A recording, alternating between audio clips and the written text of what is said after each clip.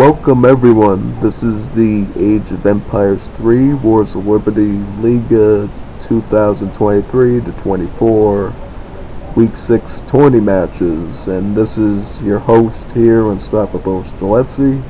We will be going through each of the matches from Week 6, left to right, and I'll be talking about them and commentating on different parts of it that I see interesting, and the strategies in general.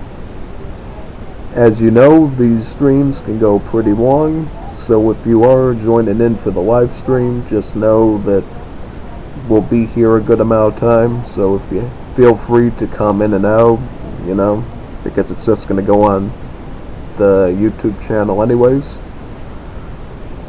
It may take about, 48 hours if it's about as long as it was last week, because it takes forever to render these things.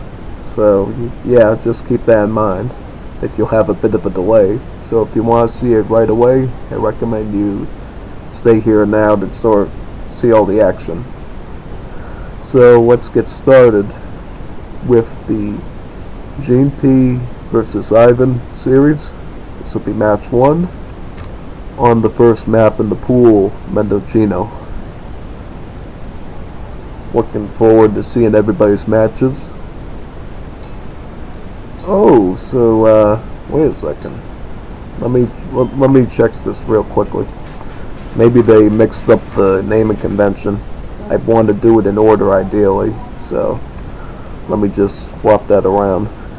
Or maybe if they did get to the third map, they definitely forgot to save the first recording.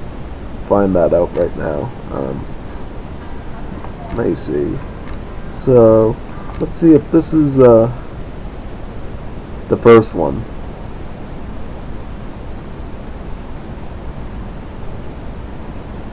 Oh yeah, just like I thought, they flipped it the wrong way for the naming. So this is our first match.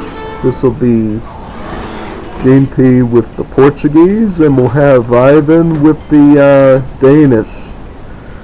So this should be an interesting matchup. Both very strong 1 versus 1 civs.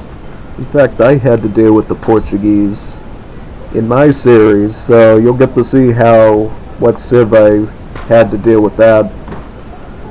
It was a good match. So, alright, so let's see what they're doing. Let me get this Fog of War and View Walk off, and we can start looking at stuff. Portuguese are just training vills. Has Ivan, what deck is he gonna go for? Does he have yep, he has a viable deck here. He has another viable deck, alright. So he's gonna be training 2 of his settlers with the team settler card. And for those who haven't been playing Wars of Liberty for a while, you may have noticed a bit of a delay in the shipment time for Danish. The old Danish bonus had it so they got one shipment off the back. The balanced team decided it's a little bit OP to let them instantaneously ship something right at the beginning of the map, so instead they just give you experience crates to gather at the start to add a bit of a delay in there for that first shipment. The XP crates do provide you 1 shipment though, so if you can gather them quickly, it's basically like the old bonus, but if you have a bit of a delay, it'll obviously take a little bit quicker to get that benefit for yourself. In general, the 2 settler card is the best option as Danish to start out with, because as you'll begin your shipment at the second shipment at the same time everyone gets their first one, you can actually get 4 settlers between their their Infinite 2 settler shipment as well as their team 1 that you send to your allies. And Portuguese, let's look at the Portuguese decks. This is a naval one. More naval. So we'll be looking at either a fast fortress or a fast industrial one. I don't know which one he's going to go for. It depends on how confident he's feeling about his defenses. If you can always fast industrial and get a couple of factories going early and send some ultimate units, that's always preferable to me. like when I played the Belgians. Alright, and I'm going to look at his deck to see if there's anything useful he can send. So, if he really wanted to, he could justify sending an Ox card. It would give him a bit better map control in terms of getting this neat little gathering bonus that these Ox cards actually provide you. In addition, when he doesn't really need the Ox cards anymore, or he knows they're going to be threatened, pretty soon he could just build a mill or a plantation with them and save either 400 or 600 wood respectively, using them. As for the Portuguese, the deck has still not been chosen yet. That's perfectly normal, as Portuguese do not get any villager shipments in Age 1, so in general, unless you plan on sending town militia or economic theory early on, you really don't need to think about a deck until Age 2 when you need those crate shipments to start working on your fast fortress to fast industrial strategies that the Portuguese are pretty dependent on. As the more age ups you get, the more free town center wagons you get. The more covered wagons you get, effectively making you an impenetrable fortress for really no wood at all. And putting the Danish on the back burner in terms of having to push on them. So he will be aging up with the Enlightened Governor, so that'll get him an outpost wagon and also some coin. The thing is that, yes, and oh yeah, he got the Artisan, so that's basically the quartermaster for the Portuguese. 400 wood will be going to him. As for our friend Ivan here, he is going to be getting some coin and an outpost. The thing to keep in mind for Danish is, they did not get new enlightened politicians, they're just sort of using the old names and icons because, well, you'd basically have to take the new politicians and put them with the little halo around their head and special effects, so that makes total sense why that hasn't been done yet. Something to look forward to in the future though. Danish will be going forward with this outpost and be looking to control maybe this hunt area down here, this coin mine, this gold mine. That'd be pretty good, especially with the map control heavy civ like the Portuguese. They can either go defensively or they can go offensively on the map and start taking different areas from you with that TC fire. He started out with the coin shipment to get that fast fortress going naked, and spice trade. This will basically ensure that his timing for his age up is perfect, because that's going to boost up his hunting gathering rate in time for the fortress age up. Danish, as they should, will be beginning aggression with the barracks and outposts center map. Rangers will be shipped, or as they're called now, volunteers, of which shipping right behind that. So he's definitely going to be looking to push in early, and I would do the same in this situation. Question is, with town centers like this, protecting them, how are you exactly going to siege one of those things down? Really, your best bet would be the partisans or the pikemen. Oh, he's going to be going for land soldats. I mean, land soldats can be very deadly in large numbers. For those who don't know what a land soldat is, it's basically a Danish rusket, a very weak, trashy musketeer.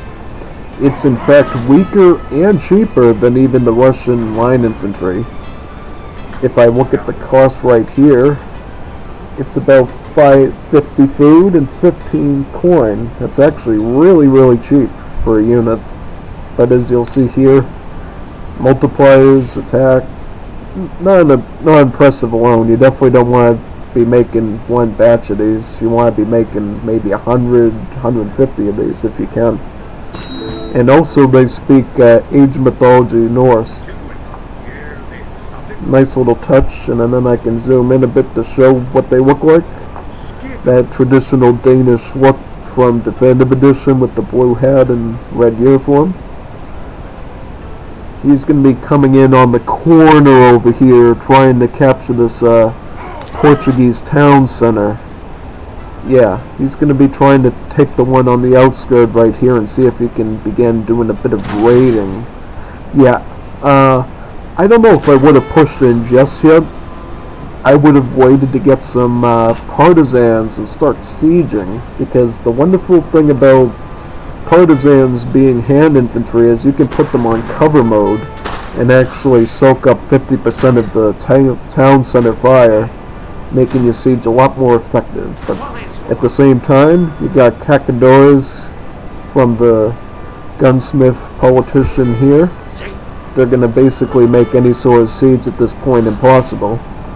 Danish will have to rethink their plan, and at this point, I would be aging up now as well, and I would be focusing on getting a large army of foot artillery, or what in vanilla you know as falconets.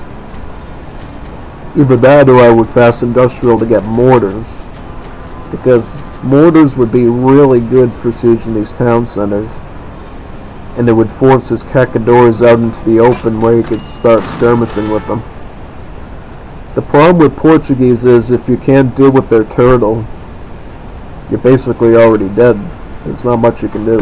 He's going to be going for the grenadiers, which I guess it's a fair compromise in this situation, because the grenadiers are pretty good against cacadores if they can get the grenade throw-in. If they can't reach them, they're basically useless in that matchup. It depends on how much on Gallo is on his toes in protecting these things. Yeah, he's going to be kiting them, and he's going to be watching his units very carefully, so I don't think he's going to get a grenade throw in there that he so desperately needs right now. He's going on the offensive as well, capturing the silver mine and hunt over here, and he'll be creeping up the side of the map, ideally to a point where he can eventually start pushing on the Danish. So Danish, what sorts of cards do they have left? They actually have some trade cards left, and they can ship some land soldats. So he's not completely dry yet in terms of options. He's going to be going for some hussars. He probably needs them at this point, since it looks like GP will be investing heavily into the cacadores, so he does need to defend a little bit here. And scout units are definitely a good option for these skirmish units. Let's see what the resource count looks on GP's side. I mean, for Portuguese at this stage in the game, he's doing very good in terms of resources. Oh, and here comes dragoons to defend his cacadores, as well as some minutemen. These dragoons will become deadly to his hussars as soon as they engage in melee. Because notice here, the scout multiplier takes a place only for the melee if you're just a scout unit. If you're an assault unit, it will affect both range and melee. It's always something good to keep in mind, since Danish do have cuirassiers and hussars in their roster, whereas Portuguese only have hussars. Alright, so it's about midway point, I would say, in the match. Could go either way. Let's see who's able to push on who. Yeah, I don't know if I would have done that, because I would have tried to save my grenade throw for these cacadores here, because you really need to better your numbers against them, especially since they have such a high attack. And when it comes to these land soldats and these volunteers, this 50% pierce armor will be very hard to penetrate with them, so you definitely need to think of crush damage and hack damage as your ways of dealing with them, and their one true weak point. Well, it looks like these grenadiers are still alive, and they'll get that trading post down, which should help in any fights in the center map. Nah, never mind, he ends up retreating. How much... Yeah, I mean, I see why he retreated. I mean, if he was going to stay away for a couple more seconds, I would have tried to get a couple more grenade throws in and try to siege this thing down, because as a secondary factor, if you're doing any sort of skirmish in this center map, the AI on your units might actually start focusing on this trading post in the middle of a fight instead of targeting the cacadores or the halberdiers that are coming out the side here. It's always nice to see halberdiers, especially since so few civs in the mod even use these anymore. The only civs with halberdiers left would be Dutch, Portuguese, and Swedish, I believe. Everyone else either has a pikeman now, or they have some, especially like the Austrians, the Trabant. He's going to be retreating since there's not much he can do. He could try to flank these cacadores, but the halberdiers are in defense. Yep. No, I would have just retreated there. You know the halberdiers are right there and he's paying attention to that battle, so you definitely don't want to risk losing these expensive, costly units right now. What does he have? Yeah, he could... I don't know what he can do at this point, because it seems like if we look at the resource count on the Portuguese, that they're doing very well economically, and they can afford to do some spam right now. And that's not good. Once the Portuguese can begin that spam, there's not a lot you can do against them. They got a wide variety of options that can really dent you very easily. The halberdiers and the cacadores being some of their most enticing options. And once you hit industrial age, their ultramarinos deal a lot of crush damage, which is even better, in my opinion, than even the cacadores, because that basically kills everything. It kills cavalry, it kills artillery. It's not a lot you can deal with. When you're dealing with that, on top of that, you got the multiplier against mercenaries. So if you went for Mamluks or some other obscure cavalry mercenary, those would be gone as well against the ultramarinos. Yeah, I don't know. I mean, well, personally though, I would have actually went with the halberdier over more dragoons, just because halberdiers got more siege, and they can disrupt an enemy formation by going into cover mode and basically turn them into meat shields. I feel the dragoon is better when you know there's going to be falconets being put into play, which I guess against Danish is actually true, because they can actually get falconets in Age 2 from their early artillery card in Age 1. So for just the case of Danish, I could understand where that concern's coming from. And also any civs with early artillery like the Latin Americans with their artisanal guns as well, or the mule artillery of the nation states. But this is Europeans here, so they'd be the only ones getting any artillery on the field that quickly. Minutemen are being called to defend.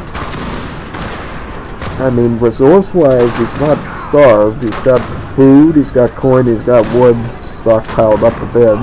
I just don't think enough to make any substantial defense at this point. The halberdiers are going to be sieging this town center quite quickly. He's got skirmisher support, he's even got maneuver support, so in terms of his deck, not what he can do right now. I kind of wish that he would have fortress sooner, and he's going to be getting steel traps right now. I mean, better late than never in terms of getting that essential hunting upgrade, but when you're going to lose this many settlers and you still have wood you haven't picked up yet, I don't know how you're going to deal with this very strong Fortress Age unit that's basically a tank against your infantry. Because when you have halberdiers and dragoons on the field, you can't use scout, and then with these you can't really use skirmish or line, so he basically has all his areas covered. That'll be the first match of the stream, and the next match I think will be for the first series of the stream. We'll see how that match goes. Be exiting out here and going back into version 9 of 15E. Hopefully everyone adhered to the regulations and did it on that version. Otherwise we'll have to bounce a little bit back and forth between the Wars of Liberty versions to get the right one. I don't think we'll deal with that again though. It's good that we finally are on a consistent version, so that we know that we're not going to run into any sort of out of sync during the recording. Alright, so this is the second match. We got the Japanese here for GNP, and for Ivan we got the let's see if he's got the British. So he's going to be using some of those new British features in this match. Let's see how well he can do them. Whenever we're doing series, I always assume that this isn't a 2 out of 0, because sometimes players will have issues with their recording. Sometimes they forget to press the record button. It's happened to me a couple of times, so it's always best to assume that the outcome is different than the match. And I haven't watched these yet, so it's very possible that British do end up dominating against the Japanese. We'll have to wait and see how that goes. We'll also have to see what sort of deck strategies that the Japanese have. So he has an FF, he has a Torii Rush, I presume. He has a Naval Rush deck, so he has a couple of options he can fall back on. How about the British? How are his British decks looking? So he has a more naval one here with schooners. He has a general 1 versus 1 deck. In general, I sort of agree with this deck loadout. Looks pretty good. Same with this one. This looks pretty good as well. The British have a lot of special units now to cover. Hopefully we get to go through them all during this match. If those who haven't played the mod for a year or so don't know yet, the British are now sort of the new Habsburg civilization. Not completely though, just that they resemble them very similarly, in that they don't have normal age-ups anymore. They got those marriages that the Habsburgs used to have. In addition, they have a fully unique infantry and cavalry roster. The only common units you'll see in their roster are ships, artillery, and I think the naval infantry. That's about it. That might change in the future though. They might begin some more unique stuff. But for now it's just the infantry and the cavalry that are completely unique.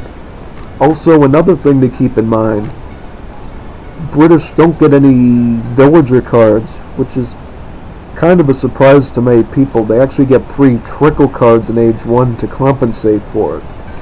You lose a lot of that power that a settler shipment can provide, but at the same time these trickles are guaranteed forms of income that cannot be raided. The only way these trickles are coming down is if you go for a revolution. So he definitely doesn't have to worry about getting these trickles raided from him, that's for sure. He's going to be going for Colbertism first. This is the same one I would use for this new British Civ.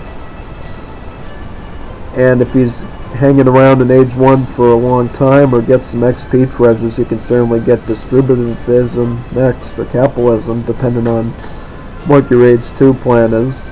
Otherwise, just hold on to your shipments and get a crate shipment. He's going for the Torii Gate, so he's definitely going for... Oh, he's going for the Naval Rush deck. Okay, so expect some aggro from the Japanese. I love Torii Gate strategies with Japanese. They're just so effective. The more kills and unit bounty you get, the more XP you get with this wonder. So the more damage you do, the more things you can ship. You can ship crates quicker, you can ship units quicker. On top of the fact that the Japanese can send cards twice, makes it really, really good. So we'll see how well he can manage his kill count to take the most out of this Torii Gate. How about shrines? How's he doing shrine-wise? He's gonna start building shrines down here. Hopefully out of the line of sight of his opponent, who could just as easily siege these things down. In general, it's good to put your shrines in areas you know that they're not going to be coming near, because your enemy can always take down your shrines, both housing you and reducing your economic superpower that the Japanese are known for. He's going to be building a forward barracks with his military wagon provided by the Torii Wonder. He's also scouting with his orchard wagon still. So he's going to be aging up with the Crown Prince of Prussia. This is going to give his barracks a bonus that produces, I think, a free red coat or two with every barracks that he builds. So a little bit of a benefit to his defense if he ends up building 2 barracks. It used to be giving you settlers from your houses and basically turn your houses into manors, which is kind of funny since British used to have manor houses. But I guess it was a little bit overpowered to get that many settlers early on, and they went for one of the weaker German bonuses now for the British. He's going to have to get his barracks up pretty quickly, though, to deal with the spam that's going to be coming out of the Japanese thanks to the Tory Gates XP. First shipment of Shiguma is already coming in, and he's also going to be training Shiguma as well from the center barracks. Yep, he's going to be building a barracks right here defensively in anticipation of the Japanese attack. And he's got about 2 options here. He can either go for the red code, which has stronger anti-cavalry multipliers in melee, but it also no longer has that HP boost and bigger numbers. It's sort of more of a generic line infantry now with special properties. Yep, here comes his free red code. Oh, he's going for green jackets. That's perfect. That's exactly what he needs right now. Exactly what he's going to need to defend that. Because he's going to be going for line units, so skirmish, good choice. One thing to keep in mind of the green jacket, though, is that now they have a bit of a different setup. They have stronger anti-maneuver or anti-dragoon multipliers now, but their anti-heavy infantry multipliers are a bit weaker than other skirmish units. They also have the benefit of being available in H2, as you see here, instead of H3. And basically we're going to have to see how well he can manage his green jackets against these heavy infantry. He's also going to be going for a Gensuai, which is a daimyo, so he can go for a forward attack and keep resupplying himself with these. These daimyos, as you know, in vanilla, are actually quite effective in aggro, because not only can he train units from these, he can also receive unit shipments from them as well. And how many units he has? About 5 unit shipments, because of the Japanese SID bonus that he can still rely upon sent to this Gensuai. So that's something he'll definitely be looking forward to using when he's pushing into the British base. But he's going to have to deal with these green jackets, which as skirmish units can really damper his offensive. Let's see if he's watching his base and knows to garrison in time, if he does indeed push. So let's see what the Gensuai is going to start training. Gensuai is going to... He's not training anything from the Gensuai yet. He's just sort of keeping it near his units to boost their stats. Has he... The question is, did he remember to change the shipping point to this Gensuai Siago Takamori here? Or did he leave it back at his town center? Oh, great. Yep, let's see here. The green jackets are going to be engaging with the Shigumas. He's also made a couple of red jackets. Probably anticipation of Gunto riders being... Yep, he did send it right to Takamori, so very good. Just in time for the push. These Minutemen and green jackets will likely be forcing the Shigumas back. He can't afford to lose his whole army here, or else he'll be on the back burner, so he can retreat while he still can. Back to his barracks here. And perhaps we'll see some Gunto riders from Takamori being produced. Let's see. Any cavalry? He does have resources to make a couple of scout units. Let's see if he does, though. And also, what are his shrines on? They're on wood right now, so... Yeah, he's just focusing on building up his shrine numbers right now. He hasn't actually switched it over to coin yet, which a lot of inventory strategies do. Once you get to a certain point in the age 2, you switch it over to coin, and you put all your villagers on the cherry orchards to maximize your eco potential. Yep, so Hisiago Takamori will be producing these Gunta Riders. These will be used against the Green Jackets. And also, no, he's not producing any more Shigumi yet. No reason to if he's going for a skirmish strategy. He's also going to be catching up on his market technologies. Very smart. Wood shipment coming in for British. Yep, that makes total sense. I mean, if he has any spare coin, which he doesn't, you could also get Sir Thomas Picton as well, which would give you a general to boost these redcoats and provide those wonderful general abilities to his green jackets as well. So, if he does start mining a lot of coin, he could start thinking about getting his first general out as well.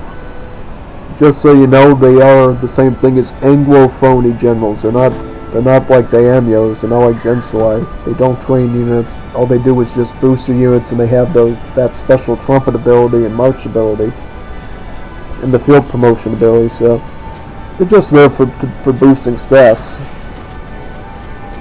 So he's going to be sieging this barracks, which he's not defending right now.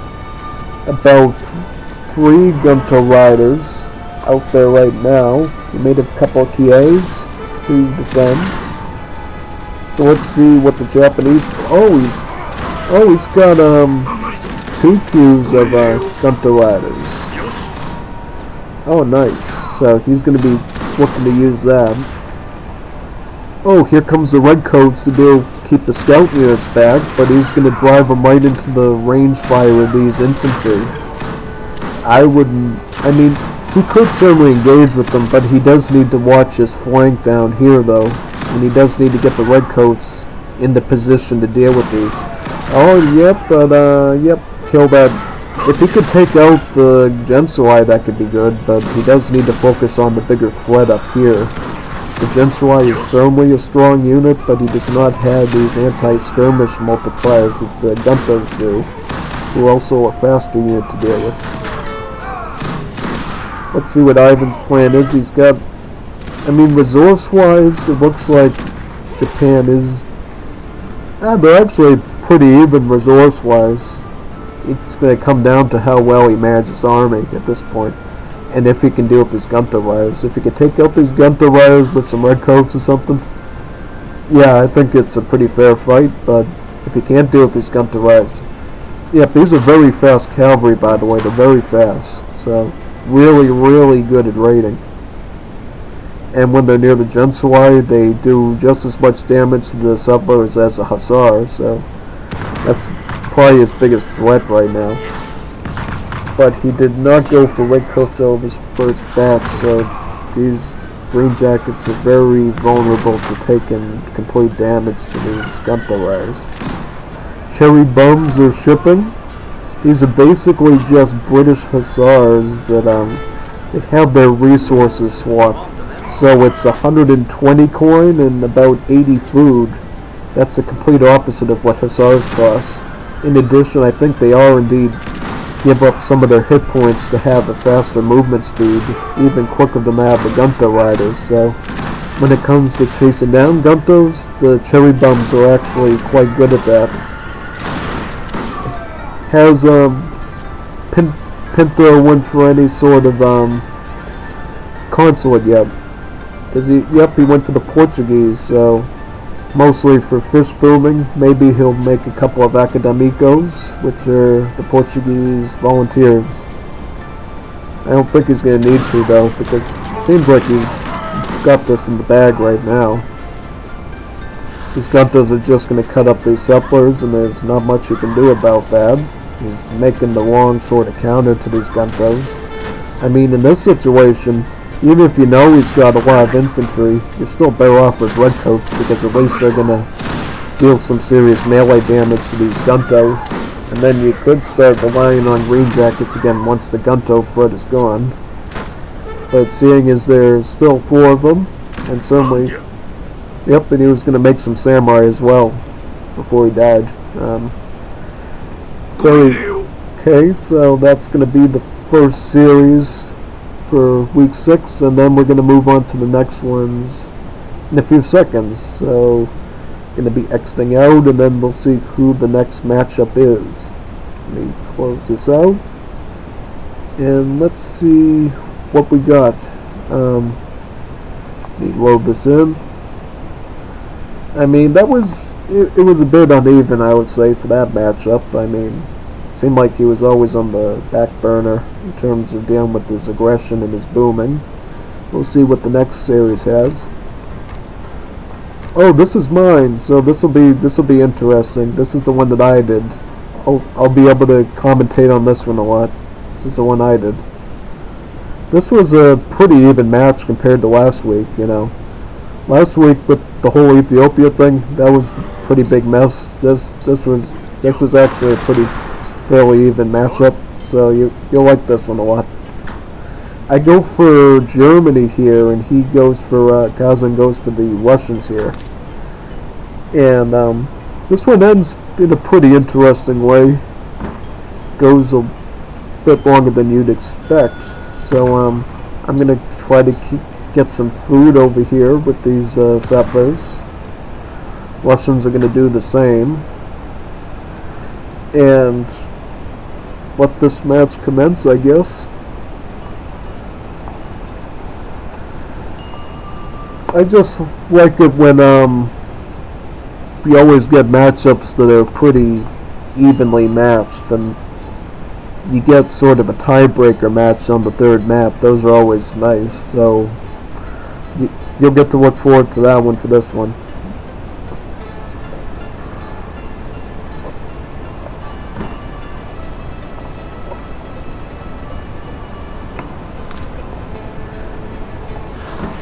Let's see when I get my shipment. Oh, I built my first manor house here. Okay, yeah, the thing it came down to this match was, I think, map control, and also, spam. Russians being Russians, basically. We had a lot of, back and forth in this one, especially at the start. Had to make Russians do some pretty big gymnastics in this match to have any shot at taking me out in this one. So I'm going to be going for my for this deck right here. The 1 versus 1 deck. 3 settlers for me, and he will probably be doing distributivism. Yep, that's a gold standard for the Russians since they don't get settler cards. And it really does help boost their ability to get block houses before this H2 agent. And let's see, I don't think anything interesting happens yet till H2, so I guess we're going to have to sort of wait till then, till you see the real action start taking place. Russia versus the New Germany is a pretty interesting matchup because Russia does get a nice spam of Ryadovoys in their new Plastuni, which gives them pretty good aggression. And at the same time, the Germans have a really good booming economy that they can just spam line infantry and hussars with. And also, they, as you know, they get volunteers. They do get the Froscheliers, Scythemen, which are their equivalent to a pikeman. Okay, so I'm going for the burger. That's going to provide me some coin. If I recall, that's going to give me about 400 coin, 440 coin, something like that. And for the Russians, they still haven't aged up yet, so I wonder what they're doing. He's going to be going for a bit of a slow age up and be putting his blockhouses around this area. So that's where the fighting's going to start. Okay, he's got Plastuni, he's got Ryadovoy, he's got Cossack, so he's definitely prepared to hold it out in H2 if he has to. He's going to be going for economic theory to keep his eco up. as for me, I'm gonna, if I recall, I think I went for the trading posts here first, just for map control reasons and also to make sure my supply of XP was good. And then I tried to move a little bit in the direction of both rushing with grenadiers and then fortressing as soon as possible as well. I just chose grenadiers because they're good against both skirmish and line units. The only thing they have to worry about is the shock units like the Plastuni or the Cossack coming into play. Yep, I got my 4 silver coin crates here, about 440 coin. Yep, I go for my trading post first for map control because I figure, alright, I'm ahead in age up, may as well get some extra XP and be a little bit greedy at least, and know that I'll begin my shipments out on time when I really need them. In terms of units, I got Skirmisher, I got the Krupp Factory, Bankwagon, Cuirassiers, so I got fairly good options. Also got Hussars in age 2, I got the line infantry shipment. Try to keep enough open options, because you really need to be ready for anything in these matchups. You never quite know how they're going to go. So, yep, it's interesting they got a saloon icon. You'd think that they would have more of the trading rickshaw icon. Pretty interesting. So yeah, I'm going to capture these trading posts in the middle map here. Get a free land war infantry. He's going to be losing HP since I don't have the Bismarck card activated yet. Grenadiers coming out for me, even before he's even started to age up, finished his age up process. He's finished it now, so Kazan's going to be thinking defensively. I'm going to put my blockhouse here, so I can't just swoop around and attack the town center directly there. I'm going to put it up here so he can't come down here. The only option would sort of be to come swoop down this way and attack this house. That's the only other way I could avoid any sort of blockhouse fire. But let's see how it goes. He's going for fencing school. I don't know if I would have went for fencing school. I would have rather gotten my first Rieta boys out for defensive reasons to sort of deny me the initial push with grenadiers that I really want. In terms of, I already have 2 batches of grenadiers with hussars being shipped right behind them, so I'm definitely thinking about the risk that skirmish could have to me, and they can also go toe-to-toe with the Cossacks as well if needed.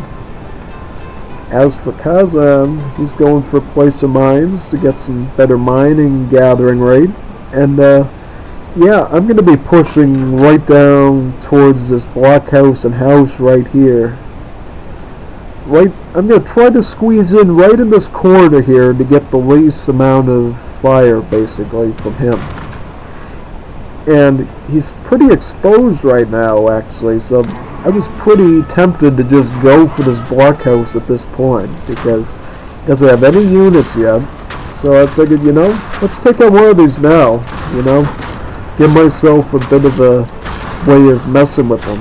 You know what I mean? Take away his map control, make it easier to come into the south. So he's got his Rieta boys popping out very quickly because of that fencing school. So maybe it wasn't such a bad idea in the end. So, with line infantry as well to deal with these hussars that I have. Grenadier, grenade throw coming in. So I'm gonna, yeah, I decided to back up because I don't know if I can get the best grenade throw with these that I can get, and I certainly don't want to wait for him to recharge again. Yep, it's going to be a slow retreat since the Russian winter bonus is taking place. He's going for team fencing school now, so he's going to get super fast training infantry to defend. He's going for the greedy tech option. See how that goes. I keep producing grenadiers here because I know if he goes for full infantry, that's really my best shot at attacking. And after that, I ship some wood in. Let's get some more manor houses up and get that boom going. You know what I mean? you get a good 6 free suppers out of that situation. So that's what I'm looking at. Let's push forward with the Grenadiers and the Hussars and the line infantry. Yep, I get a free Landwehr cavalry. He'll be losing HP as well. So unless he's like a ninja and doesn't get shot at, I don't really see him doing too much to these Strelocks. Which is the new name for the Radovoy, by the way. They used to be called Radovoys up until this patch, now they're called Strelocks. So I guess you could say Unstoppable Streloxy. Yeah. Yep, so he's, I'm just going to make the most of these sort of emergency muster units as best as I can. And if they get shot, they get shot. If they don't get shot, they get two hits in for free. So I swoop around here to try to take out the blockhouse from this side so I can get out if I have to.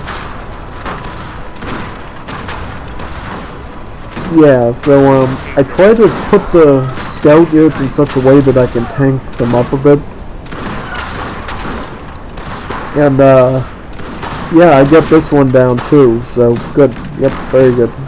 Retreat. I'm just trying to keep him from getting any real map control and also forcing him to use up his wood. You know what I mean? If he has to build another blockhouse to defend himself, that's 250 wood loss. And in terms of shipments, that's like a whole 1 to 2 Strelok shipments that he could be losing, just happen to build another blockhouse. He's going to try to get as many shots out of me as he can. I'm going to keep retreating and retreating unless I can find a good grenade throw I can do. If I can get a good grenade throw in, may as well go for that grenade throw. I'm also going to be sending this HP boost to my Grenadiers as well, and my line infantry. So I can actually start thinking about pushing again really soon. Yep. He's actually got enough resources for aging up right now, so he's going to be going for a fortress age up right about now. I'm going to be... Ooh, yep, animals in play up there. Which politician? The Cornet. Cornet will get him some, I believe, settlers, if I recall. As for me, what do I do in this situation? I just keep producing units because I'm thinking, you know, let's go aggressive. Let's kill him now. Don't let him get falconets. Don't let him get any sort of boom. Let's just take care of him once and for all. Yeah, I sort of backed up from this hunt because of those animals. I don't know why I did that. I should have just... Yep, I send hand cavalry combat because I can at this point, and it seems a little bit more enticing than sending the capital wagon in this early. Capital wagon will be good mid-match. The best use of the capital wagon is basically allowing my muster units, so my Landwehr infantry and cavalry from... Well, they still lose HP, but I can actually upgrade and train them. So it's right in lockstep with the Bismarck model car in terms of the way you want to use it. Let's get those grenade throws in. Nice, look at these grenade throws. That's what makes Grenadiers such a wonderful unit. Is they get these really good grenade throws. I'm gonna... Yep, he didn't get his in yet. Yep, good. Yep, that was a good fight for me. That was a really good one. Very good one. He's fortressed up at this point. I'm going to be taking out this blockhouse here. I'm going to be killing these line infantry as well. Yep, I'm going to kill these. Oh boy, they're careful with these line infantry though. They came out right at the perfect spot too. See, I think that was certainly an issue for me, was not getting those out in time. I could have maybe killed those Cossacks and kept up with having my hand cavalry. He's going to be going for the infinite shipment of Plastuni, which are basically shock units. They're not scout units, they're actually assault units. They're like a bit of a weaker Machetro. They get a charged splash attack instead of the splash attack coming at default, so he's going to get some good first hits with these Plastuni. Gonna try to back off from them because I know what they can do to me. They're not a thing you want to deal with. They got about 15 hand attacks. The Swirliska will do more damage and include the splash. Yep, I am able to defend because Grenadiers are pretty formidable. Don't ever discount Grenadiers, they can do a lot of damage. They're basically Musketeers without the anti-cavalry multiplier, so even without that anti-cav or hack armor, they can get themselves out of trouble pretty easily. He's going to be shipping his falconets or his foot artillery in, and he has more plastuni coming forward. As for me, I'm going to be looking to age up right now because, you know, I don't see a reason to sticking around in this age anymore. I need to start thinking troop factories, start thinking about shipping in the Yulin shipments, start getting some skirmishers, cuirassiers. I need to start thinking about the mid-game at this point. The chance of killing them in age 2 is over. I need to move on. Now I go for the capital because I know I might want to make some Landwehr infantry at some point if he goes to Cossacks. So I definitely want to get the ability to train those sooner rather than later. Could also ship some of their special units as well. They can ship in some Ascari. They can also ship in some Hawaii mercenaries as well from their royal decrees. So good options. But unfortunately he landed right on my hunt here without me really retreating in time. So I'm going to take a serious loss on that then. In terms of map control and in terms of food economy. Yeah, now I'm sort of trapped in this age at this point, and that could end pretty badly for me. I did train a few Flauscheliers though to deal with the plastuni problem. These Flauscheliers, they have some pretty good multipliers, about 4x, but it's only 5 hand attack. They don't get any guard or imperial upgrades. That's something to keep in mind, so it's certainly not a late game unit you can rely on. But in the next stage, you can actually get them a charge attack, which I didn't include in this deck, which will make them a little bit more effective. Makes you win some more Grenadiers. Gotta be careful of those foot artillery.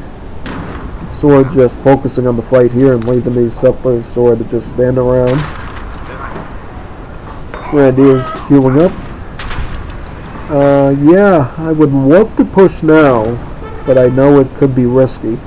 Oh, yep, he's building a town center, and that's sort of going to seal his map control of that hunt over there with the blockhouse. Get some grenade throws in. Nice. Yeah, I would retreat. Yeah, ouch. That's a nasty shot. I go for some Renegados here because I figure I got a lot of coin and I may as well start utilizing them. I also decide to go for my Polish immigrants now too. Ruhr Poland, which will give me a bunch of basically peasants that I can boost up my economy with and also my town center fire with. He's sieging my capital down. It's not really useful now anyways. I mean, I didn't look to see if I got my technology in yet, but that's all I really needed. I don't think I'm going to really need any Ascari yet or Hawaii shipments. It would actually be good if I was an H3 because I could send the Hawaiian, which would be another very powerful unit to deal with these. Yeah, I'm going to be flanking these foot artillery now, and hopefully his line infantry are going to go home. Let's kill these plastuni. May as well. I'm going to be retreating. I don't know why I retreated from that. I mean, it may as well have tried to kill these things. Even though they are assault and have some hand armor. Yeah, he's just got too much line infantry at this point. I'm going to have to really rely on my Renegados to get some better kills here. So let's retreat a little bit and hopefully not die to this larger army. In terms of coin, I can make a lot of Renegados. That's exactly what I'm going to do. get some running. Yep, get them out of there. They're gonna get shot at. I'm gonna be putting my mare houses down there to get some more settlers out. And I don't care if he sieges them because I'm just gonna keep building more and more of these things. That's sort of the trade-off. Yeah, you do get a lot of XP from building these, but I do get to get more XP building them, so it works out for both of us when you siege those. Yeah, I'm gonna have to. I'm losing control of this quadrant here as long as these line infantry are in play in this part of the map. Still have my town center fire working up here. Let's see resource-wise how the Russians are doing. They're doing pretty good. Steel traps are coming in, so their food eco is certainly going to be good at this point with that map control.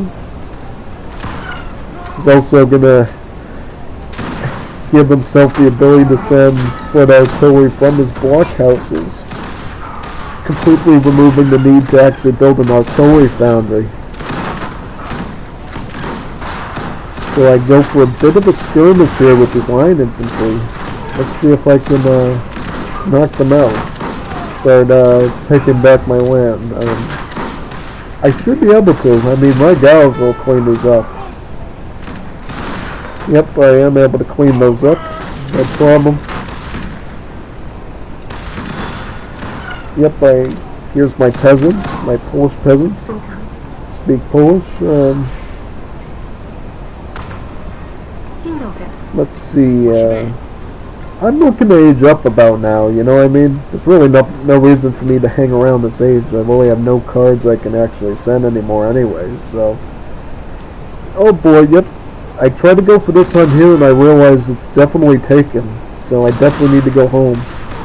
Hopefully not lose too many numbers.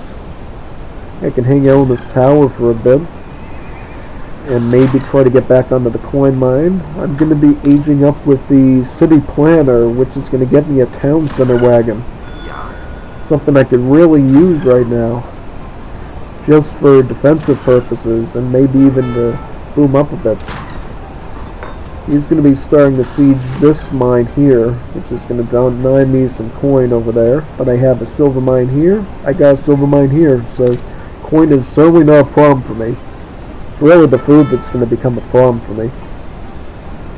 Keep making renegados while I still can, before I really have to start worrying about shipping some things in. He's going to be killing some of my mare houses here, which is good and bad, because I'm going to get to build more of them. Get some more free settlers. I can have up to 79 as this is, not counting the peasants. Because the peasants obviously get their own build limit of about, 99 since they're a separate villager. Yep, more renegados until we age up. That seems like the plan to me, just keep making renegados. They're a nice outlaw unit that deals good against line units. But gotta be careful with these foot artillery though that they produce from his blockhouse. Also, he's going to be getting his veteran Cossacks as well.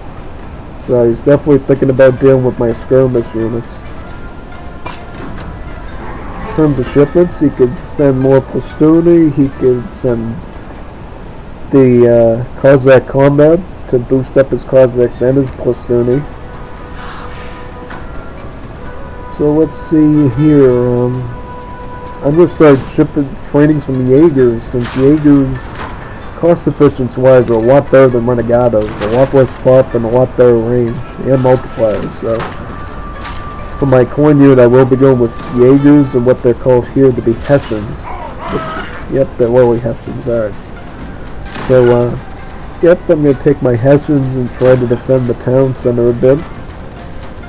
Cuirassiers should have been coming in, so if he does try to go for any big push, I'll definitely be looking forward to using that to defend myself.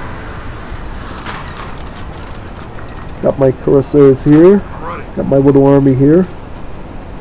Next, I'm going to be thinking, maybe we could ship some skirmishers, maybe we could ship in the bank wagons, ship in something. Got plenty of good options right now. Can even ship in the wood. I go forward towards the falconets with the shock unit that I know I can rely on. That splash is going to make it really easy to mop these artilleries up. Yep, get them out of there. No reason to get them shot up too much. They are assault, so they don't have any range armor. Jaeger's coming out. I am going to ship my troop factory next. And with that, I can start thinking about getting some free falconets out. Something that would definitely help in this situation. It's not going to help against any Cossacks that he makes, but it will deal with these units, which seems to be the big threat right now. Yep, I sort of front my army with the Corsair, so I keep them a bit distracted. Comes the skirmish with his, my skirmish units and his line units.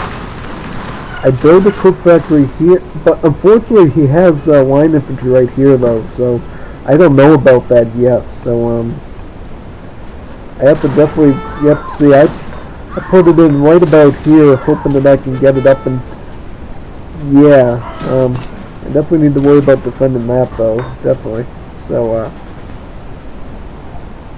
now we're sort of in a pincher move to be able to pinch me in. So definitely gotta get over here and defend this grid factory though. Yep, definitely need to get that free artillery up. Can't get the free artillery, we're definitely in trouble. Get these line infantry out of here. Start ramping up my foot artillery numbers. Shoot some of these up. If I could stop the pincher assault, that would be really good. Because taking attacks on both sides, that's a killer. That's going to really do me a problem. Gotta watch my economy as well, because when you're in a pincher attack like that, you have to worry about attacks on both sides of the little cliff here. So that's definitely something, not a good position for me to be in. Never want to put yourself in a pincher position like that in terms of map control, because then you really got to split your army and fight effectively on both sides of it. But he's already an industrial age and has factories, so not a lot I can do right now, but hope that these foot artillery that I'm producing are going to give me the defenses I need. I'm also going to ship in some skirmishers while I can. This is a little bit of support and firepower. Well, I'll give you a hint. He's not going for Imperial Age. That's a bit of a hint for you. And if you've seen games with Cousin before, you know what he likes to do when he has the Mad Mullah as a politician option. As a revolt politician option, that is. So yeah, we're going to be seeing a Mad Mullah revolt here pretty soon. Should be interesting to watch. He definitely wants to get his factories up though before he goes for the Mad Mullah, because once he goes for the Mad Mullah, he won't be able to ship these in, and these factories will lose their trickle abilities, but they still will be able to produce steel guns. And what they'll be able to do is spam the machine rapid fire camels with their revolvers, the Maris, and be able to send falconets.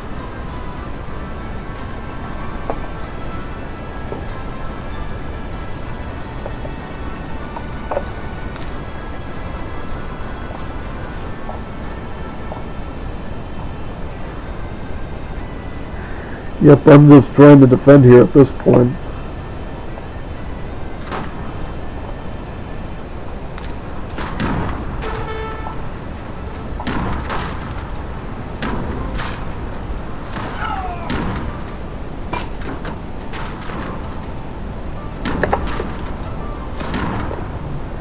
Yep, I'm just sort of going to try to defend this position of mine.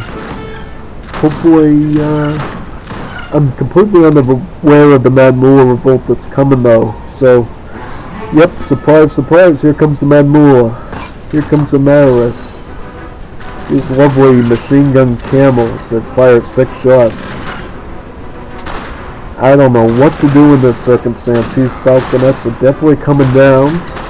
The Maharis are going to be rapid firing my infantry down. These are really Gatling guns if you don't shoot them quickly. So you really need to be careful. 8 times 6. that's a lot of damage, you know, and it's in rapid succession too, so it does something weird with your range armor as well. If you have high range armor, definitely get more damage out that way. Yeah, and he has the steel guns coming out, so I'm really dead at this point. I mean, and he's also going to be shipping Maxim guns as well, so even more machine guns. Here's his army of revolutionary militia as well. Yeah, I don't really think I can do much in this situation. He's got the artillery advantage. He's got the anti-cavalry mass here, so not really a lot you can do. You just gotta sort of wait for yourself to die at this point. You know, you got a falconet here. You can try to defend it. You can try to defend this town center to the right, but, you know, not a lot you can do. You're getting the pincer assault here from the line infantry and the colonial militia, so I'm really just forced around my troop factory here, just waiting for him to swoop in. In terms of resources, not doing too good. I mean, I got 1 mil, but because of this pincer assault, I really haven't been able to move out and get more coin from those mines. I can certainly try to shoot these infantry, you know, take out this part of the pincer assault, but then this one's going to swoop right in, so yeah, not looking good. I can also try to ship in some more headphones as well from the tea house.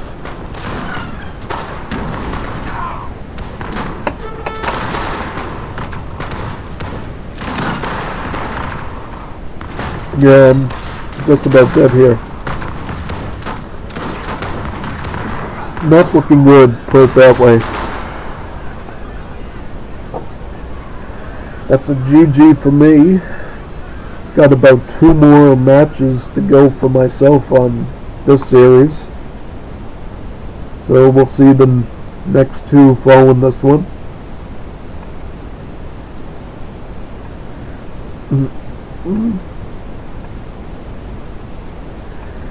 Alright, so I'm going to load it up and we can start on match 2.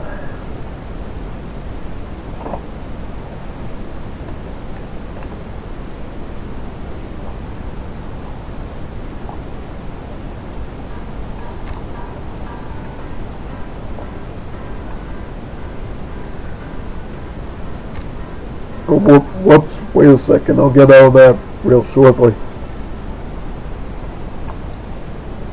Turn to the main menu, and we can put up the second match. So this one will be on Hudson Bay, I believe. Basically Saga Day, but better.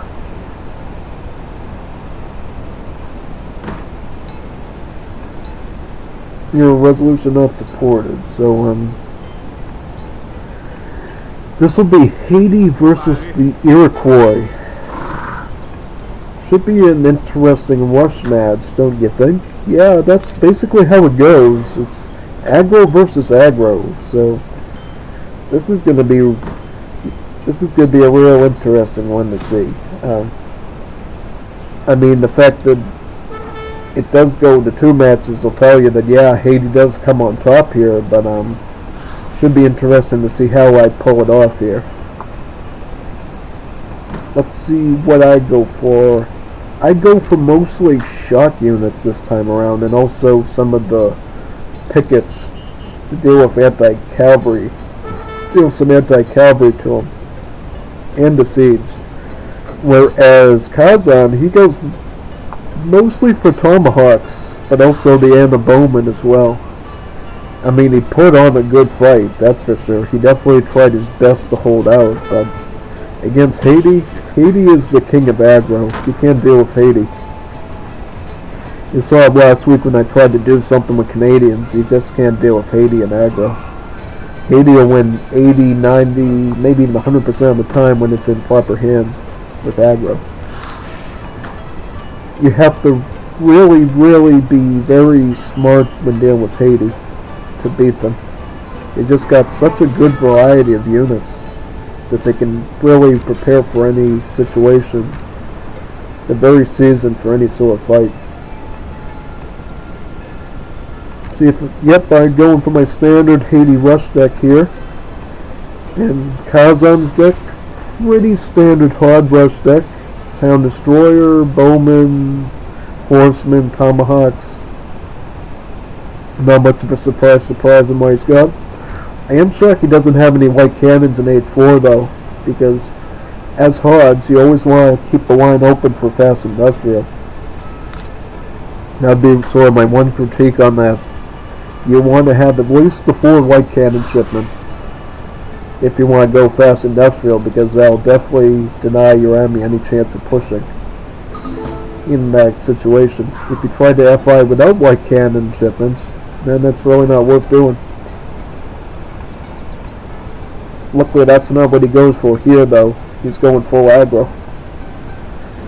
which the hards both in Definitive Edition and Wars of Liberty are very good at. Very good at aggro. They're actually one of the easiest aggro civs to learn, even for people that aren't good with Native American civs. I age up with the Arabs. I love the Gallegos, which are basically just consulate janissaries. Very good aggro unit. I know a lot of people other than me like to go with the Germans instead because they like sort of the old school Landwehr and Ewan combination, but I just like the janissaries a bit better myself. They're a lot more tanky. And well, Kazan, he hasn't aged up yet. This is a little bit shocking to me because when you're the hards, you typically want to go for the messenger like right away and get that fast age up, so that you can start pumping. Yep, he's going for the messenger. The shaman, he's going for a bit of a greedy option against Haiti. Come on, man, you know what's going to happen here. You don't want to do that. You don't want to be greedy against Haiti, because you'll have Zinglins coming out of all ends, you know. You don't want to deal with that. You want to be ready for the Zinglins when they come, because Zinglins, they will destroy your villager count and you will be dead. You should never, ever play greedy against Haiti. The more time you give Haiti to get an army and to start attacking you, the sooner you're going to be in real trouble. Especially if you know how to coordinate multiple attacks using Zinglins while you're fighting them. It's really not pretty. And as you'll see here, eventually it's not pretty for him either.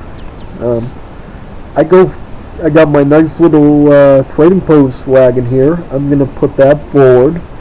And I'm figuring, hey, even if he puts a war hut there and starts training tomahawks, why not get the free XP now, you know? That's perfectly going to work well for me to get some XP out of that thing. I start right away with my barracks because I know that I need to start thinking about aggression right away as Haiti. Especially when I know the other civ I'm dealing with can do just the same, if not easier. Here's his Travois here. He's going to be going forward with these and likely be putting down some more huts. One defensive and one forward. Good idea. He's already got his shipments queued up, so he's going Tomahawk first. Probably anticipation of Zinglins or Machetros, and then the Anna Bowman right after that. So that's going to be his strategy. So my strategy is going to be, okay, let's get some pickets out so we can start sieging down those war huts that I'm expecting. Get some Gallegos, because why not? They're free. They're just a shipment, right? And they actually get some XP back, so they're actually more efficient than regular unit shipment cards. Yep, I'm going to go for another Gallego shipment. After this Arab immigrant gatherer finishes, I figured I got 100 coin. Let's get an Arab settler down so we can get some of those nice resource trickles they provide while they're gathering. It'll actually aid in my rush quite a bit.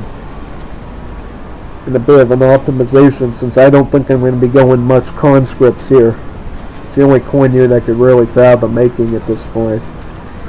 The heart of Haiti is food and wood. Most of their foreign units cost food and wood. The only thing that doesn't cost food and wood is the conscript, and you're rarely going to go for the conscript. Because pickets, just look at these multipliers in this attack as they leave the town center. That's brutal. That's way more efficient than even a regular partisan pikeman. The Galegos, 24 attack, 250 HP. That's brutal. It's brutal to use in an aggro. Yeah, I'm going for some machetros because, in terms of combat, machetros will perform better against tomahawks than the Zinglins will. So, if I know we're going to be dealing with some line units like the tomahawks, machetro, better option. If we're going to be going for raiding, Zinglin's a better option. And I do think that the Zinglin does get higher attack versus one unit. So, if you want more of that Hussar type feel, then yeah, Zinglin is also a bit. I go for some Zinglins here though, in anticipation of maybe looking for some villagers, and also as a cheaper way to deal with any bowmen like Iena is here. He will be pushing on my trading posts. Gave him a bit of a distraction for me to get in there right away and start pushing on him. I'm going to be hoping just to shoot down this army of his. I mean, the Galegos should be able to handle them, especially since I got one more. I got these pickets here in cover mode tanking for me. Yep, this is the power of cover mode. You can really meat shield so much pierce damage and even crush damage by using cover mode. You should always use cover mode whenever possible to defend. Ooh, I lost my Arab. Yeah, that's not good. I didn't want to lose her. Or him, rather. So, yeah, I'm going to be making some Zinglins. They're going to destroy these bowmen. Not much you can do. Especially when I got a bit of range support coming in as well. I'm going to be pushing forward at the same time. Because I'm figuring, yeah, he's going to be defending in two spots. I may as well split him up a bit and go for a full attack. Yeah, I'm going to be cleaning up these Iena bowmen pretty easily. And I'm going to be, you know, the soldiers are celebrating the push. Next, I'm going to be looking at pushing at the main town center. Seeing what I can do to really start dealing with them once and for all. He has hunts down here though. I can't remember if I actually send Zinglins down there to raid them. I think I did do a bit of raiding here, so that's something that you'll look forward to seeing in action. Burn the market, and then burn the war hub. Yep, he's going to be sending his Kanya horsemanship in here, looking to improve his front to my base. Whereas I'm completely pressuring him at home. He needs to really start thinking about defending himself now. Because I actually have a real chance at popping off his town center or at least some of his longhouses, and I could totally house him. Yeah, he's not going to be able to attack with just this. The Galegos just have too much HP, and there's just too much support from my Zinglins for him to really hope to win on this run. He'd better start thinking about defending himself, because I'm coming for him. I'm definitely coming for him now. That's, yep, yep, that one's going to get cleaned up too. That's very good. Ouch, yep, he's getting cleaned up as well. Yep, good. Alright. Then, I'm still sending in Galegos. This is what makes immigration for the Latin Americans such a powerful aggro tool. You can literally be queuing these up all the time, just because of the return in XP. Immigrants just give Latin Americans such a good aggro potential. And yes, some of the units are a bit trashier in certain areas and a bit unclear, but thanks to immigrants, you're sort of able to fill in the gaps really well. He's going full tomahawk now, so the Galegos by and far are going to dominate in this skirmish. Going to dominate. They got more HP, they got more attack. He really should be getting... How is his eco? He's got enough for Bowman, but he's not going for it. I don't know why. I would be making archers right now. But then again, I'm Haiti, and I'm just going to be making the Zinglins, so it doesn't matter what you make now. Right? You're in trouble. You need to. You would pray that you had the coin to age up and start getting some force prowlers and some musket riders. But unfortunately, he's not at that point. He is not at that point. Yep, I'm gonna kill. Yeah, did I see him? Yeah, I probably didn't see those. Doesn't matter though. I mean, I got the upper hand anyways. I just need to start going in his base and start burning these longhouses. That's what I need. I need to start burning longhouses.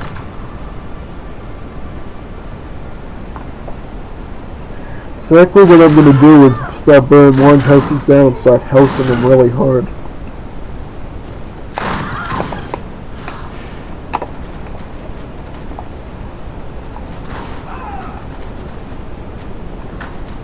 There goes one longhouse down. For the mod, the Hods actually get natural resources from siege buildings. So they'll either get like deer or they'll get like trees from it. So it gives them sort of a mini defensive bonus where they can really optimize their preferred wood chopping and hunting compared to farming. Yeah, let's burn another longhouse down. House them even more. Then we can burn another longhouse down and house them even further. He'll really only have like 10 population.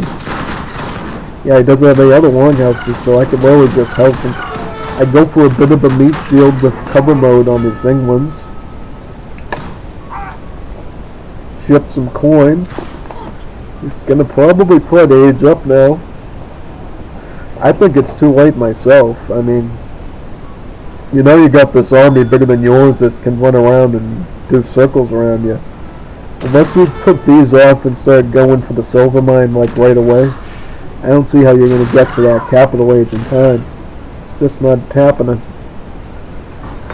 Zinglins are coming out now out of the barracks.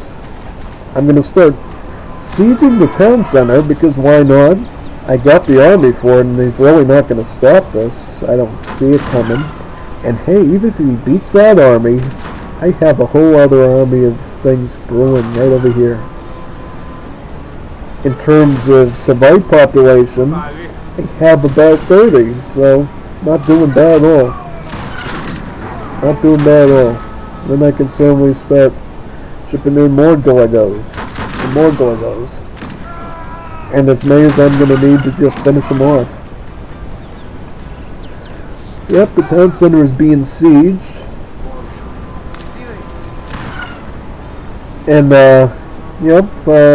got my town trading post still operating down here.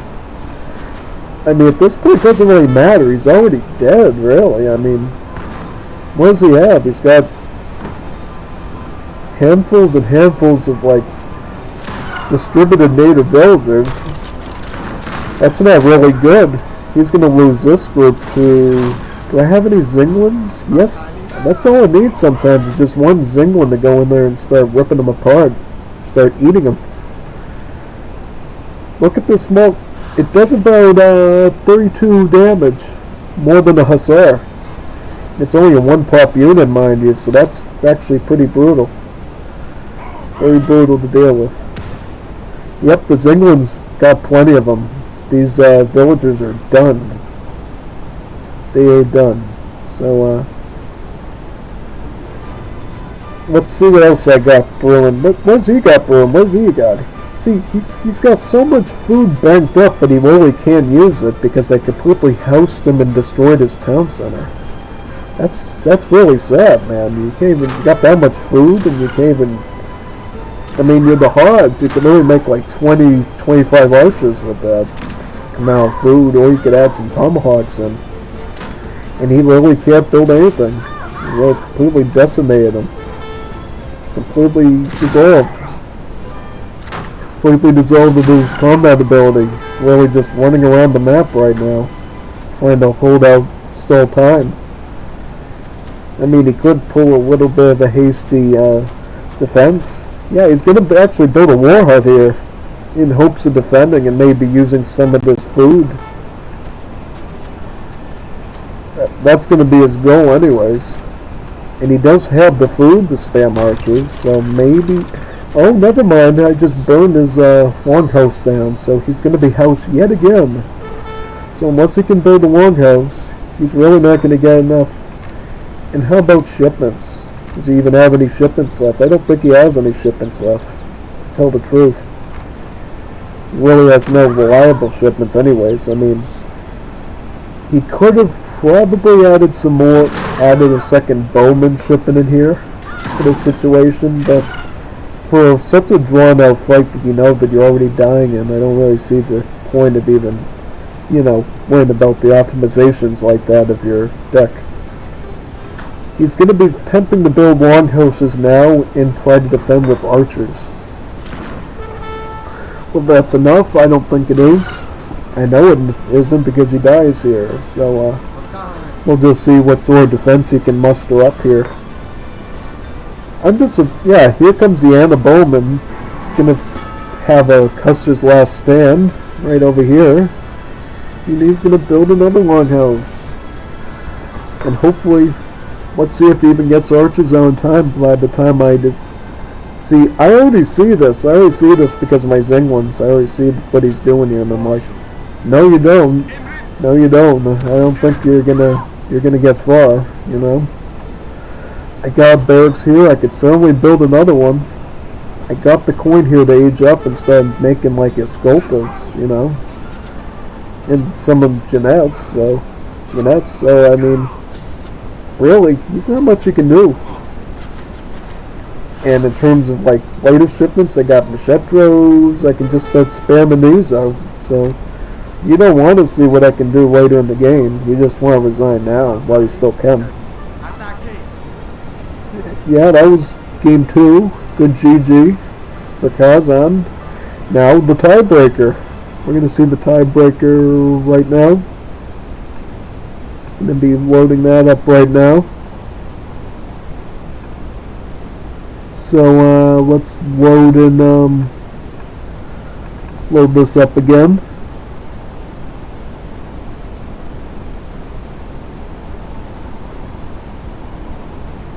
Okay, we're loading in now. So, wait a minute. Oh, I did again. Never mind. Why do I keep... Well, it's because I think, oh, I'm going to click the thing at the top. And like, oh, it's actually the second one down. So, yeah, let's get into match 3. Match 3 should be very exciting. It's going to be an interesting matchup, to say the least. So, on the Kazan side, we got the Portuguese, and on the Peruvian, I'll be going with the Peruvians here.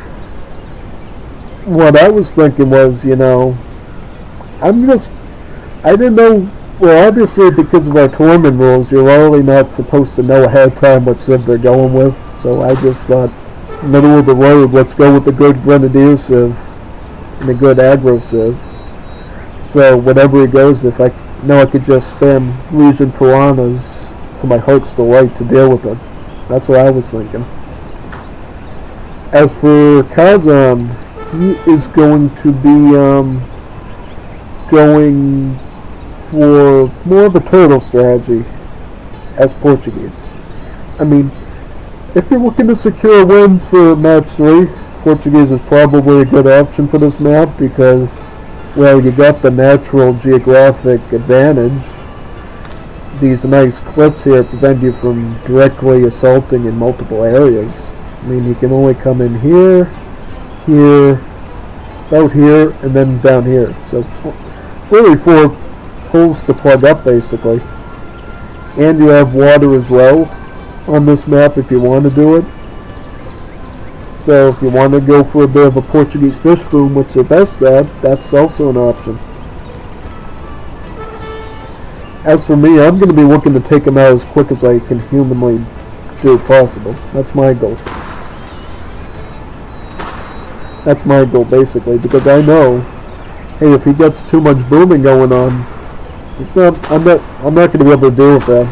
I need to work at my strengths that a siege unit like the Legion Piranha can provide me early on and defend with Pardos or other support if I have to in that effort. Let's see what deck I go with. I think I go for this deck here. More of an aggro deck, and I included everything in H3 I could possibly need. Food, wood, coin, Machetro, Bonero, Piranha, Lanceau, and even the infinite Cholo shipment. So I'm ready for the long haul in Age, also Age 3, because I have infinite Vivanderos, infinite Lanceau, and Piranhas. And I get the special support cards as well from Colombia and Argentina. So yeah, I definitely was preparing for a prolonged fight in Age 2 and 3. And for the Portuguese deck, yeah, he's also prepared to dig his nails in Age 2 if he has to. He's got the volunteer shipment, the line infantry shipment, and the infinite outpost one, which is pretty good for defensive builds.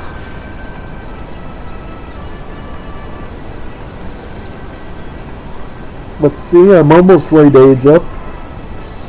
I am going to be going for the Japanese, because why not?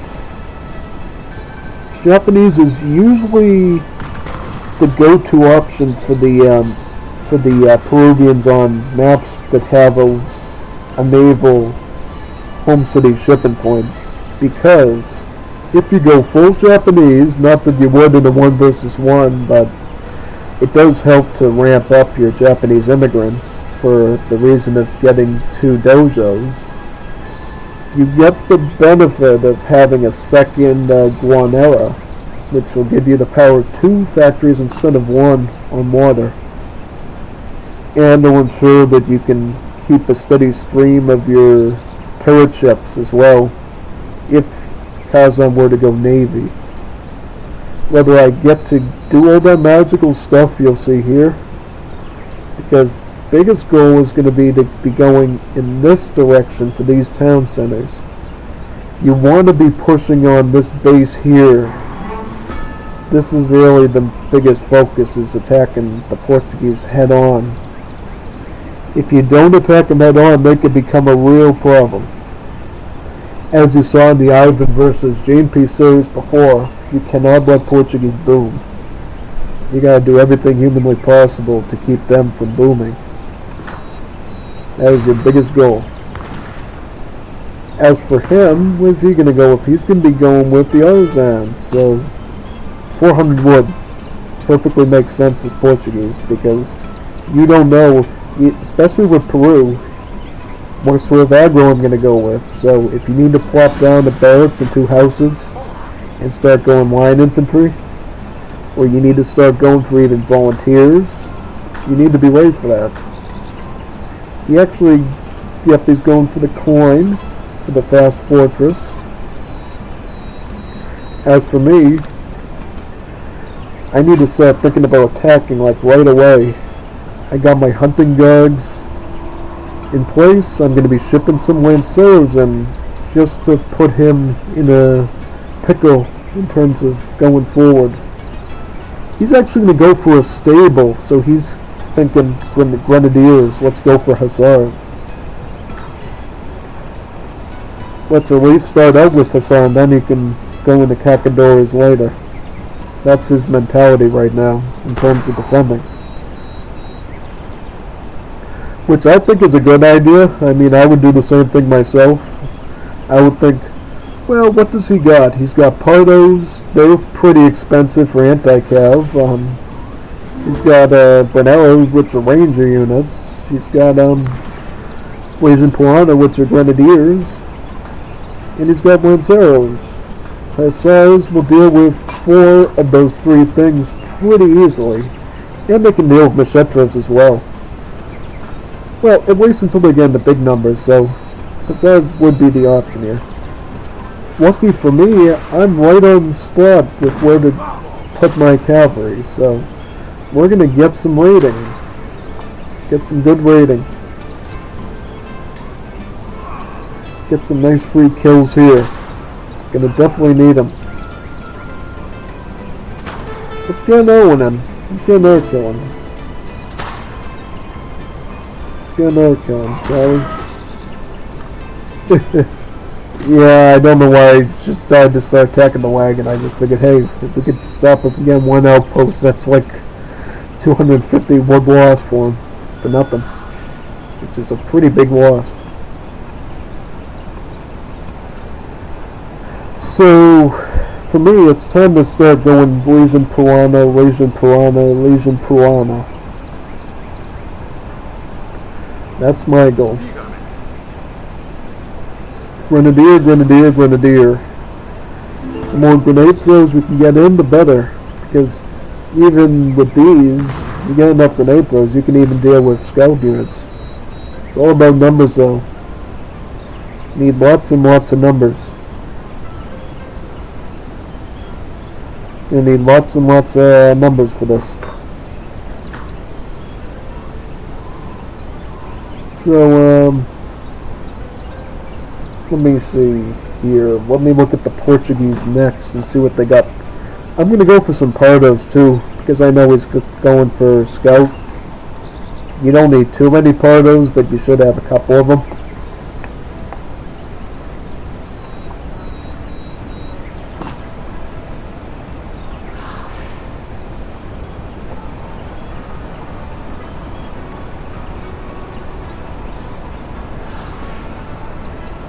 Yep, he's going to be queuing for Huns. He's going to be queuing for corn. His overall goal is to just get to the capital wave and start making Cacadories or flood artillery. Remember, Portuguese in Wars of Libery no longer get organ guns, they get actual falconets.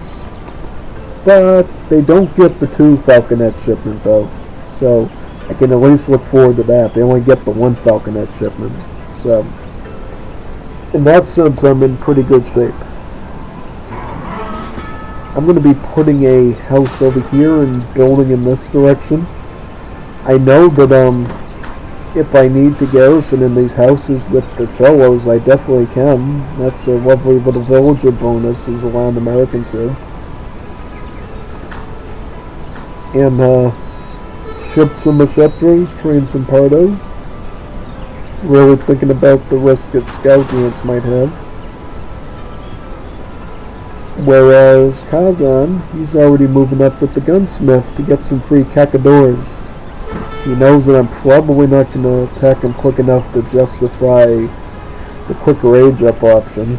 So he's just going to be sitting back against some free skirmishes while he can. Free settler. This could definitely be a problem. You know, that could be used for building forward bases. And he's also going to be strapping me at some of my coin as well.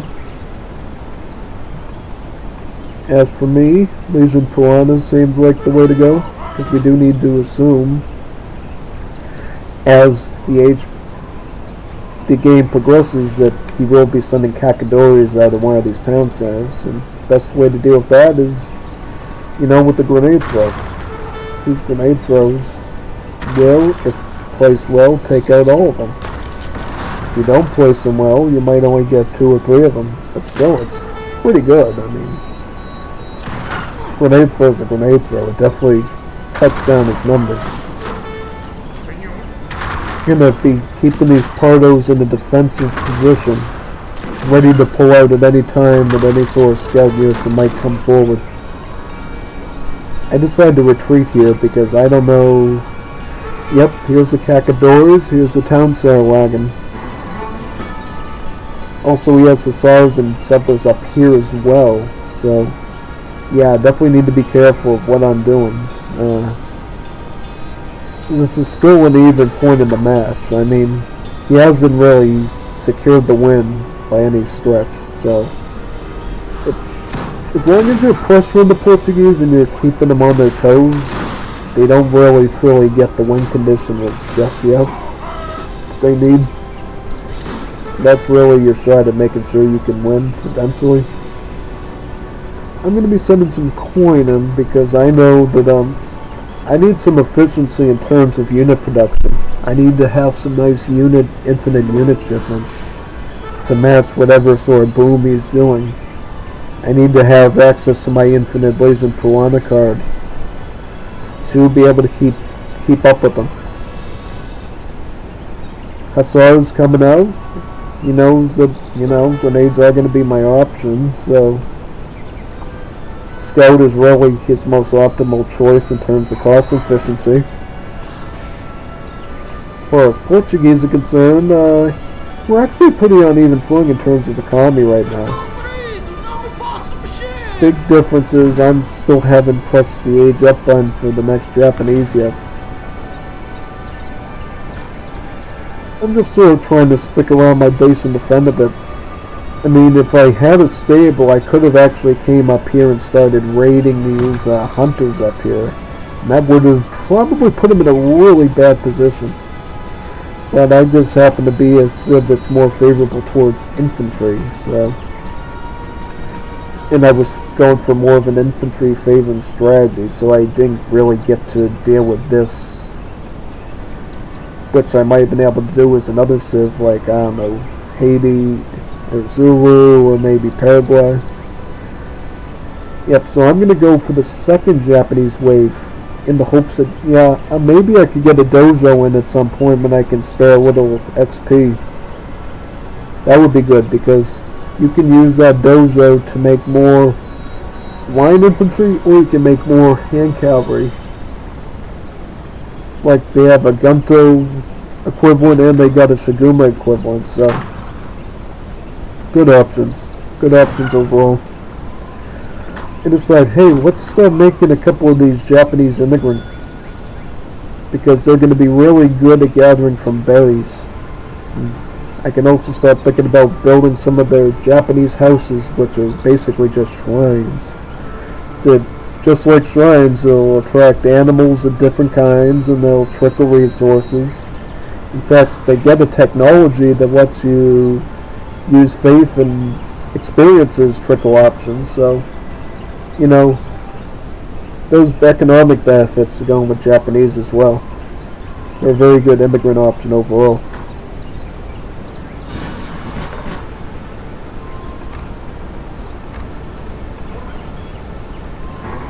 Yep, I'm gonna be, he's got Kakadores, Ordinankas, Halberdiers, and Hussars. So, I go for the Lanceros here, because I'm thinking, ooh, he's gonna go for Kakadores. We need to deal with Kakadores, While I'm keeping my queue up of Piranhas as well. Yep, well, here they definitely, I see the Kakadores here, and I figure, I'm like, this is line units. We gotta be careful of that. So, I mean, I go for the veteran Lanceros because I figure get it now while you can. Because if we need some scout units to start basically denying him any real skirmish advantage, we may as well get our veteran cavalry upgrade now and in the bank. So, this is my skirmish here. He's going to be flanking me on the other side with his Hussars. Pretty good fight to witness, don't you think? I mean, it's a melee, that's for sure. But, as I am half grenadiers, I will be mopping up these Hussars. Hussars are not going to be in good shape. Just keep them away from the halberdiers, though. No reason to throw them. I can't remember. Did I go for a bit of a melee? Yeah, I did. I mean, it's not. I mean, it's a bit of a questionable choice for sure, but maybe if I kept a couple of them alive, I could have gone up here and looked in that area. Yep. Where's my flag of war? Yeah, see, I haven't even scaled that area yet. I figure, this is way up here. No one's going to go up there. They're going to be centered around here, maybe here. They're not going to come up here. But I was dead wrong on that one. refrigeration coming in, so Portuguese are definitely able to start thinking about their later game economy now. In terms of resources, yeah, I mean, economically he is doing better. But my score is keeping up just by the fact that my military score is a lot higher than his right now.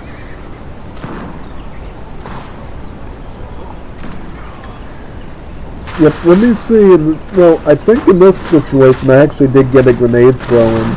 A good one. Yep, right here. Ooh, yep, that's a good one. Yep. That does alert me, and I am able to run back quickly towards him, though, so that's not good for him. Especially when I can come up here on the cliff and get some more Yep, this is why I like grenadiers. This is why they're very good. Wow, he's so greedy he can even get sustainable agriculture this early in the game. Very good. I don't know about Portuguese. I mean, they're technically one of the hardest civs to play in DE, but at least to me when I see Wars of Liberty, they seem like they're so easy to defend with, you know, because they got such good skirmishers. They got, you know, they did have the organ guns, so that's a bit weaker now. But, yeah, they just seem like they can defend quite easily. Stop real pressure.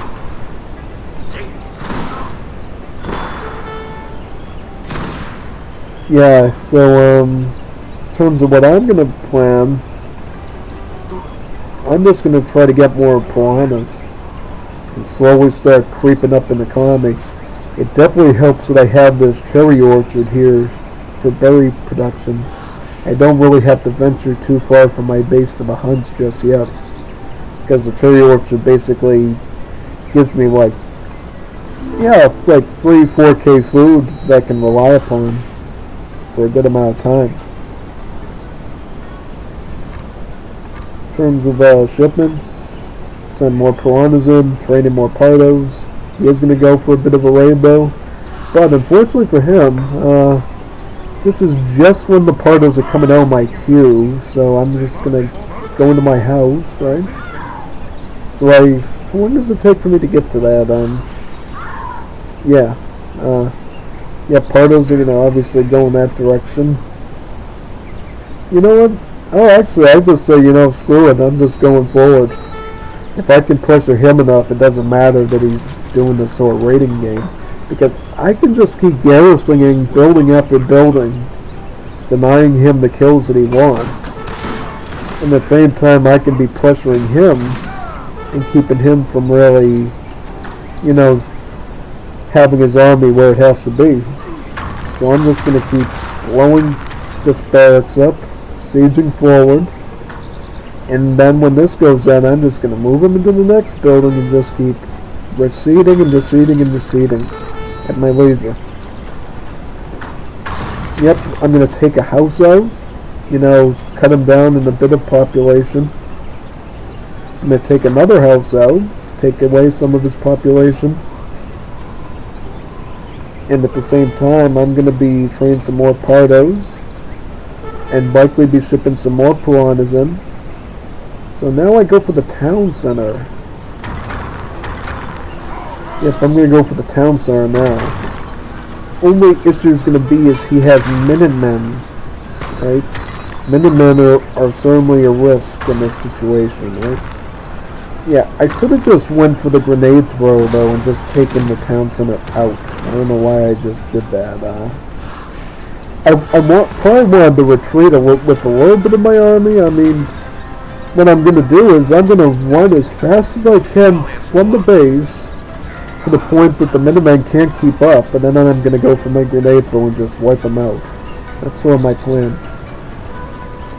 But unfortunately, as you see here, he's Portuguese and he's just gaining way too many resources. This is why Portuguese are cancer to deal with, because in normal circumstances against a normal civ, his resources would be more closer to mine.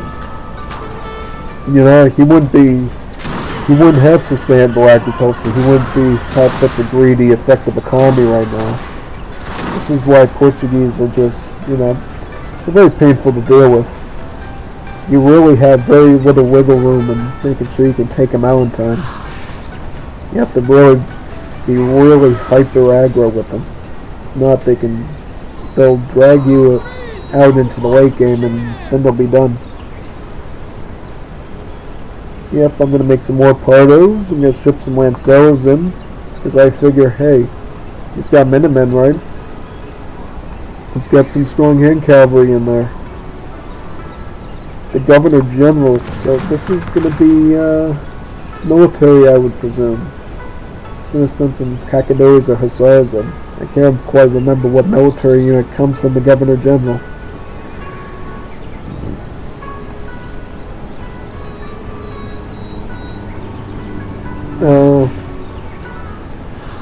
Well, I mean, in general, it seems like, yeah, he's got the economic advantage, but it's certainly me. Yeah, see, my score is up because of military, it's not up because of resources. I don't feel safe enough to get any hunts yet. Even though I could have technically went for these ones, I just didn't want to get raided so easily in the back. Yeah, so I'm not out yet, but we'll see in the next few minutes who's able to siege who at this point, because it can really go either way. He's got the resources, I got the military, so yeah, I need to go full in at this point. I don't really have much of a waiting time anymore. I need to go in now, like seriously now. Yeah, yeah, but this is a real unfortunate placement for him because he's just going to lose out anyways. So, yeah, very bad placement. Very bad. Yeah, this army, yeah, he wasn't watching that army. That one just, yeah, that one got obliterated. Yeah. Oh, yeah, he knew. He said, yeah, let's move the town side over here. Let's move the goalposts. You know that's not going to survive. Not waste 600 wood of value for nothing. Alright, I'm going to be sieging this. I'm going to be sieging forward.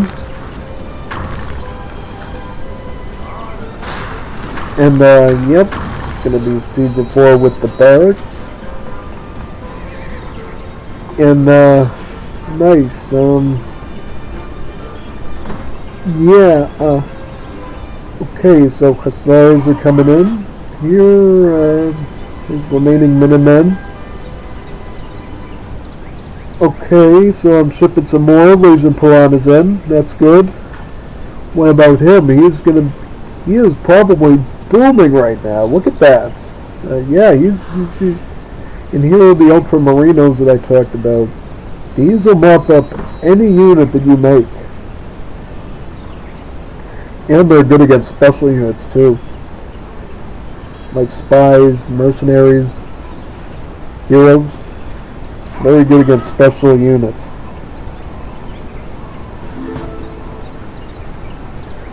Also, his factories are coming in, so steel guns, that's another thing I have to worry about at this point in the match. Yeah, I just got beat by a super boomy Civ. You know, and I didn't make enough cavalry to go raid up here. Because if I would have been able to take out like 20 hunts off of him, yeah, he wouldn't be going up this quick. He would be forced to contend with me in age 3. Alright, so Lanceros, let's go forward. It just takes one grenade throw to mop this up. Yep. Should take away more. Yeah, good. Yep, instantaneous. Yeah, this is, yep. Yeah, he just has too many resources now. It doesn't matter that I'm able to optimize my military. And yeah, I even start to do a bit of a fish boom in preparation of doing Guanella at some point. But it's just too late down the line. You know, tensions were good, but you know, against Portuguese, there's only so many direct strategies you're supposed to do to deal with them. I just hope for this week and the other weeks, people just stop picking Portuguese all the time, you know. Not because I don't mind them as a civ, I just don't want to see too much of a common vanilla European civ taking up the landscape too much, you know. It'd be good if we could see some more British and French and German gameplay. Maybe a little bit of even the new Spanish would be cool, you know.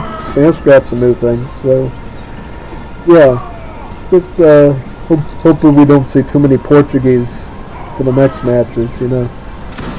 I could watch maybe 3-4 Portuguese matches before you sort of get tired of the whole booming concept. Yeah.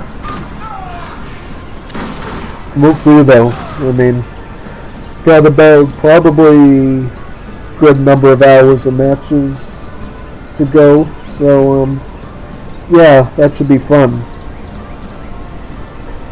Okay, so yeah, it looks like I am finally getting I'm not extinguished though. I'm still not extinguished. I'm still able to like train Lanceros. I'm able to ship Lanceros. But this is the thing. This is Portuguese. I'm not in any bad position by any standard, but just because of that booming potential of the Portuguese civ, they are just able to super boom themselves into heavenly levels. Just really, really painful to deal with, you know. But I do respect the Civ and the fact that it is a really, really good, good gameplay. Yeah, I mean, I do brew Portuguese from time to time myself, but I honestly prefer some of the more challenging Civs like Spain or maybe Russians. So we'll get on to the next series now.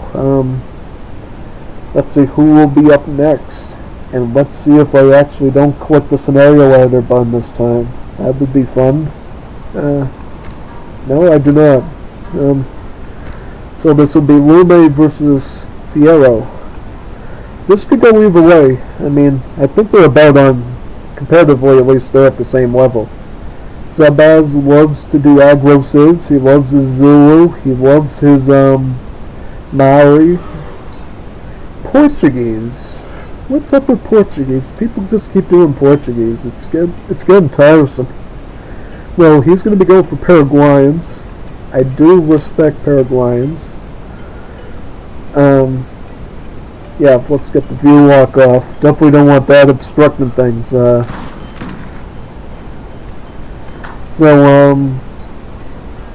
we got a really good aggro civ versus a really good turtle civ. I like this matchup because it can go any way, really.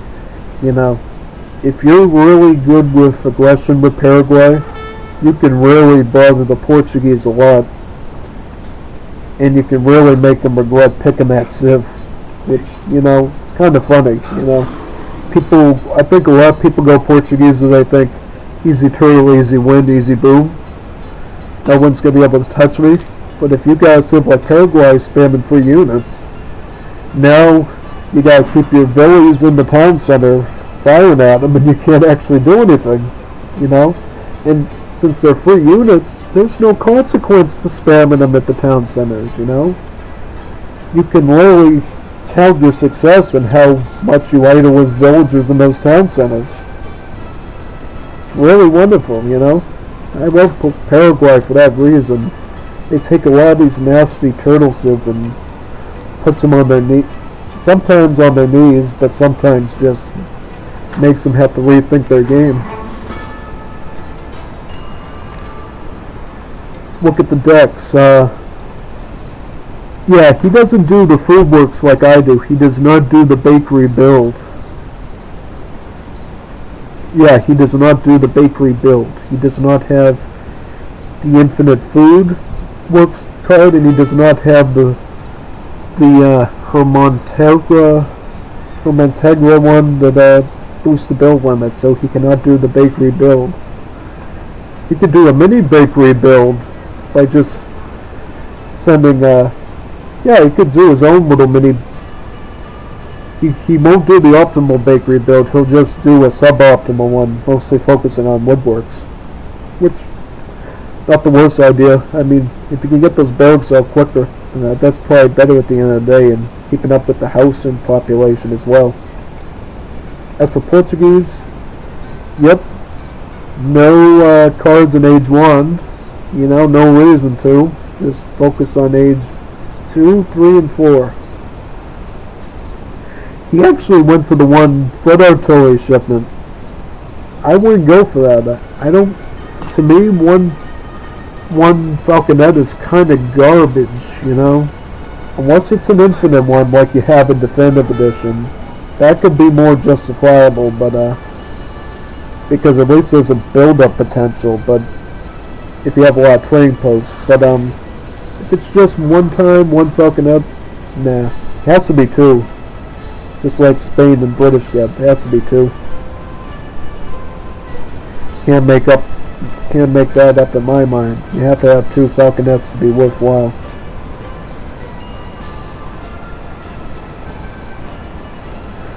Croats.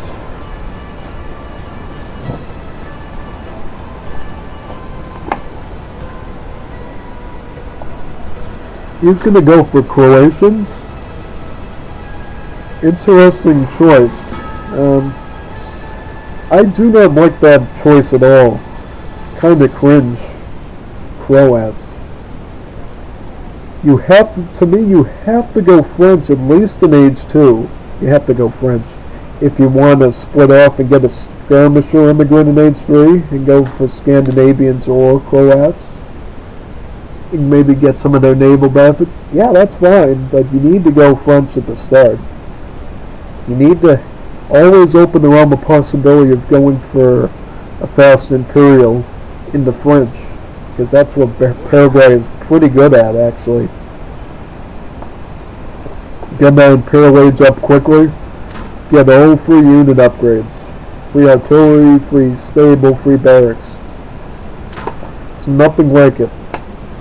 Heck, even free techs at the ironworks for the Cohete rockets.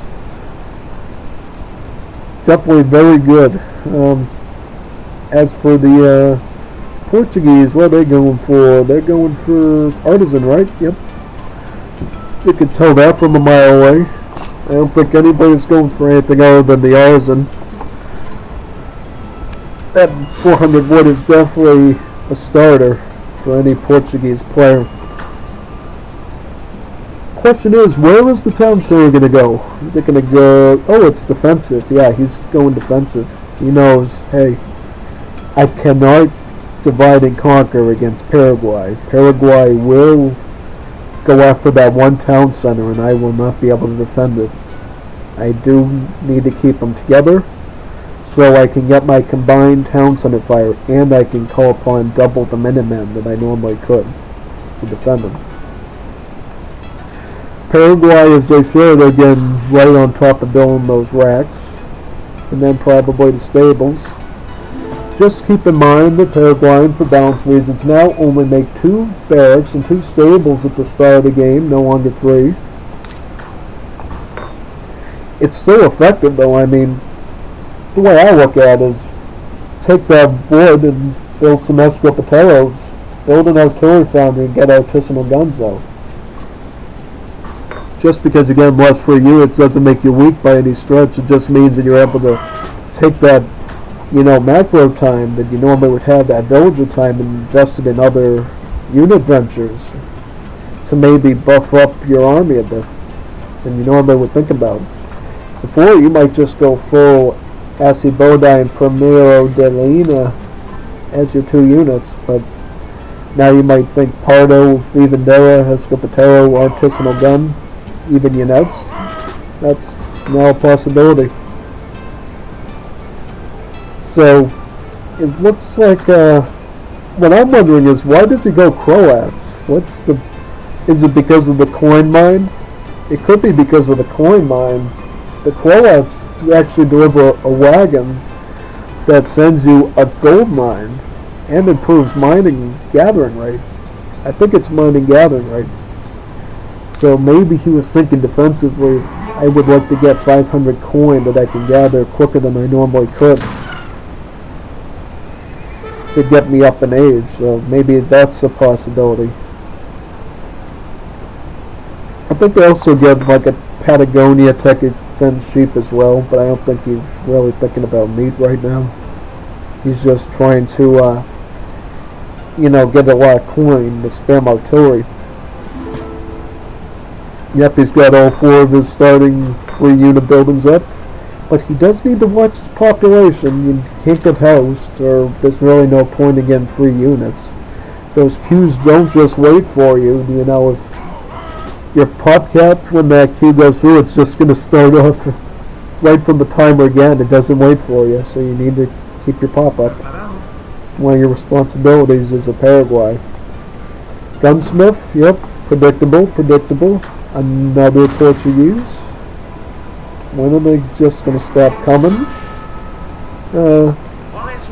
Line infantry. Ordenankas, interesting. In this case, Ordenankas are actually a perfect choice because they're cheap and they counter both of the 3 units because both of the 3 units are indeed shock units. So this multiplier here will benefit him against his whole free army. The only thing they'll die to is like the Escopeteros that are coming out now on the Paraguay side. And he will be pushing in now, figuring, yeah, we need to start attacking now and start screwing with his economy. We can't let him start, pushing out his eco. We need to keep him here, we need to keep him in those town centers. We need to make sure that he's not booming up at all. We need to keep him starved and hungry. That's the name of the game right now. Keep him starved and hungry and waiting at home for food.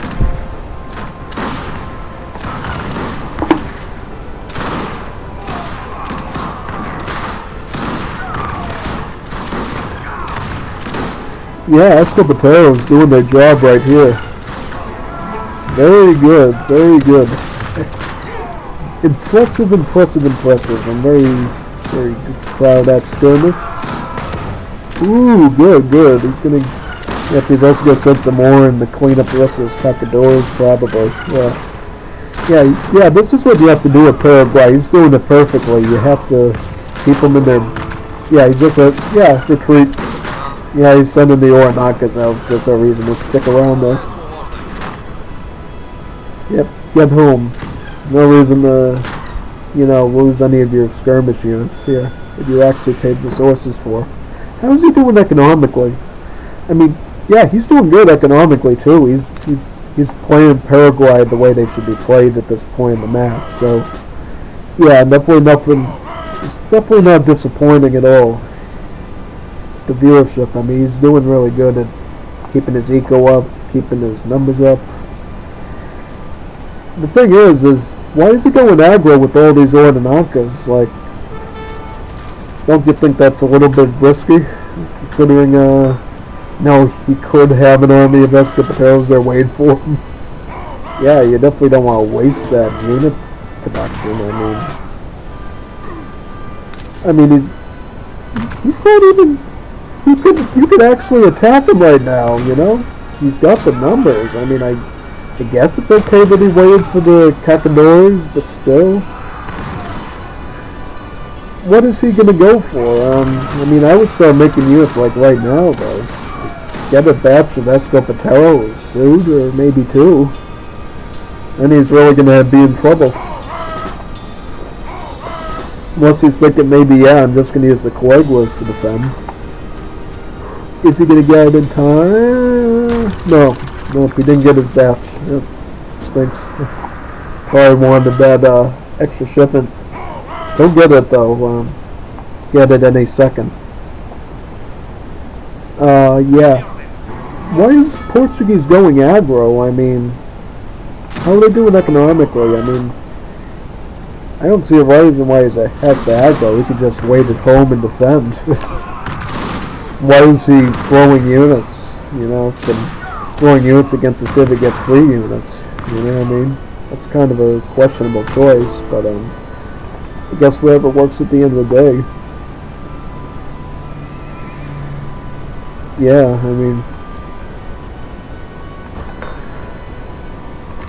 Yep, he's going to be going with the first French wave. So yeah, not bad. Good choice. Get some French units in there. Get some Frenchy units in there. Frenchy units are very good. Could definitely use them in this matchup. Yeah, these Primero Delines are going to be cutting into them. I think he's rightfully going to go back and maybe get some more free units before going forward. Keeping in mind the foot artillery. Or the feet artillery. Whichever way you prefer, I guess.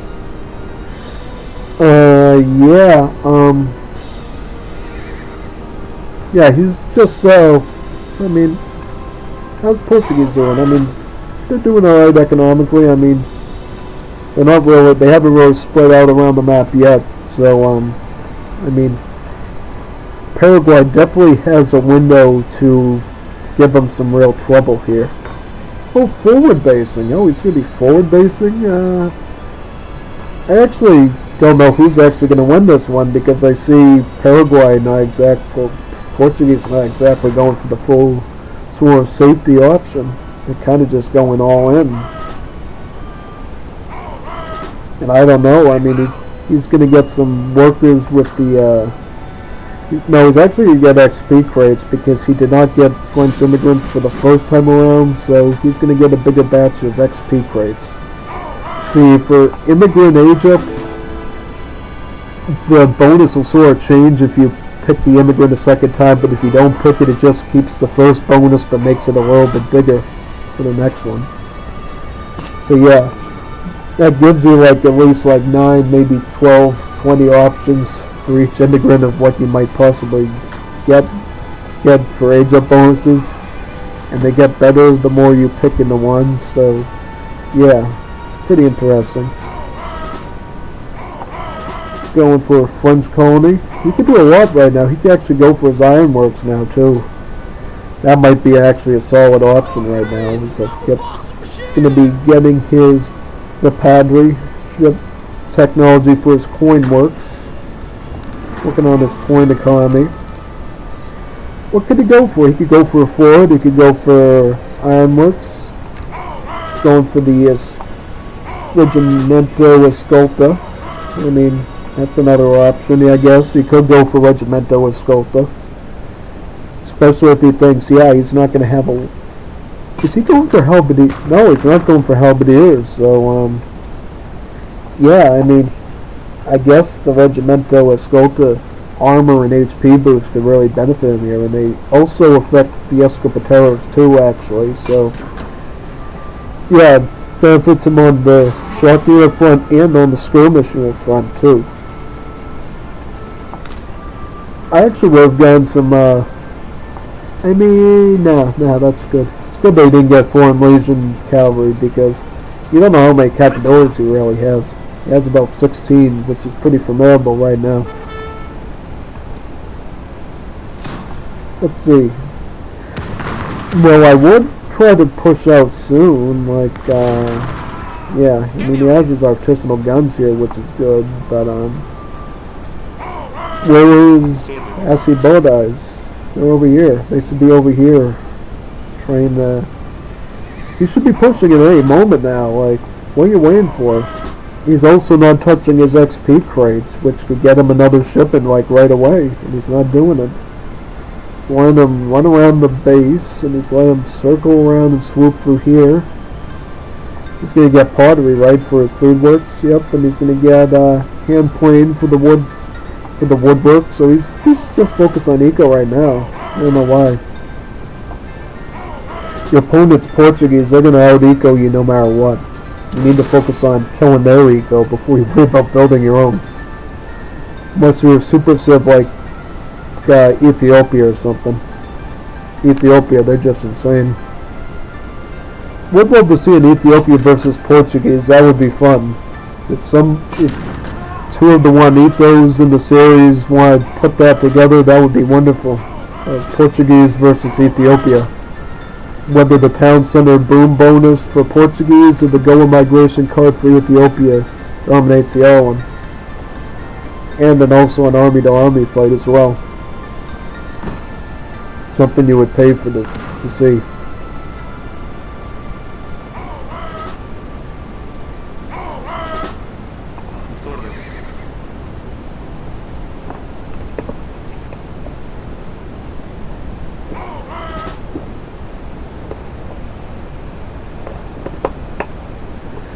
Yeah, he's going to be defending right around his barracks up here, around center map.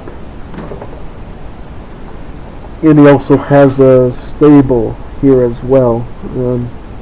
This is going to be his forward base, and he's one unit. Here's the thing. Against the Portuguese, I would never make units. I would never make units because you lose the risk of assault units immediately, because Portuguese do not get any assault units. They do not get any cuirassier. They do not get any special assault units. They only get scout units. If you want to do a scout units, you're better off just spamming Pardos. Pardos are great. Just make Pardos. Don't be making units unless you know they're going to leave like 20 cannons exposed, and maybe they might get some optimization there, but otherwise I wouldn't do that.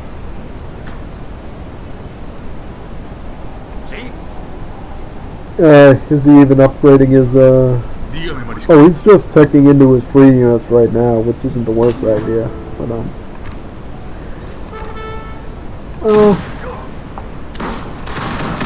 yeah,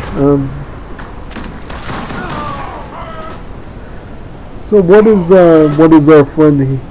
Is he? Yeah, he's got refrigeration, so he's starting to feel a little bit comfier now.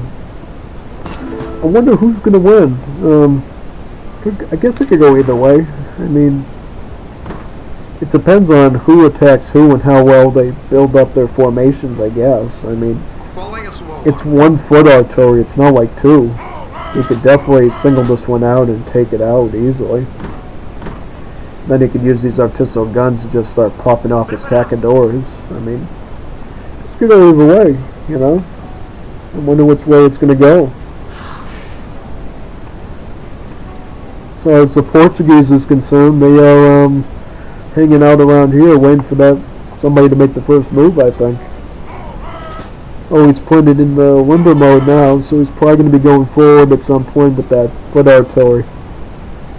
Raiding, Dragoon raiding, interesting. I mean, I don't totally think that's a wise play, because, well,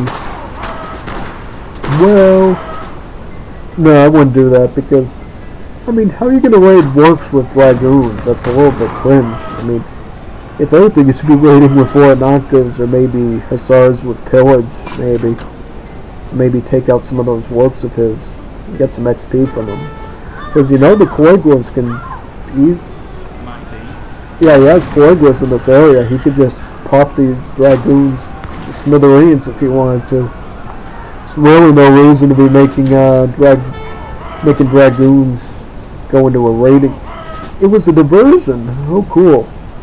Is it a good diversion? Was it a diversion that mattered? And why hasn't he finished this yet? Why hasn't he finished... Oh, okay, he's going for a pincher attack. Get his, get that Escopetero fire on the Dragoons, please. You know, definitely don't want to waste that. There's one artistic... Shoot over here. Yeah. Shoot in that direction. That's what you need to worry about. That's the main force. This Dragoon force over here, this is a distraction from the main army. You need to focus on the main cacadores here. But I feel that he does not have the numbers needed to deal with that. That's what I do feel. For his sake. He does not have the numbers needed to defend against that. He will get rid of these Dragoons, but after that, I don't know what he can do. I mean, get these units up here and just snipe down this foot artillery first. That's your first priority. But then what do you do against these? These are the real threat here. Yeah. I mean, at this point, I would have just made Hussars. I mean, or Portuguese, like... I'd rather just have like a solid... Oh, now we text into the halberdiers. I mean... Yeah, now you get halberdiers. So I would have gone there sooner. I mean, Kakadori halberdier. That's an impenetrable combination. I don't know why you didn't go for that earlier. Looks like he's out for the count, I believe. Let's make sure, resources wise. Oh, he's actually not completely. If he had a foundry, you could get like 5 artisanal guns and just. This is the thing. You got your bank. He's floating all this wood and coin, but he's not using it. He's thinking. He's got his head in the box, thinking, "Oh, Escopatel, make the artisanal guns. You got enough to build an army of them." You won't be able to deal with this, but you'll at least be able to deal with this massive infantry. Yeah, you need to think of ways of preserving your resources. You need to manage it. If you don't manage the resources and you just float them, what good is having an army? What good is your economy? You're better off than just focusing on full aggro.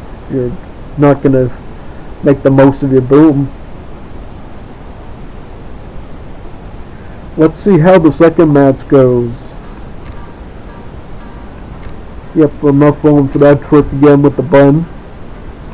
When did we get to the Jebel Musa matches? Oh, those will be coming up. So, yep, stay tuned for those. They'll be coming up after this and the next one. Got a lot of matches to get through today. Yep. Got lots and lots of. So we got Germany versus Ottomans. 2 vanilla sins. How fun. 2 vanilla sins. It's alright, I mean. The Ottomans are just a weakened, completely. I don't know, shafted version of themselves in vanilla, I would say. I mean, they have a lot less going for them in this mod, at least for right now. The only cool bonus they sort of get in this game right now is their special mercenary cards, and the fact that they can siege buildings with torches or arrows to get coin. That's a neat little fact that they have, is that they can really go for a mercenary strategy built around sieging buildings. So other than that, they're just pretty ordinary and weak, because they actually can't get any upgrades until Imperial Age on their units. No veteran upgrade, no guard, right to Imperial. Closest thing to a tech they get is their artillery upgrades, their ship upgrades, and the Nizam Sassid ultimate unit that sort of replaces the Janissary in Age 4.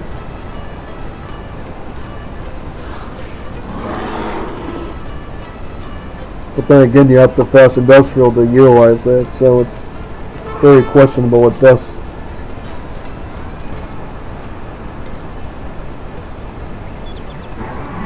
Let's look at the decks. So he's got mostly, he can fight in Mates 2, 3, he does have bombards. He has the Royal Decree, so maybe he's thinking about going for the Dornalla's gun or Great Bombard spam in Age 4, who knows. Germany, they go for Hardbrett's plan. So basically this is the Virginia Company card for Germany. Manor houses will be about 87 wood. So he'll be able to manor boom a lot easier. Also crate shipments, line infantry, coop factory. This is basically an essential card. He's got the Bismarck model, but he does not have the capital card. That is cringe, because it's not complete cringe, but it's certainly cringy to the point that, yeah, I can't actually train the unit that I'm making sure it doesn't lose the HP. That's the problem. Yeah, the ones he does pop out of his buildings when he goes for a levy can be stacked and be used in a major spam. That's the one benefit of just having Bismarck model, but you really should combine it with their Royal Decree Tech West Politic so you can actually train and upgrade them as well, because they are very solid units. With the Landwehr Cavalry being a Lancero equivalent, and the Landwehr Infantry basically being similar to a basically an AZAP, but swapping the Dragoon for anti-hussar damage at range. So yeah, deals shock and melee and anti-scout at range.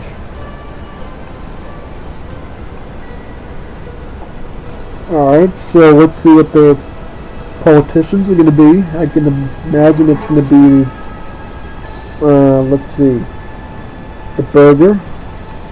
Exactly what I thought. Sabaz, the Artisan. Exactly what I thought. Yeah, nothing unpredictable yet. We're just using a bunch of ordinary European civs here. Well, Germany's not ordinary. Germany, they are quite the new civ in this version. You should really play Germany. Germany, they got all sorts of wacky bonuses, like this card that gives their skirmishers anti-dragoon multipliers. They got one that lets their line infantry shoot faster. They get this nice advanced arsenal equivalent that ships them the wagon and makes them cheaper. Yeah, they got a bank wagon. They got this one that lets you actually make heavy cannons in your troop factories. Germany is wonderful civ.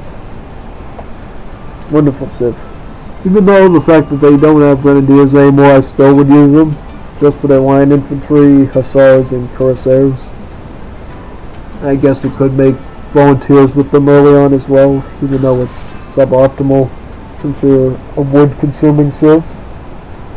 Being a wood-consuming civ means you really want to focus on the booming part of your manners first. Forward barracks for Ottomans. You will be going for Janissaries. Yay, they always do that, they always lose. Why do you make... I don't know, you could go for a foundry here, or maybe a stable. I would combine it. I would do a combined arms in your Ottomans. Either Rex Foundry or Rex Stable. You could even go Rex, go Stable Foundry, but that's the greedy, expensive option of going Abyss Gunner and Cav Archer. It was better when Cav Archers just countered all shock units at range. Now it's sort of like, no, I wouldn't do that. You could go Delhi, Abyss Gunner, that's another option, but that's really expensive. So, Janissary Abyss Gunner seems to be the general consensus, I think. Training Janissaries and shipping Janissaries, so he's going to be spamming Janissaries and getting coin in the process. Sieging those manor houses down. Or those Mietskirns, or whatever it is in German. Yep, he's going to start teching into those Moss technologies. He's going to be teching into another Moss technology. Wants to keep that settler production going unhinged. Grenadiers. A nice little perk that he wouldn't have in version F. Version F, he would basically be dealing with volunteers instead of these. So, yeah. Be lucky that you were able to use them here. So you're not going to have that tool the next time that you play the civ.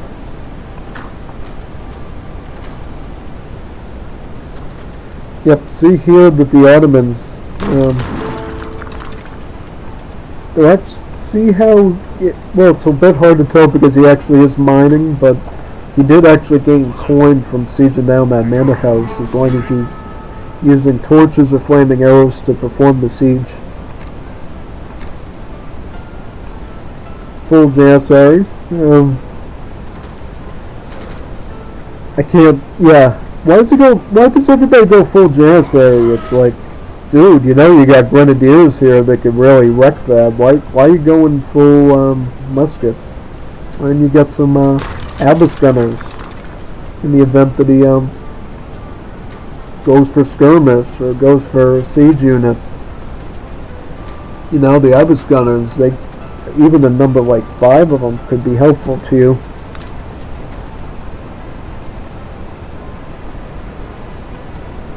Yeah, it looks like he's going to be taking advantage of his idleness right now, and he's going to...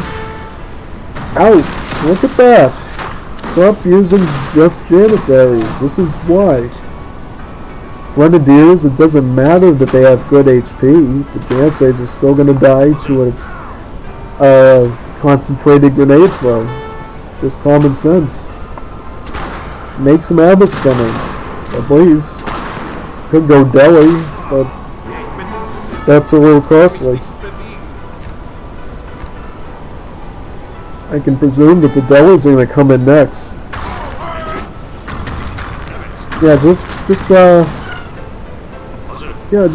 on me. Just push on them. Now retreat, because how's this good? I'll look at the Fuel army. Yep, he's got the grenade throw charged up for them, so you definitely don't want to engage yet. Definitely want to wait till you get some sort of scout unit at least. Oh, he's going for outpost. Cringe. Get some scout units. We're talking about grenadiers. They're siege units. They siege. Why are you making a building when you know a siege unit is just gonna siege it? Yeah. Ask myself the same question.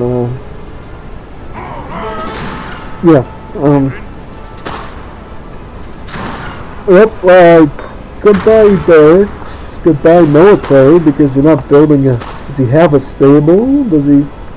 No, he's not even building defensively right now. Like, dude, you got all this coin, make some Abyss Gunners. You know? Target down his grenadiers. You could beat them. You could beat Germany at this stage in the game, but you're just not building the right unit comp and not microing them down the right way. Gets, he's gonna put one of the towers right here, but is he gonna at least make sure he's keeping up with his Janissary too? Oh, good. Alright, at least do that. At least do that. Make sure you're keeping up with your units. If you are gonna go for a suboptimal unit comp, at least make sure you're making as many of those units as you can. Because if you don't make as many of those units as you can, you could, run into some problems very easily. Okay, so it looks like, he's just hanging out around here, just waiting for the optimal time to push in. That's what I would do as well at this point. He's just hanging around like, when can I get in there, you know? When can I get in there and start doing damage?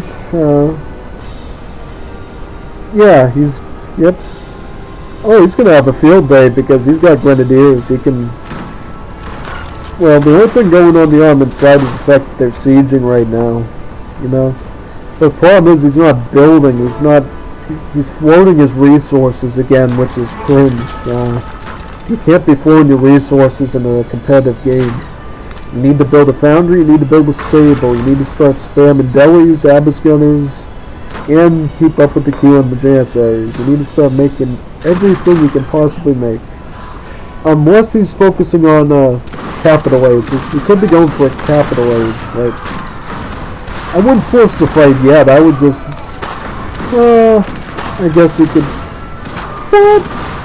What? Go up to capital age if you're not gonna afford resources, man. Get that Falconet shipment out. That foot artillery. Oh, he doesn't do Spahi. Alright, so he doesn't... I would say make some Spahi in as well. Spahi and foot artillery to deal with this pretty easily. And you'd probably have some Janissaries up too to support them by that point. I am sensing a capital age up is coming on the armament side. How about on the German side? Yeah, see, Germans, they're going full military, so, I mean, may as well get that unit benefit, that unit upgrade benefit. Oh, cool, he's taking advantage of his power fire. gonna, keep him busy. He also no longer has any unit card shipments or any crate shipments, so Germany is a little bit starved of any real ramp-ups, I think. Is he gonna age up? What's the plan, man? Is there an age up coming? I would age up right now and get the Abyss Gunner. Is this the, yep, Gunsmith. The Armored Gunsmith will give him some Abyss Gunners. It's basically the same thing as the Marksman in Vanilla. And at the same time, he should be training Janissaries. He should be making Delhi Cavalry. And then I would ship Foot Artillery right away. And then there's actually a good chance he could deal with that. Well, Germany's going to basically start falling back on their upgrade cards since they don't have anything else. This combat card will benefit both the Grenadiers and the Line Infantry is produced so far, making it a pretty optimal option considering the fight. Water booming, so Romans are going to go for some fishing. Good idea. May as well. Need all the resources you can get against this garbage, against Germany. May as well boom alongside the Germans. So he's really going for line of sight with these manners, it looks like.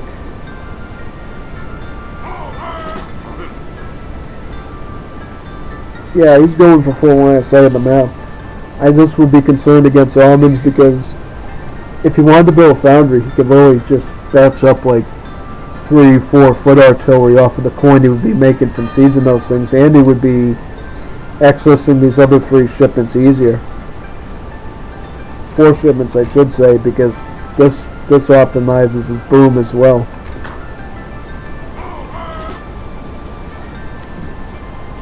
Oh, yep, here's his Abyss Gunners. Ship the foot artillery, nice. Foundry, good option, especially if he's going to be sieging these houses. That's actually a really good play for him. He could really start popping out those falconets or those foot artillery from these, from the gold he's been banking on sieging these things. He made some flashlights, probably to protect against any Delhi cavalry he makes. Is he going to be shipping more delis, or is he going to be making Janissaries? I would just... Oh, artillery combat, that's a good option. I mean, he's got Abyss Gunners he's probably going to be producing as well, right, of Falcons. May as well make them pack a bit of a punch, right?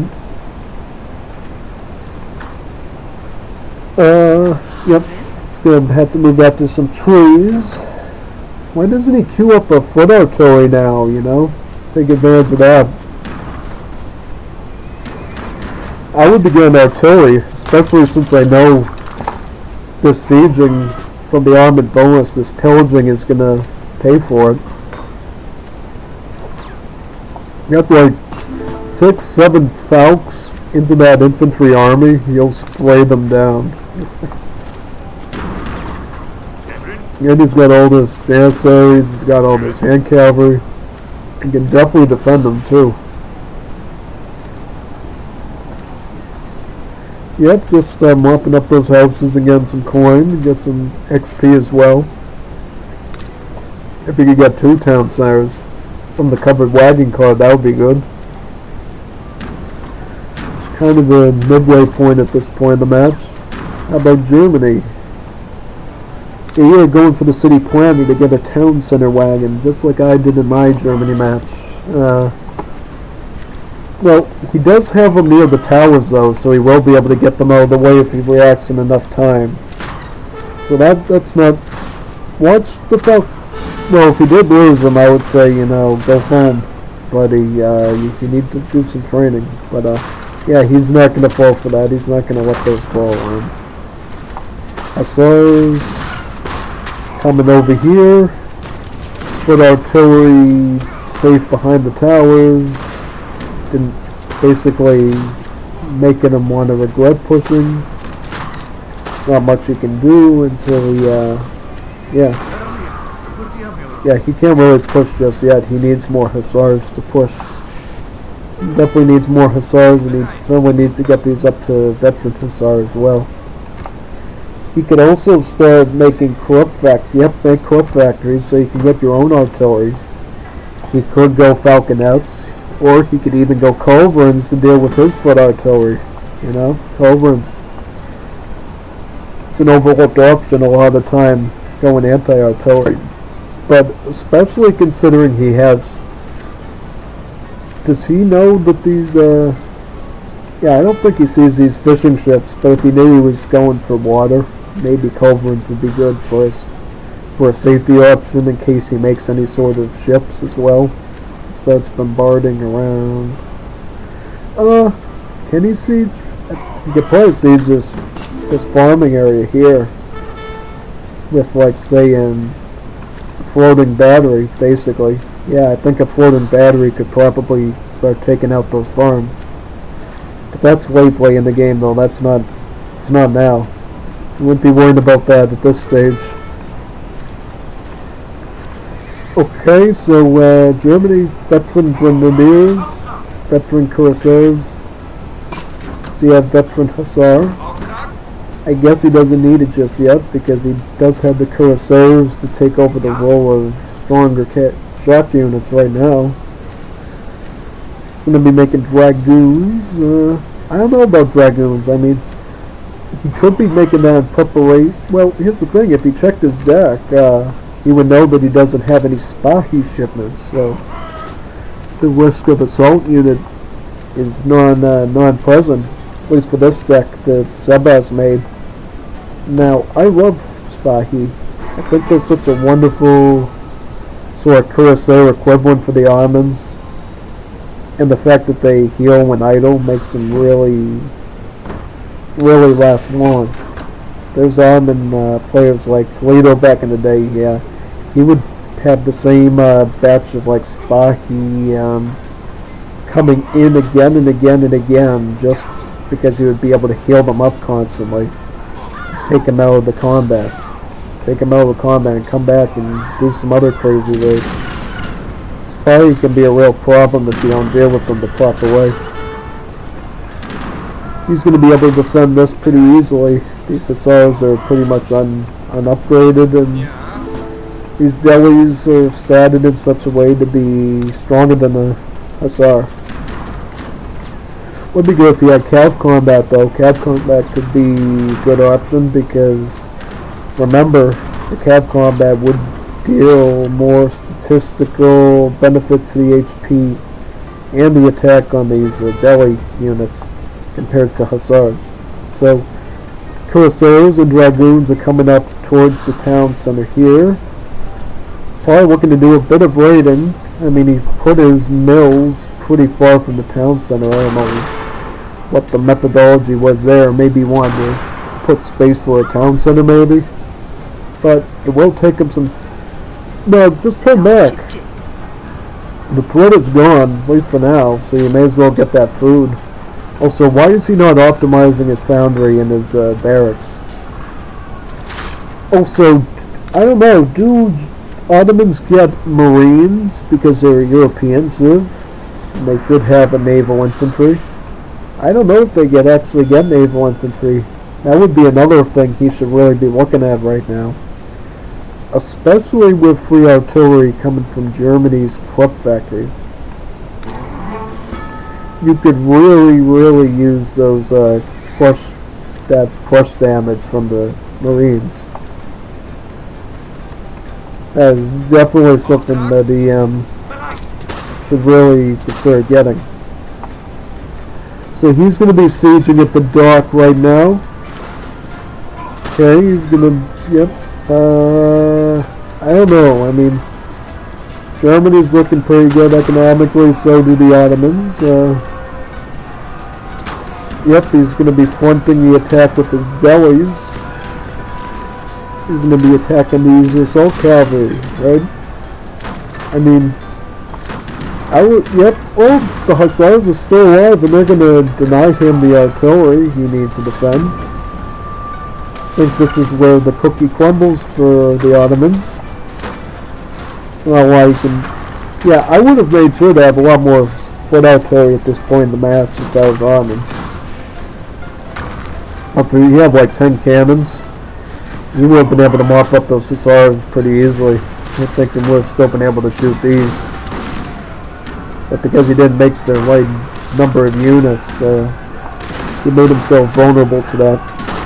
Now he's going to see his army get whirled away by these line infantry. They're not even veteran, and he's still going to be able to clean them up. He's going to use the cursors and any shock units he still has to also clean those up. Yep, they're going to get... Yep, he's about swooped up under the rug right now. Yeah, it looks like GG Sebas on that series. Definitely needs to work on some skills regarding timing attacks and macro, and also not floating resources. But you know, he made some pretty good decisions, I think, about civ choice and unit logic. Okay, so we're going to be moving on to the next series next. I think there'll be MCMR against someone. Should be an interesting skirmish. Let's see who we'll be facing now. Bolivian versus MCMR. Match 1. I think they'll be in right order. If it's not, then I'll have to jump into the other one first. Okay, so we got the Japanese versus the Inglaterra. Alright.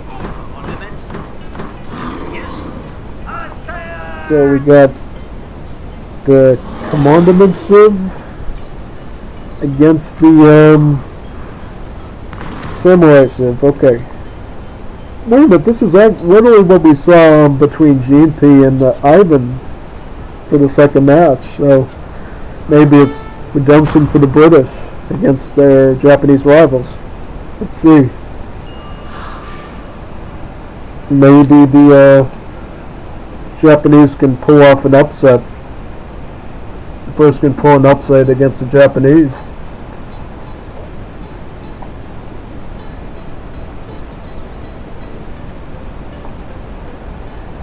Yep, I think it'll be pretty similar circumstances overall. I mean, I'll have to look at the Marcos decks. So he's got, he's got very economical decks. He probably favors the Shrine Wonder a lot more than the Torii Gate from the looks of it. I mean, these are, free rice paddies that improve gathering rate at the buildings. So, yeah, he's definitely going to be looking to do some eco-booming here. This one is a little bit more defensive. It has the infantry options and the shock unit options, so we'll have to see which one he goes with. As for DeLeon's deck, he has military units, crates. He only sort of no Moonlit Charge. That's interesting. Probably didn't want to use Moonlit Charge too harshly against Marcos. Let's see here. He's going to be going with Colbertism. Predictable. I would do the same thing myself in that predicament. Marcos goes for the Heavenly Kami. So he's going for the Greedy Shrine option. That's interesting. So I think he might be going for more of the traditional the Portuguese. So he is going for the traditional Greedy Shrine build of the Japanese. It's centered around going with Portuguese consulate option, which will basically make your buildings cheaper. Not only including the shrines, but even the wonders. Your Egypt will actually be cheaper as long as you have the Portuguese. Yeah, see here, it really costs only $6.80 food, because this really makes all buildings, including wonders, cheaper. Well, he actually went with the Golden Pavilion, so he's going for more of a, I guess, a moderate approach. The Golden Pavilion will boost any unit that he wants, so if he wants to boost ranged attack, hand attack, speed, whatever he wants, he can configure it to anything at any time. So he might be going for more of a special aggression option. Hey, he might be going aggressive, who knows? Or at least semi-aggressive. What about British? Prince of Orange, my favorite. I like the Prince of Orange. Prince of Orange sort of makes up for the lack of villager cards, I think, since they give you a couple of slaves upon the age up. And also it helps give you a more flexible town center to macro, because instead of all food settlers, you can opt to train some more slaves for coin or Hindustani Indian villagers for wood, basically giving the British an ability to use more of their food as needed to train infantry or cavalry, and vice versa for the other resources. If you need to make cherry bombs, you can certainly go Hindustani. You want to go full cherry bomb and have the houses available. 3 free Kihei, get the Golden Pavilion. Yep, these are all his waypoints. It looks like he's going for a full scout. See, I don't like using waypoints all the time. I just like to keep my eye on the ball of what's happening.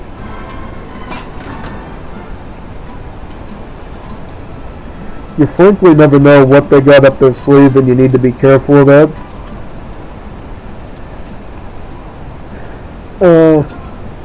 Okay, so he's going to be putting a shrine here. And be shipping in some redcoats. Good choice. Does he have his racks up yet?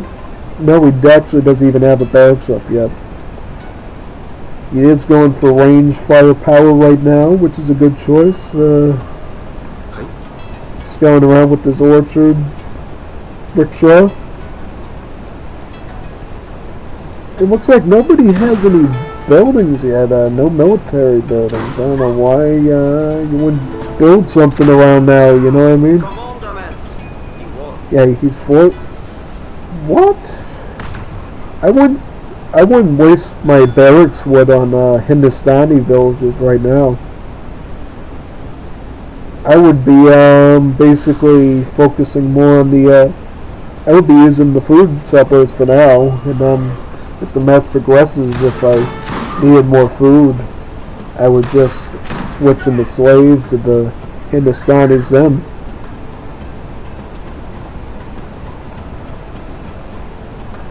Yes. Yep, redcoats are going to be hanging out at home, defending the base. Japan could very well be looking to boom. They could be doing a multi... Oh, he's going for this Yago Takamori rush, just like GP did. So yeah, with Takamori here, he'll be able to receive shipments directly to him. And he'll be able to train infantry and cavalry from him as well.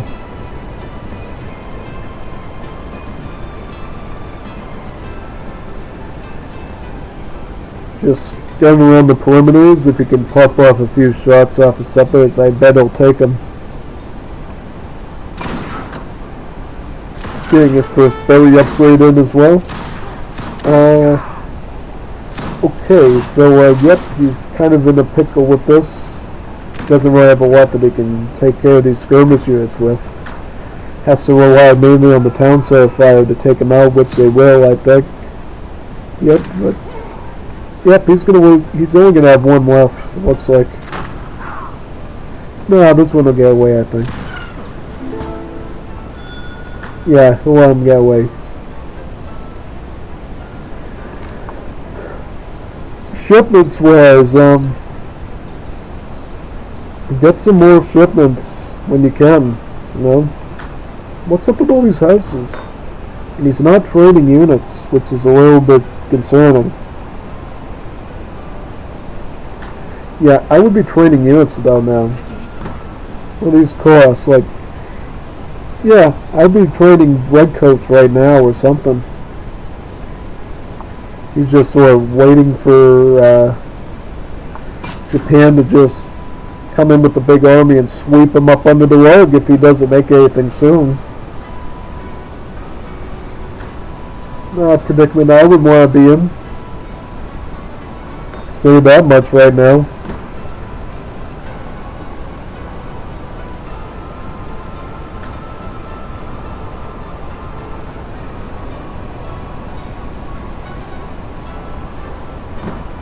Yep, he's good. Okay, Japan's going to be pushing in with Siaga Takamori's army. He has his green jackets in queue. Good choice. Probably what he's going to want to rely on here. Get those green jackets in range and start firing on them.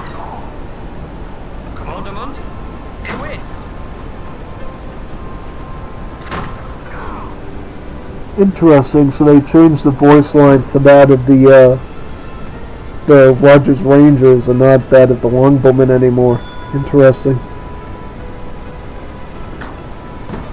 When are we going to get like better British voice lines for this mod? They really shouldn't be using the Shakespearean English. They really should be using like something closer to what was used in the campaign with in the Nanib campaign. So yeah, he's going to just be circling around his base looking for a chance to strike in and finish him off, it looks like. British aren't cutting it in terms of keeping up with military. Ready? Yes. Yep. Back on up, and back on up. Get a shot. Back on it. Get a shot. Get a shot. Get a back on it. Get a shot. Nice.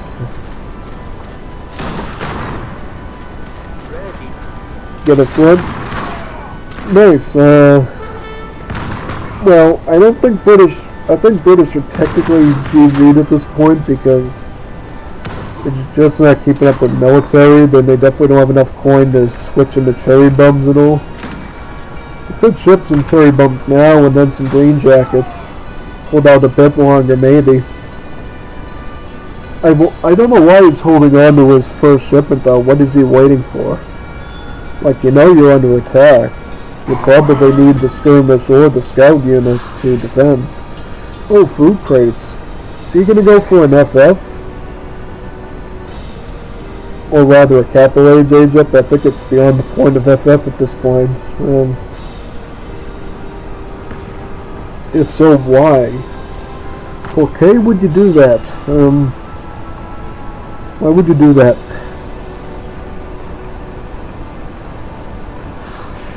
Why would you do that? Because you know he has the better army. If you do get those crates out, even get them out in time, well, how can you guarantee you're even going to get the age up that you want in time? And remember, this is British. They're like marriage age ups. They aren't exactly big on units and resources. They just sort of give you like bonuses. I mean, the most magical thing you would be able to do is like take these redcoats and like build a fort as the Russians. That could be an option, but he doesn't have. I don't know if he'd be able to muster the resources for that. That'd be like his best option, is really just building a fort with his redcoats. Commandment.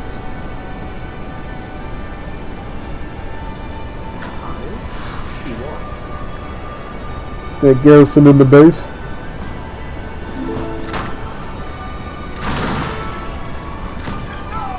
Yeah, garrison the base and wait for the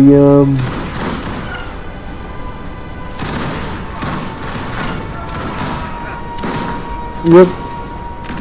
taking control of the TC.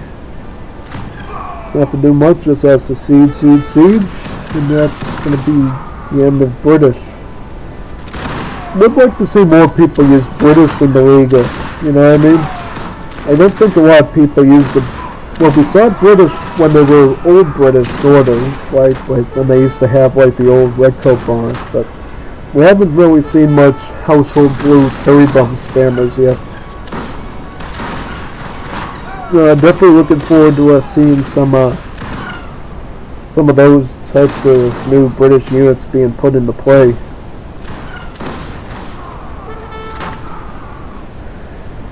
GG for delaying. I will be loading up the next matches now for them.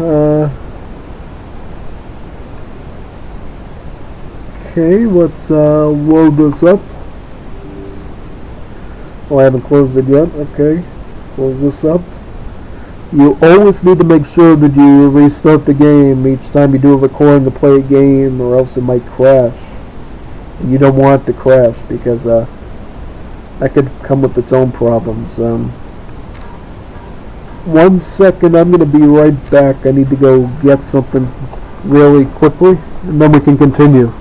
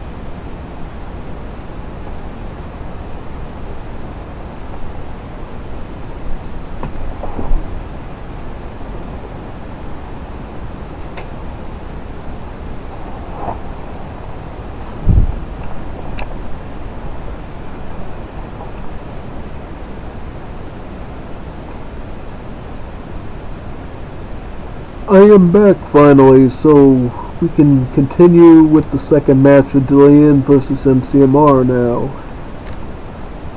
Yippee! Let's get through all of these today. I'm really looking forward to the ones on Jebel Musa, the ones that where there's more even matches. Those ones would be pretty good. So right now we have the Ottomans as MCMR, and we got the who's the other one? Delenn. Let's see what he's got. Also the Danish. All right, the Danish. Okay. So it's good to see a unique Wolfsib in here. They're going to be facing off against beat the Danish or vice versa. I know Marcos does know how to play Armans pretty well, so I don't doubt him on that. I think he could probably beat the Danish, but we'll see. We'll see. Oh, Delenn's going for Colbertism at the start. I do this on occasion as the dance. I do go for the food trickle before I send the settlers. I don't know how efficable it is, but you know, what's the efficacy of it? But you know, I guess it could be good. It's good because it won't be raided. You know, you can't raid somebody's food trickle. You can certainly raid two settlers though. So I don't see a problem with you making the most of the food trickle at the start if you know you're going to get this next shipping up pretty quickly. Nice, so the food trickle is in, and he's going to be taking this treasure here for some more food, some more comida, and the Ottomans are just going to be focused on queuing up settlers. You don't have to queue them up because they come for free. Automatic. Yep.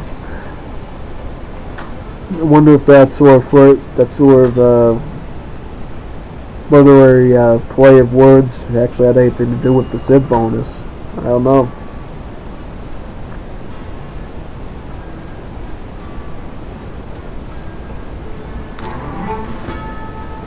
What do they got for a deck? They got capitalism, they got settlers in Age 1. In terms of the military, he does go for an Age 3 Spahi card, some Mamluks, Abbas. Does have the Kedzer mercenary. Cool if we get to see that again.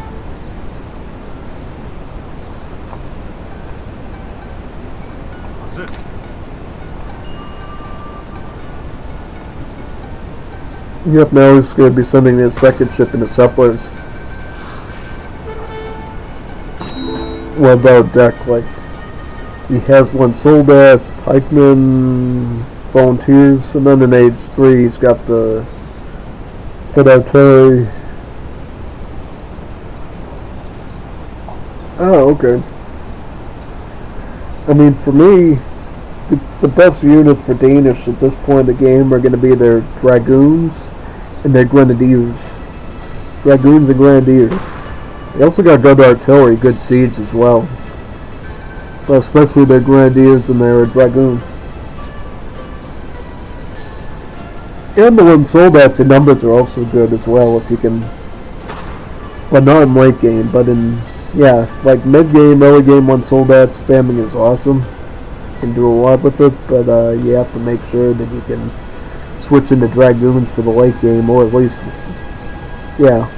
That's really all you get is Danish now, because they don't get Halberdiers anymore. The really next best thing would be to just start spamming like Marines or their engineers, basically.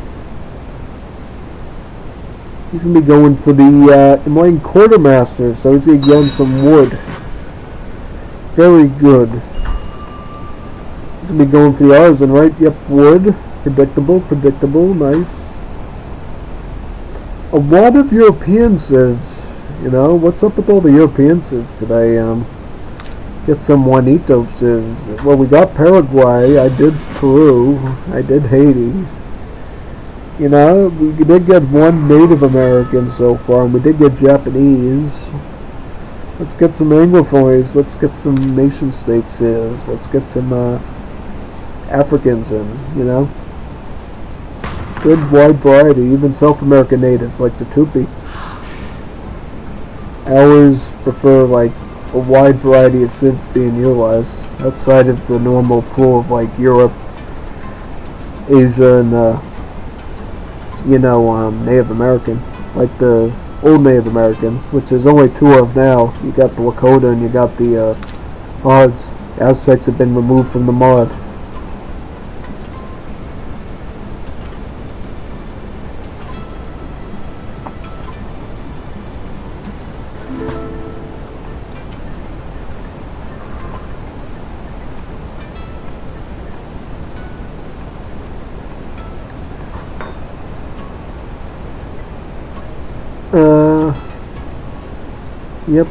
Janissaries for the Ottomans.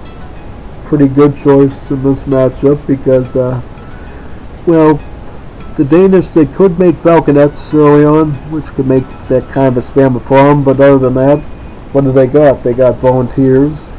Great, they could spam that, but they also got one soldat, which is a trash unit, so you tell me, you spam a trash unit versus a stronger unit beyond even the average. I think that the Janissaries would come on top against the Lin Soldats. Should he go for a Lin Soldat comp? Which he is going to be going for, with the backup of some volunteers.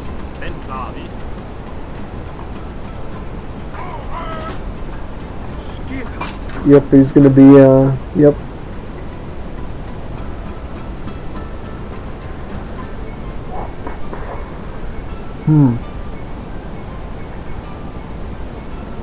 Guess you could grab that treasure while you're here, you know, on with wood, then wood.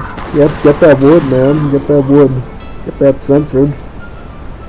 Get that lovely censored resource.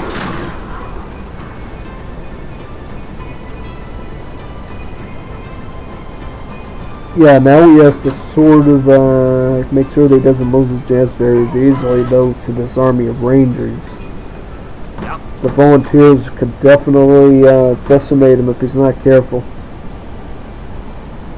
At that point, the Lance Soldats would just fill with paper to keep his volunteers alive. Yep, he's gonna... Yeah, shoot the Explorer, get the XP, and knock him out commission so he can't meet shield in front of you later. Queen coming in. I mean, he is handling the Civ pretty well for now. I mean, he's just making the numbers of Lance Soldats needed. Well, the problem is you don't really need a lot of coin to keep Lance Soldats going, queue-wise. You just need, really just need good food. Like good hunts. So I would have just sent in food, maybe some wood to maybe make it out of like 4 buildings. Because the more queues of Lance Soldats you can make, the better. But he isn't optimizing his army very good, and he's like losing lots of units for no reason. Oh, he's going for the Abbas gunners too, so he is going for Janissary Abbas. Very good idea. That'll definitely decimate this army. Here comes the Kevzers. These are the Georgian swordsmen. They got stats similar to that of a Trabant or a vanilla Doppel soldier. Very strong unit overall.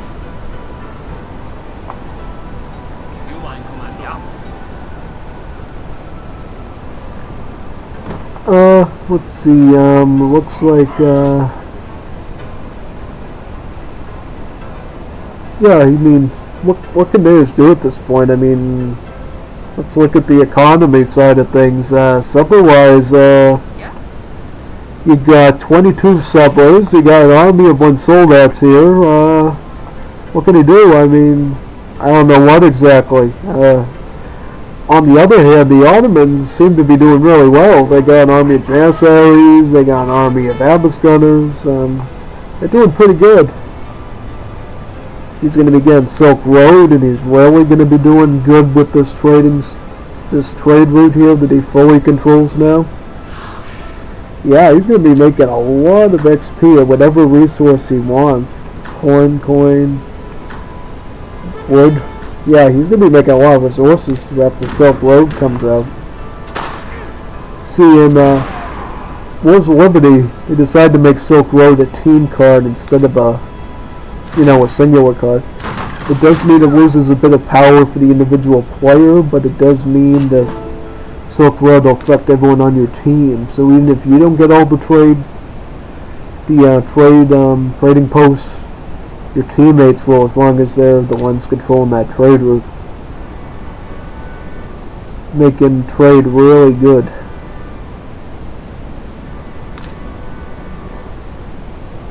He's just going to keep making the Abyss Gunners here, because he does need something to protect his line units. See as they go forward what they do. How about the Dorian? What is Dorian going to do? He's got one soldats. He does have Grenadiers. Good choice. I would make Grenadiers in this case, but I wish you would have made them sooner. Maybe even build a third Rex. Get them out. What are you waiting for? You're just waiting for him to beg on his knees for you to kill him? Like, you need to do something. You need to build some unit. Stable. Ew. That's disgusting. Stable. You're doing with Janissaries. Why are you making Scout? Go line siege unit. Grenadier. Grenadier. Just keep spamming Grenadier. If you have any sort of like combat cards like this one, send this one out and then start adding in, your other unit shipments to back them up.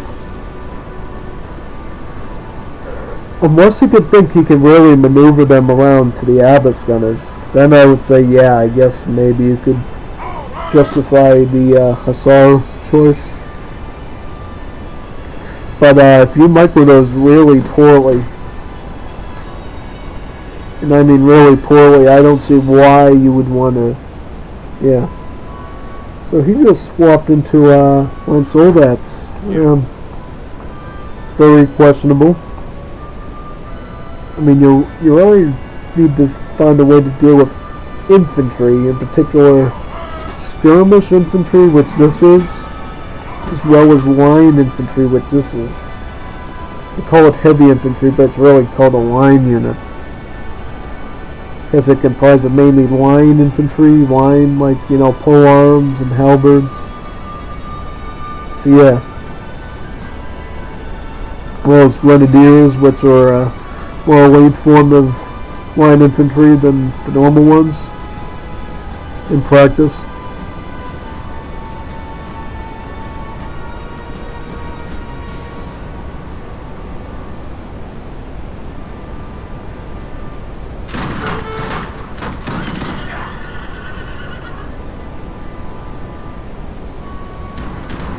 Yeah, interesting. So he's getting chased by these Kevzers, which are going to slice him in half once they get into that melee.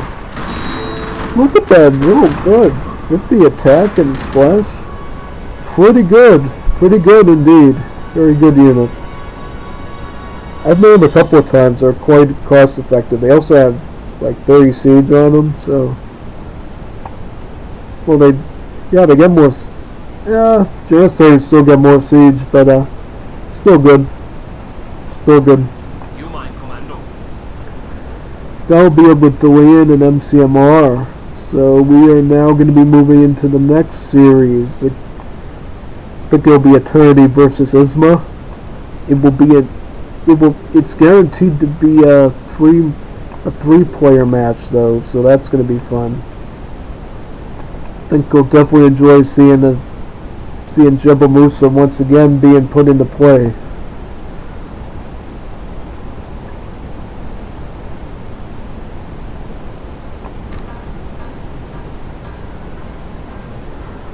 Record the games. Alright, let's start with Eternity and Isma. Yippee, let's go. Let's see what this even matchup can bring. And I don't know how long this one's going to go. It could go for 2 hours. I don't know. Whenever you get an even match, you never know what's going to happen. Because I know Isma and Eternity are both very, very, very, very capable AoE players. Eternity is like 14k in the Definitive Edition ELO ladder, so he's skilled. I mean I can still beat him, but he's definitely a skilled player. But ew, we got Portuguese again. This is cringe. Where's Bolivians? That's a fun civ. That's a cool civ. I wouldn't expect anything less of Eternity than going with a nice civ like Bolivia. They're super weak now, but they're fun to play. Whereas Portuguese, they're super easy to play, but they're boring and dull when everybody uses them just to snatch a quick win. Well, here's the thing, I mean, if you put Portuguese in the hands of a capable player, they could probably pull off a win with them, but if you put them in the hands of an incapable player, yeah, they can seem like the hardest civ in the world because people just don't know how to boom and balance out resources with them.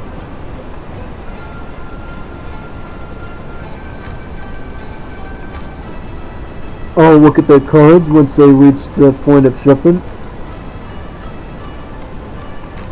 So what sort of deck is below? Oh, here we go. So you got Mother's Day. That's usually the first shipment you send because it always sends you one shipment back. Marianism, direct contribution. Mestazage, that's a good one. Wealth of Potosi, that's a good card. Good Marian shipments.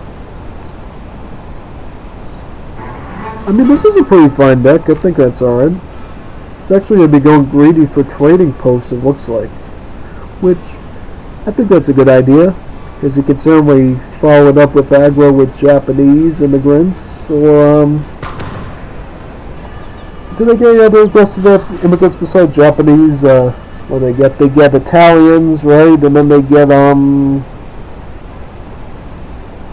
think Croat. Yeah, they get Croats. So, really the only aggressive H2 option would be Japanese.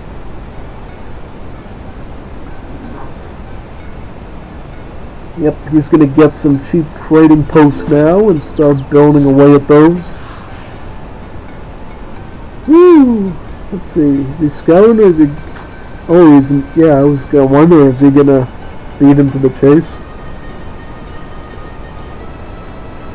Feel like a bit of a waste for him, spending that wood. Well, the thing is Bolivia can't start their mining camp sort of booming until age 2, when the mining camps become available. One more thing to know is that the mining camps are only buildable now near the silver mines, so you can't actually put them here or here or here. You actually have to put them around here. You could put them around here. Around this area, you could put them here. So once you use up those mines, you really can't use mine camps anymore. So keep a little bit of coin banked up in them. Both as sort of a natural barrier to enemy units, and so you can continue to use mine camps to prop up your Pongo numbers. Because as you can see here, Pongos lose hit points over time. They must be some serious drug addicts. Yeah, probably. Too much crack. That's why they're losing HP. So yeah, eventually they go down to like 1 HP, and you can literally use the Primero de Lina of Paraguay to literally just kill like 10 of them, which is super insane. But they get a bonus. There's a big button here, Sarna's at the town center. It lets your Juanita Bonita over here turn your Pongos into yellow soldiers, or the Kayarunas. The Kayarunas are basically a native musketeer or line infantry. I can't recall, do they get extra? I thought they got extra range or something, I don't know. Maybe they relooked the stats. They were similar to a Landwehr in terms old school land more in terms of stats. So he went with Italian immigrants.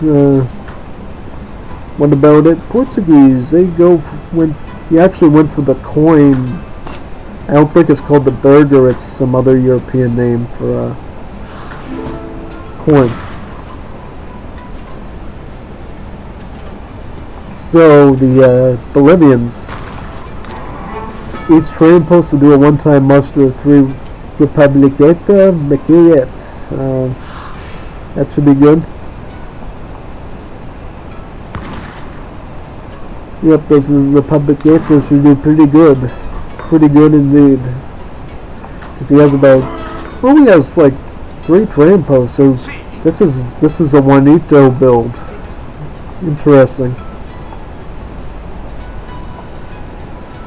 That's a pretty interesting aggro build, actually. And I see he's probably going to skip over using mining caps, maybe, and saunas, and he's just going to go full on aggressive with this build of his. I think the Bolivians are going to win this one based on the timer. This is awesome. I like seeing this. I like seeing Portuguese again denied. Maybe people stop using Portuguese and use something more exciting and fun and interesting to show in the tournament. Yep, just keep sieging the Portuguese. Keep them at home. But he has all his villas over here though, so yeah, he could very well easily take these up north, sweep them over here and just like on pop, pop, pop, pop. Here's the Kirunas. So yeah, they are like an old line run in terms of stats. They got like the 14 range, but the smaller range damage than line infantry. What is this? Yep, that's what you get for using Portuguese, man. It's not gonna let you draw it out and, make this into a debauchery. It's gonna. Yep. Good for you. Good for you taking them out in the first one. Getting yourself that easy win.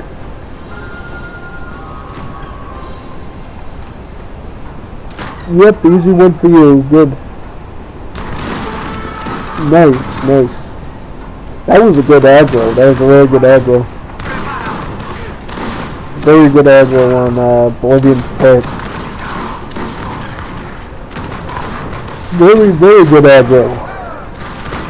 If people did more stuff like this in Portuguese, people would just stop playing Portuguese. Which would probably be a good thing, I'm sick and tired of seeing people do Portuguese on every encounter this week. He's got some Dazas that aided the siege. Really good. So he'll be sending some Francotiradores, which will be good against their line units. Basically a mounted volunteer. So 1.25 against both line units and maneuver units. Nice, perfect. Perfect way to deny the Portuguese.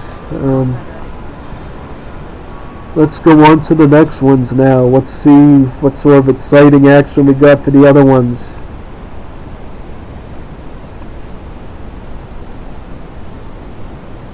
This should be fun and interesting. Let's see here. Let's see. Yep, I'll open this up right now. We can move on to the other two for Eternity versus Isma.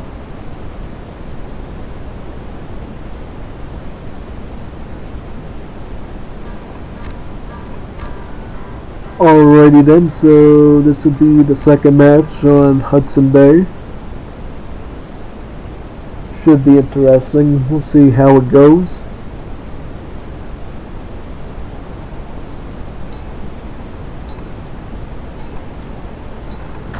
España And Sweden. A lot of Europeans today. A lot of Europeans.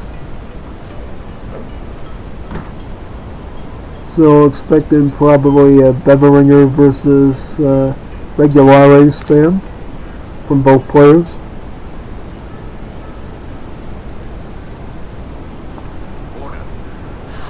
Yep, do we know what the deck looks like already, or do we still need to find that out? Not yet. How about España? Not yet.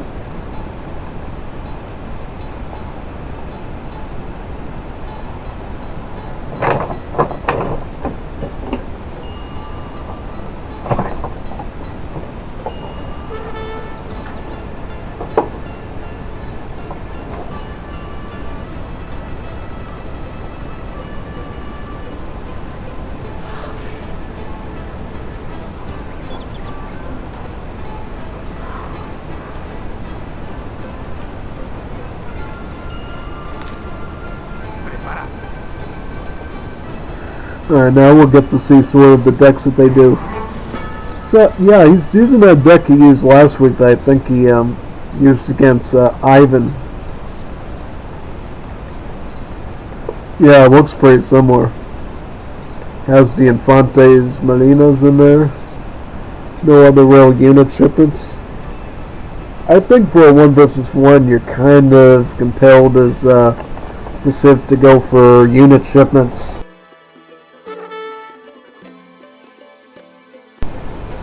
Main reason being is that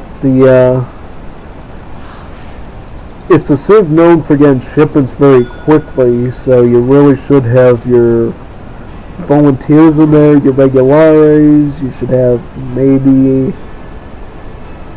yeah, really any unit shipment you can have. The partisans, yep. Really any of the units. Maybe do they got Chapagoys shipping in the... No, they don't. So for Eternity Swedish, we got logging, advanced tour, pretty standard Swedish stuff. I guess the Nobel Prize could be pretty useful. Yeah, I don't know about Nobel Prize if I would ever spend a shipping to get more XP.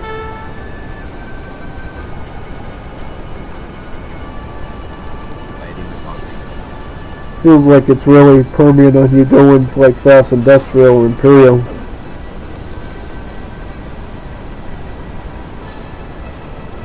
Okay, so he's going to be going for the Statesman. I think the Statesman provides coin maybe? Not too sure.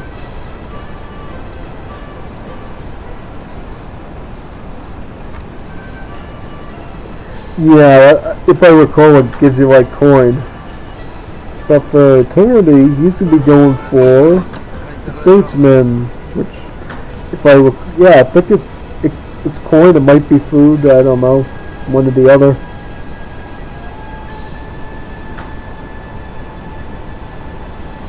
We'll see as soon as the age up is complete what it delivers to their town center.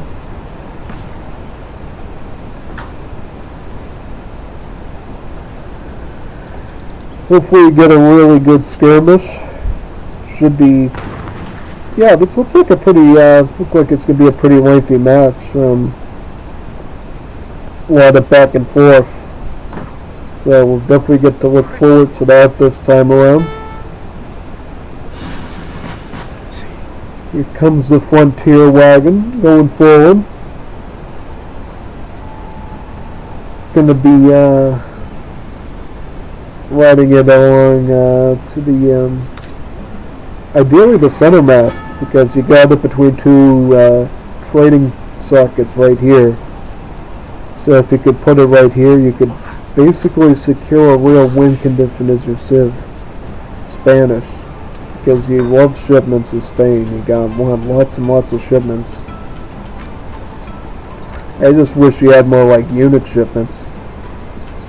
That would benefit him a lot if he had unit shipments.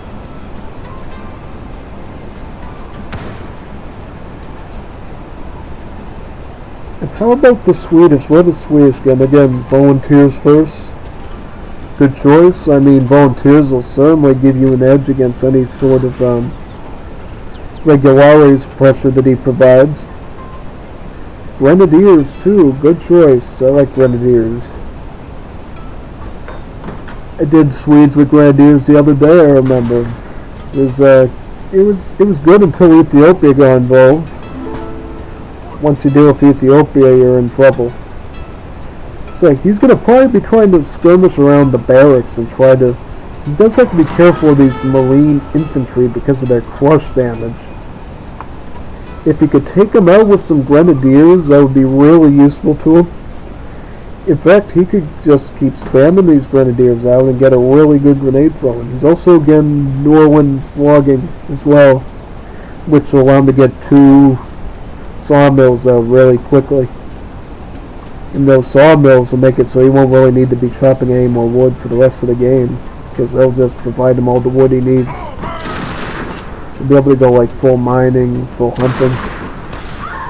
Ouch.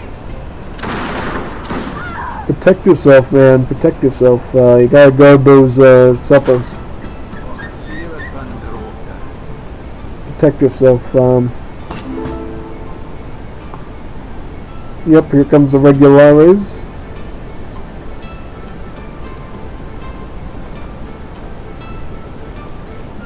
Okay, let's see here. Nice. Oh, good. Nice. It was certainly a good grenade throw because I do see he got quite a bit of splash into him. Whenever you work with grenadiers, you need to keep in mind that their grenade throw is now charged, but at the same time it has no malices. And in fact, from what I checked recently, it seems like all the grenadiers, grenadiers do deal a bit of anti-infantry damage in their grenade throws, so pretty interesting. I wonder if bombardiers get that too. Get a bit of a multiplier on them. It would be interesting to see.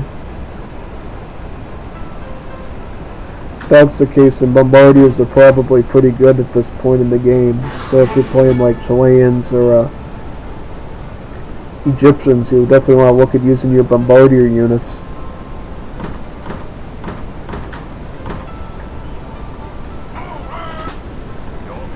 Some Beveringers. Yeah, it looks like they got a bit of a better uniform now than they used to have. They used to have like the blue one, now they're a bit different.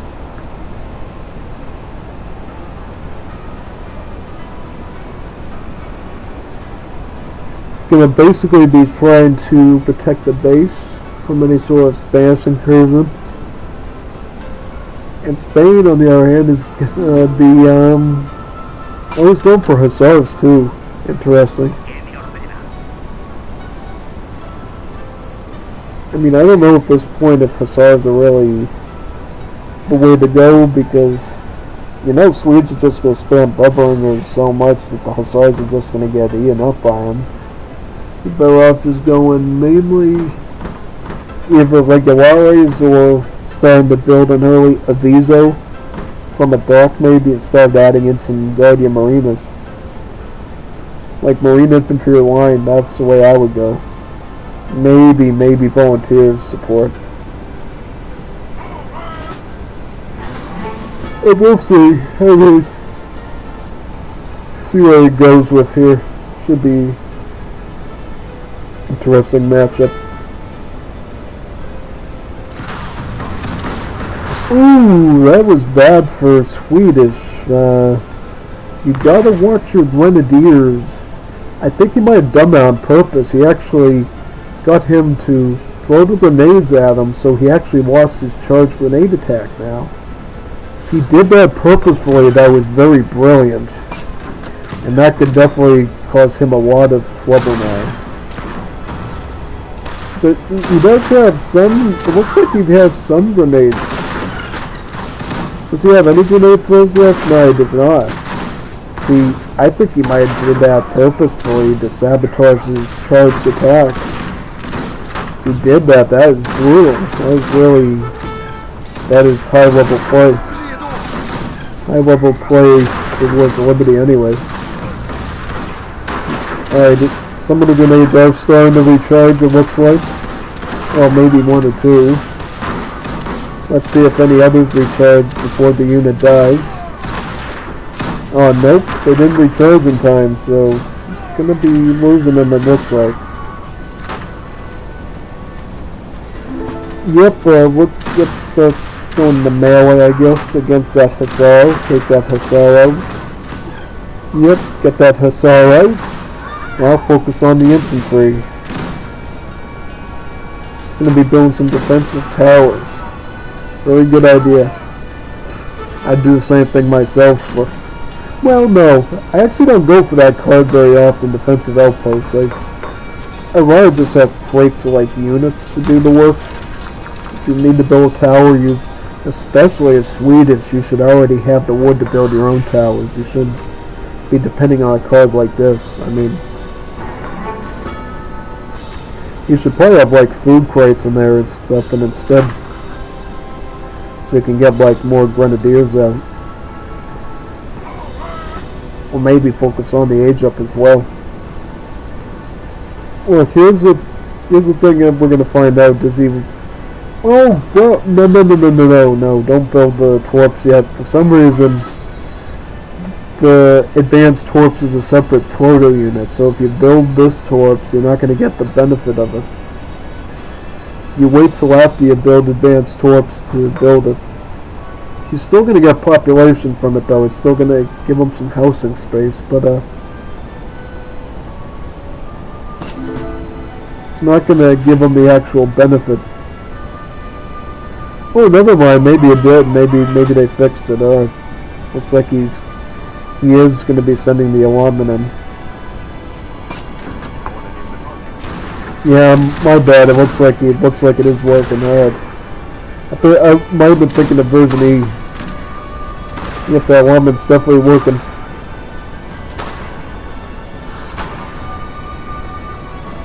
Here comes his allotment of Beveringers going forward. Here comes the allotment. Okay, he's gonna retreat. Guess that's a good idea. How about Isma's economy? How's his economy doing? Building more barracks? I don't know, I would have built some volunteers instead myself. Yeah, military edge before I start worrying about production.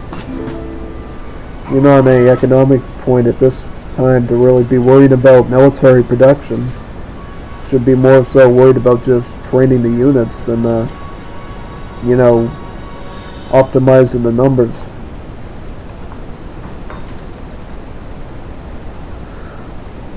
So volunteers and Beveringers. It's going to keep them at bay for a while. It's going to keep them from really pushing in. Yep, he's going to be sort of congregating around on the outside of the wall right now, looking for. Well, he's not going to be able to get back in though. That's the thing. Oh, is he going to try? Yeah, he says, yeah, I'm not getting in there. Oh, he's going for Cree, so we might see some natives. Some Cree natives being mixed in with these Beveringers. Oh, economically, it looks like the Swedish are doing better. Yeah, that's the thing you gotta understand is that, occasionally Liga people have accidentally sent in like a third match. As one of the old ones, like the Mendocino match, so just because it says 3 matches doesn't mean that they'll go to Jebel Musa. It's very possible that it could just be 2 matches. Not to have your hopes up, I think it will. I have a feeling Spain can pull this off. I mean, they got the late game advance, so as long as Swedish doesn't wipe them out in the early game, Spanish does have the ball in their court, they will be able to take it to the next map. Oh, he's going to be sending some renovations technologies from his sawmill to get himself some more building hit points. Farming, so he's going to go for farming. As Swedish, I don't see a problem with that. Oh, look at all the farming. I mean, I guess you may as well just skip the structures in place now if you're Swedes. But so at the same time, he needs to get some, he needs to get his defenses up here. He can't let his defenses go up too, be off for too long. We'll be making some free trackers and train some Beveringers too. If he does lose that barracks, he could go and make an allotment using the Torp. Torp would definitely be useful for that. Yep, these Krees are pretty incredible units. They got like a lower attack than most skirmish units, but they got 300 hit points without even any upgrades.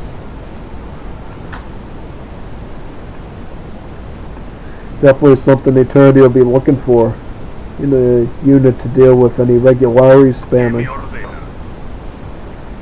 And how are they both doing res-wise? It seems like res-wise they're both doing pretty good economically.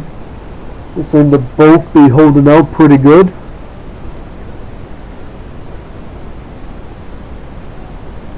Alrighty then, it looks like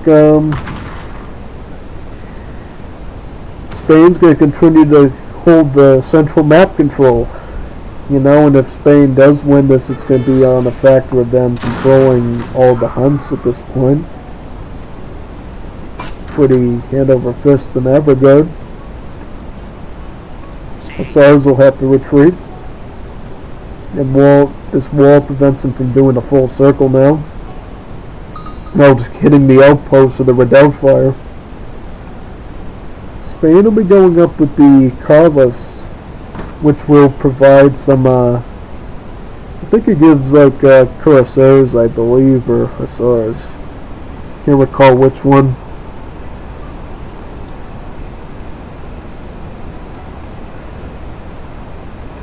Whereas the gunsmith for the Swedes, so they'll begin some skirmishers, some skirmish units. Some more free towers for the Swedes.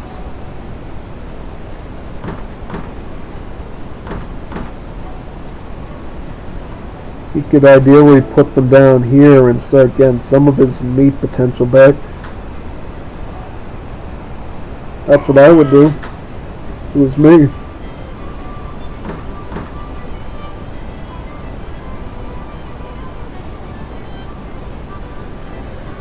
Yep, those are supposed to be going up right now. He built the maypole, so maybe he's going to be going for some XP gathering too with some of the settlers.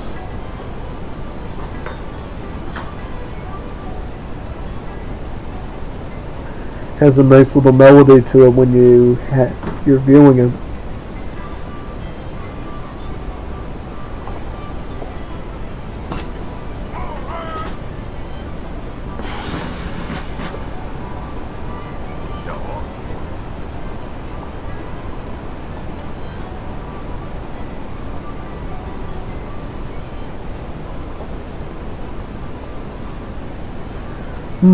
Alright, so he's going to be trying a bit of a push on to the first section of his forward base now, it looks like. Why is he doing little loop-de-loops? Why didn't you go right for the barracks right now and just... I wouldn't do that, because then I'd give him a better shot of taking shots at me. I'd do it from the back here, so I can, you know, retreat and pull back if he's coming at me. Now you're just taking, you know, redoubt shots for no reason. Yeah, that I wouldn't have handled the siege like that. I would have just went right into the center here and just, you know, started burning. At least get the barracks out. Then if you come back for the redoubt, and then he's at least not as comfortable in the center anymore. he would have to fall back to here with his foundry stable and racks over here. Oh, he's got a Dwanros. Interesting. Dwanros are really nasty raiding units. 3x against villagers. They also trickle coin to pay back for themselves as well.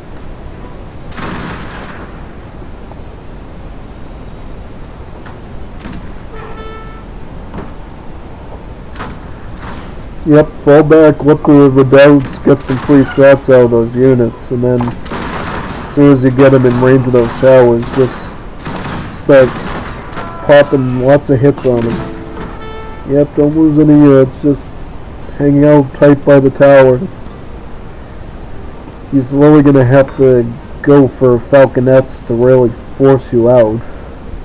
And the Swedes, how's he doing economically? So, in terms of economics, he is getting more renovations, so his HP on the redoubts is going to be even higher now.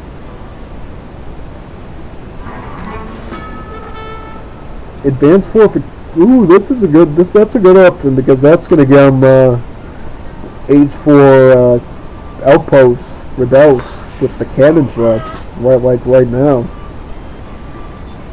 He is going to be really good defensively. And how about build limit? Does he have all the... He can build one more redoubt somewhere, so he can build one right around maybe here. Then he's basically got like an impenetrable fort at this point. Yep, so this is a good one. This gives skirmishers more range, so he's going to be able to turtle pretty well here in the safety of his base. And also, if he sends his fort, I believe that the advanced fortifications will also have all the fort technologies research as well for him right off the bat. So, yeah, he's going to be in... Oh, he denied him the walling, so he's going to have to wall that up later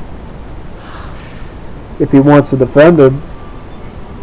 Because I certainly don't want a bunch of hussars coming to my base and start sieging him, you know? Yeah, but yeah, he's going to have to, you know, get some settlers back here and wall this off. And hopefully the trees don't mess up the walling too much. Yeah, get back, go over here. Go over here.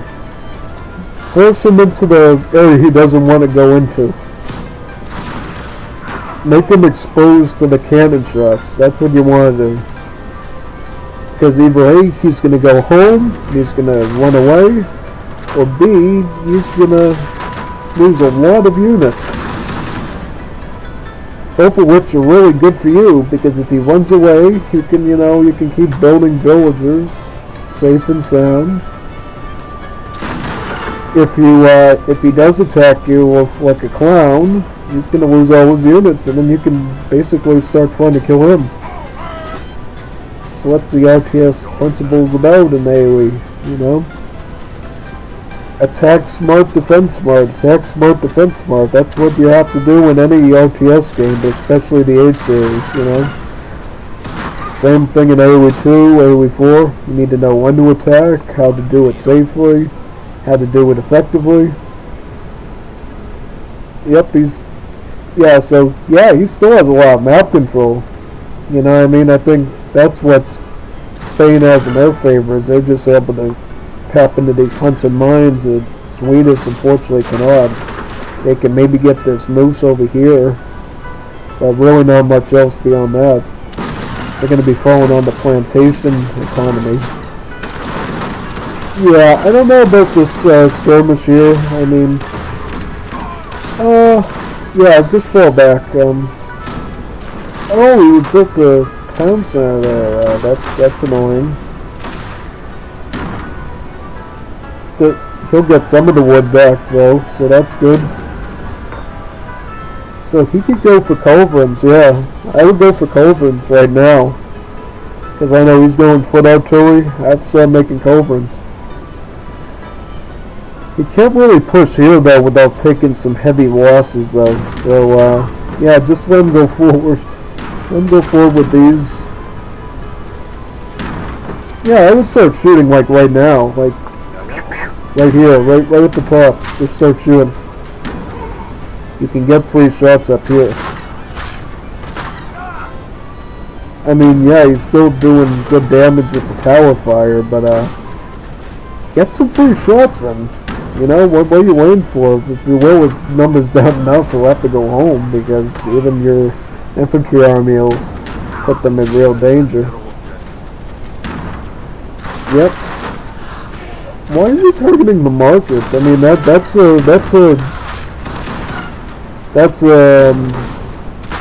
flip on his part is, yeah, let's shoot the market. What's the market gonna do? I mean, he literally gave his outpost enough time to actually kill a foot artillery. And here comes the culverins, right? Here comes the culverins. He's gonna at least be able to shoot one of these down. Probably gonna get to shoot the other down too. Or at least he's gonna get some damage in before this one gets taken out. Yep. Is he gonna get the shot? Oh no. But it's such low HP that all he has to do is blunder with his falconet positioning, and he could basically one-shot this thing down like right now and lose his whole offensive. Shoot them with the skirmishers, you know, just, yeah, good, exactly, just shoot them with the skirmishers. Loses his artillery, loses his whole push potential right now, and he really has to go back home if he doesn't. What I don't understand is, why are you training a Dwan Rose into the main army? He should be making skirmishers, or he should be making regulares, or infante de marina. Should not be making a Dwan Rose. The Dwan Rose are raiding units. You do not make that the bulk of your army. You have no statistical advantage in any fight against regular units. And they're dying so quick they're not even paying back for themselves. He just opened himself up to an attack on his base. And if he's gonna probably lose some buildings in the process too. I can most certainly guarantee he's gonna lose some buildings now because of that blunder. Yeah, he's gonna get pushed back out of his forward base, it looks like, at least partially. He's probably gonna be able to preserve the foundry and these racks up here, but he's gonna be pushed back to this back area here until the foot artillery can take back control. And in the meantime, Eternity's just gonna get a lot of XP.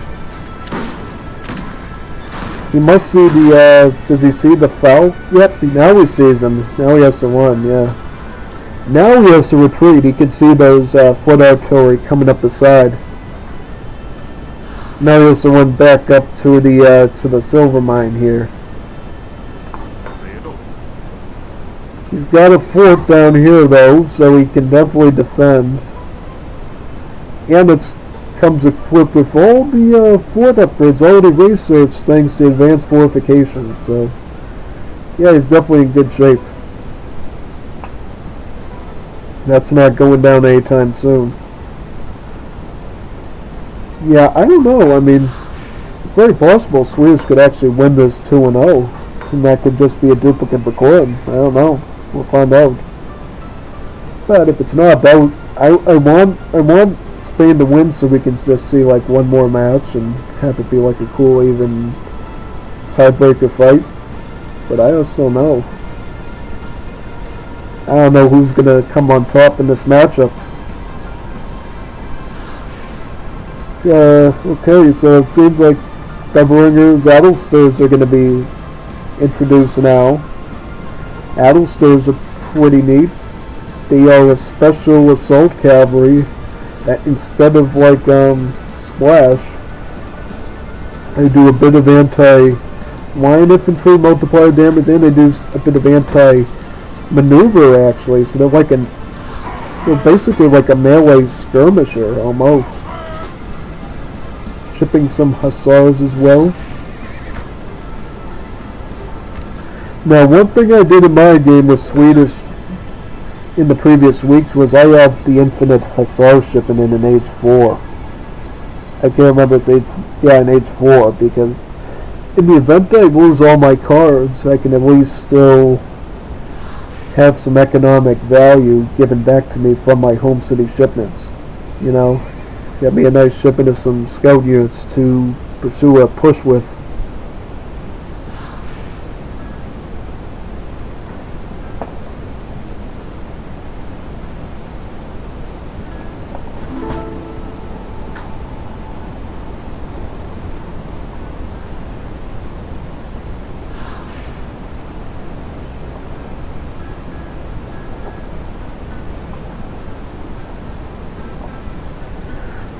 One trade dominance, that's a pretty good tech.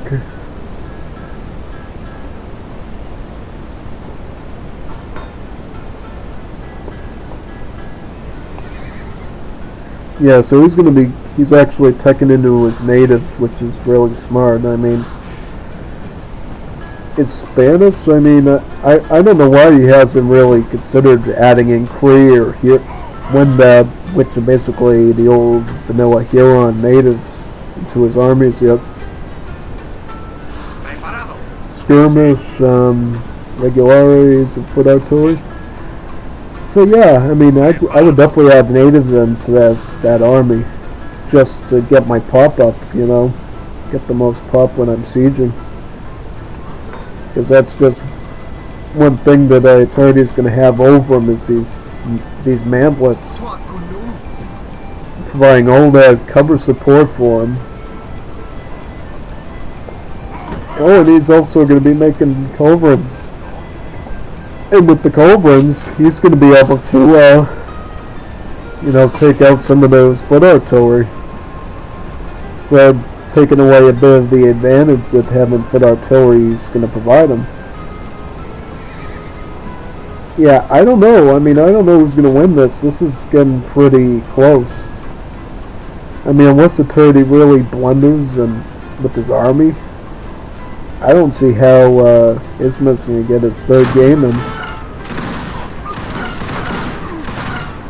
But you never know. I mean, these both are very capable players, so he could blunder with his infantry and let them just get obliterated by the foot artillery, though. But, yeah, he's going to have to be smart. He's going to have to place his culverin shots really carefully. He's going to have to, you know, I mean, if he's got him in this position, it's going to be pretty hard because he's able to keep his formation ahead of the foot artillery. But at the same time, it gives him more of a chance of his skirmer, his infantry, to shoot these for free without taking any cannon shots. So there's a bit of a balance that he's going to have to finagle sort of to ensure he gets the most optimal protection. But that wasn't smart, though. I mean, he just let himself get some free shots out of his culverins. That was kind of a questionable move. I mean, he can use the mantlets to cover himself for now, long enough for the culverins to come up on the... Ooh, Hussars and Elsters. That'll definitely stir up a few pots. Corsairs coming in for the Spanish. Just so you know, Corsairs are now a Spanish unit. And in fact, the Batador is still part of the roster, but it's been changed to be based on the Demi-Lancer, so it has the same textures and iconography of the Demi-Lancer. So yeah, so they did a bit of a swap. This means that Spain can really expand Corsairs now, which is pretty cool. Pretty cool for the cavalry combat cards to take advantage of.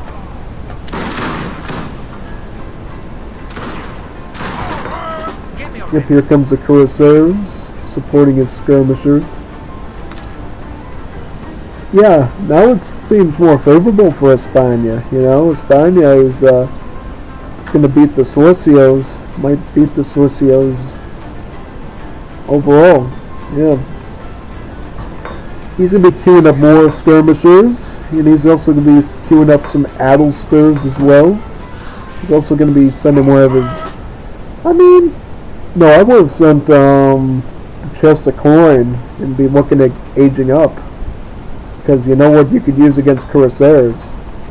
The Nordenfelt guns, those lovely Swedish Gatling guns that deal anti-cavalry, anti-shock damage. That's what he could really use about now to defend himself with. So yeah.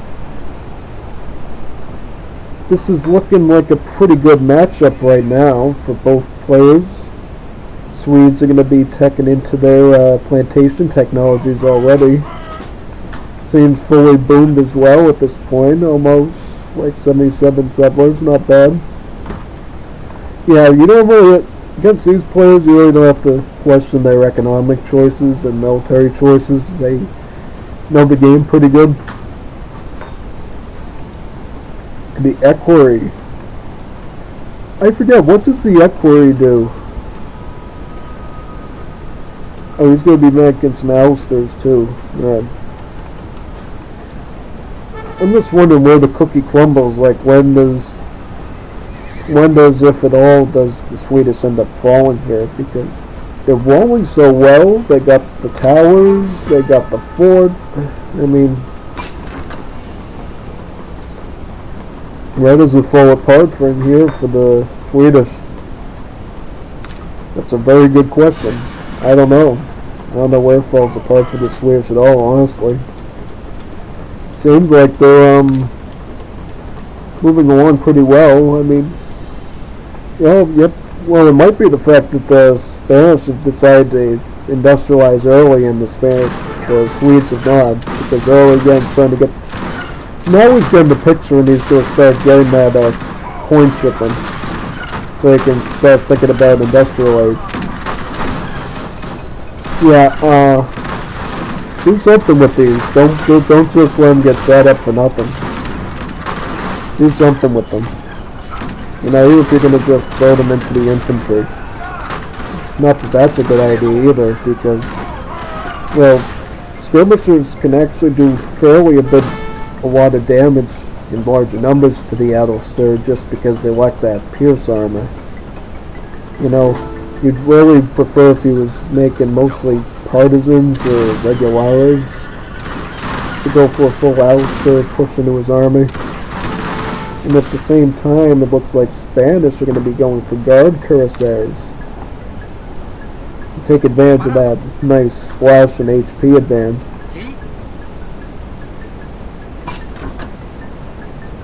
Yep, he's going to get the coin improvement for the factory trickles.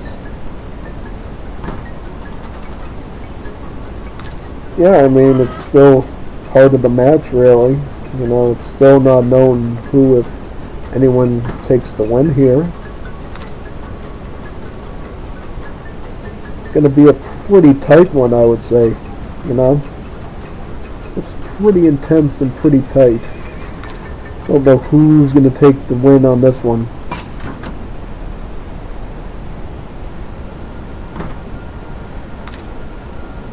Yes, Espana's going to be pushing in slowly but surely with this 1-foot artillery in tow. Guard regulares, guard cuirassiers, guard skirmishers, and here comes the new Battadore. Same as before in that it boosts the movement speed of nearby units, but now it has the statistics of a demi-lancer, so it's anti-infantry. Yeah, it's literally like an escolta basically, but it deals damage to all infantry instead of the heavy infantry. Or if you want to think of it that way, the same as like the actual Lancer cavalry from the Defensive Edition in Spanish. So what shipments have they got? So they're going for factory number 2. How about Swedish? What does Swedish got? They got the Colonel. What's the Colonel going to provide? Ooh, that lovely bug. Such a funny bug. It makes the town centers makes the first town center disappear from the view, but it's still there. Like, all you would have to do is hotkey and you would be able to select it. Just can't select it from the mouse anymore. So he's going to be defending behind this wall with some culverins. I mean, he only has to worry about 1-foot artillery for now, so I guess it's really just a matter of making sure he doesn't take out the towers too quickly and he can really get all those cannon shots in on his units. Oh, nice. Yeah, that's a good defense from Eternity. Really making him come at those walls. And as he's coming at those walls,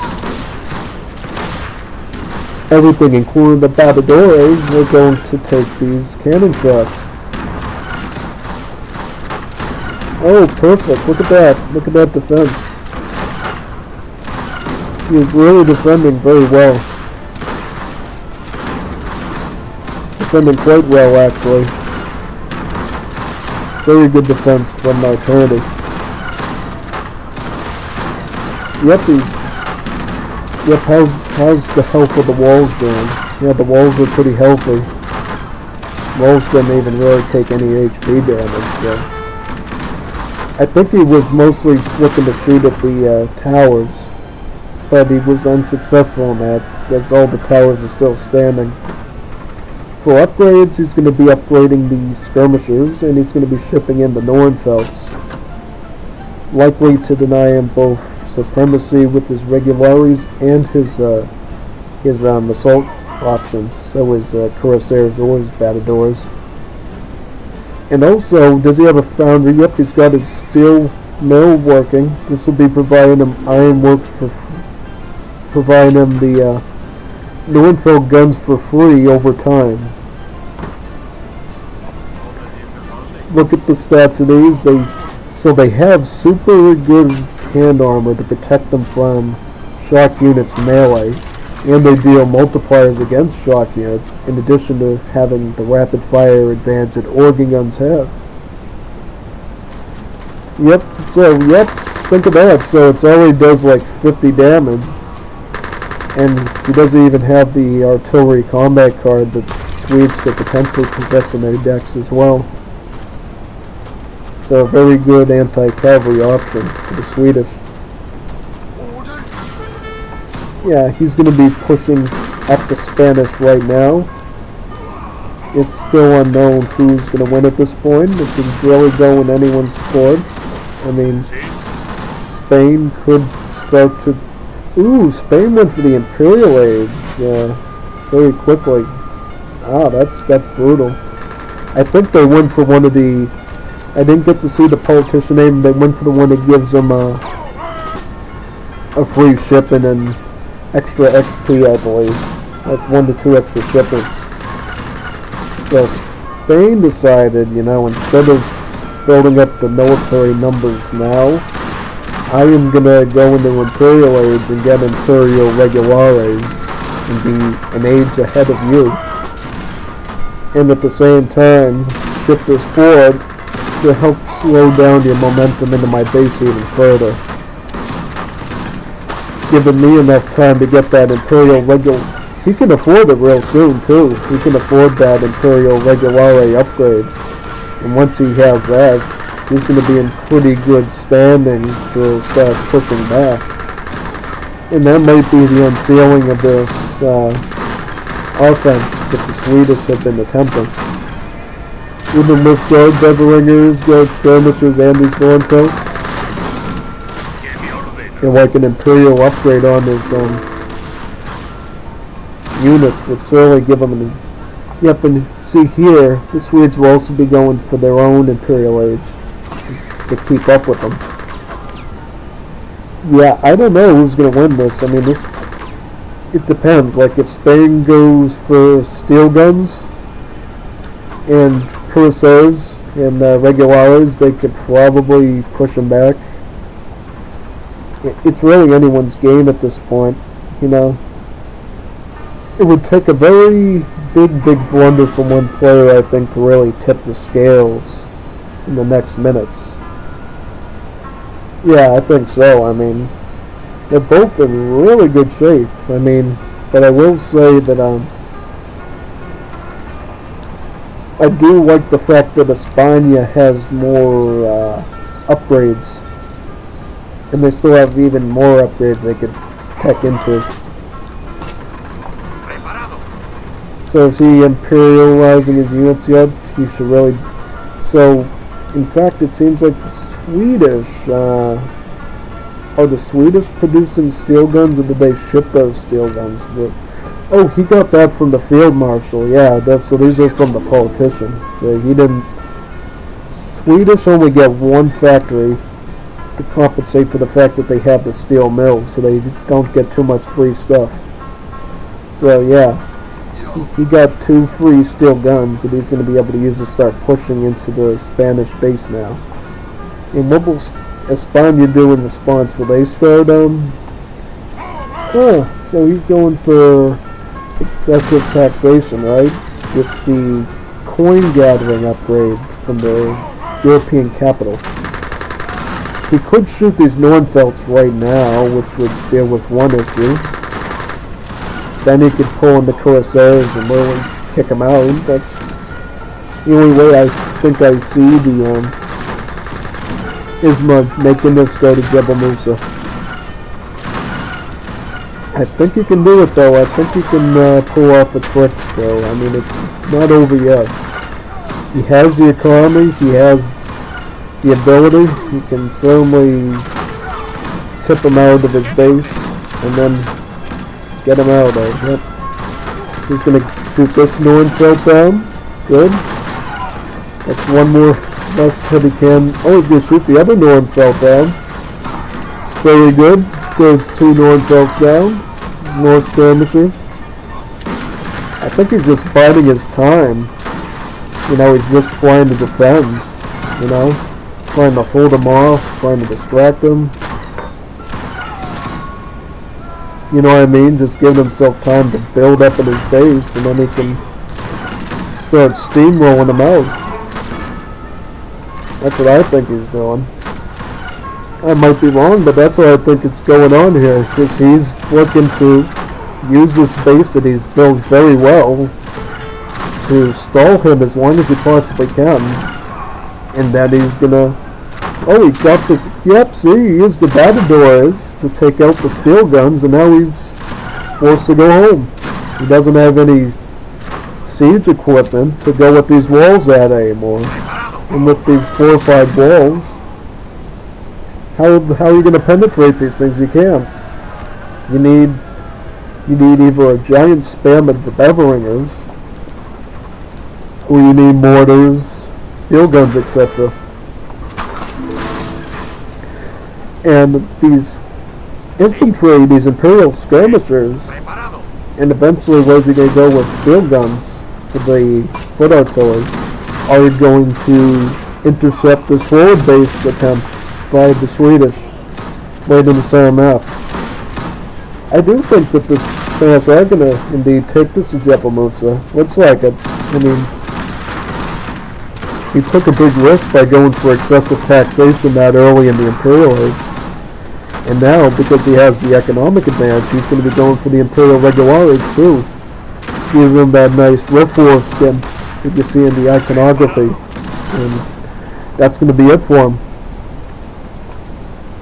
Yeah, see, he hasn't even really upgraded his Adelsters yet. The only things he's really upgraded to Imperial was his Beveringers. He hasn't upgraded his skirmishers yet. He is down in techs, and that could really hurt him right now. He's down in the technologies he probably desperately needs right now, and he hasn't even sent his factory yet. Oh, he's going to try to catch up by using the cheaper unit upgrades team card. This was originally this is a card that the Japanese get in vanilla, and they still possess in the mod, but the Swedish get it here as well. And basically what that's going to do is he's going to try to catch up in tech for his skirms, ideally, and maybe even his Nornfelds and some of his other units.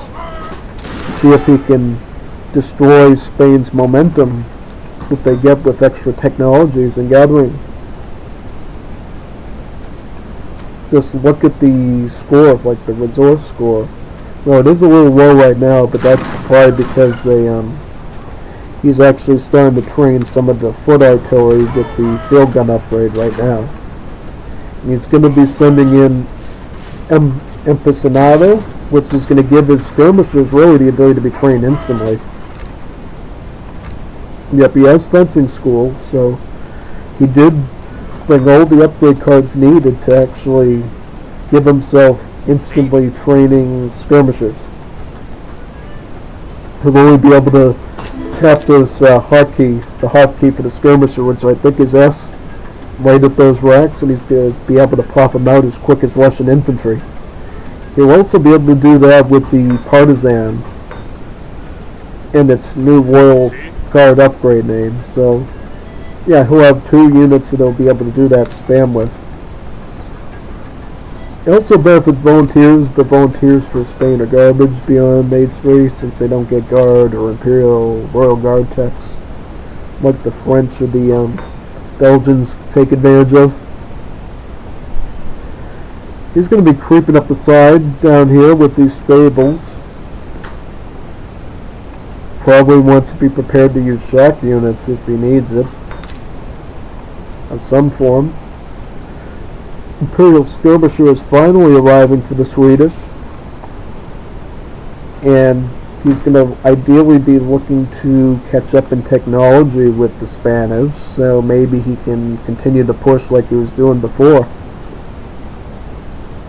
and maybe then he'll secure his 2-0 win if he wants to. If not, he's going to have to duke it out for a tiebreaker, in which case Isma is going to indeed get a point in his score for this encounter. See, I don't know why he hasn't even gotten the Guard upgrade on the Adelsters yet if you plan on using that assault option for his line units. You should at least have him at Guard level, and you should have... He doesn't even have the, the sword technology that gives improved multipliers to the Adelsters, That's a really shame for his military prowess in this skirmish. It's really going to pay the price for that, I think. He's focusing on too much on the infantry aspect. He's not focusing enough on the artillery. Yeah, he hasn't upgraded these yet, so he's just relying on the super... Nope, hasn't even sent the special extra range and line sight skirmisher tech yet. He's going to have to retreat back into the base and hope that these towers and these forts will keep him alive long enough to... Beveringers. I wouldn't be making Beveringers right now. I'd be making skirmishers.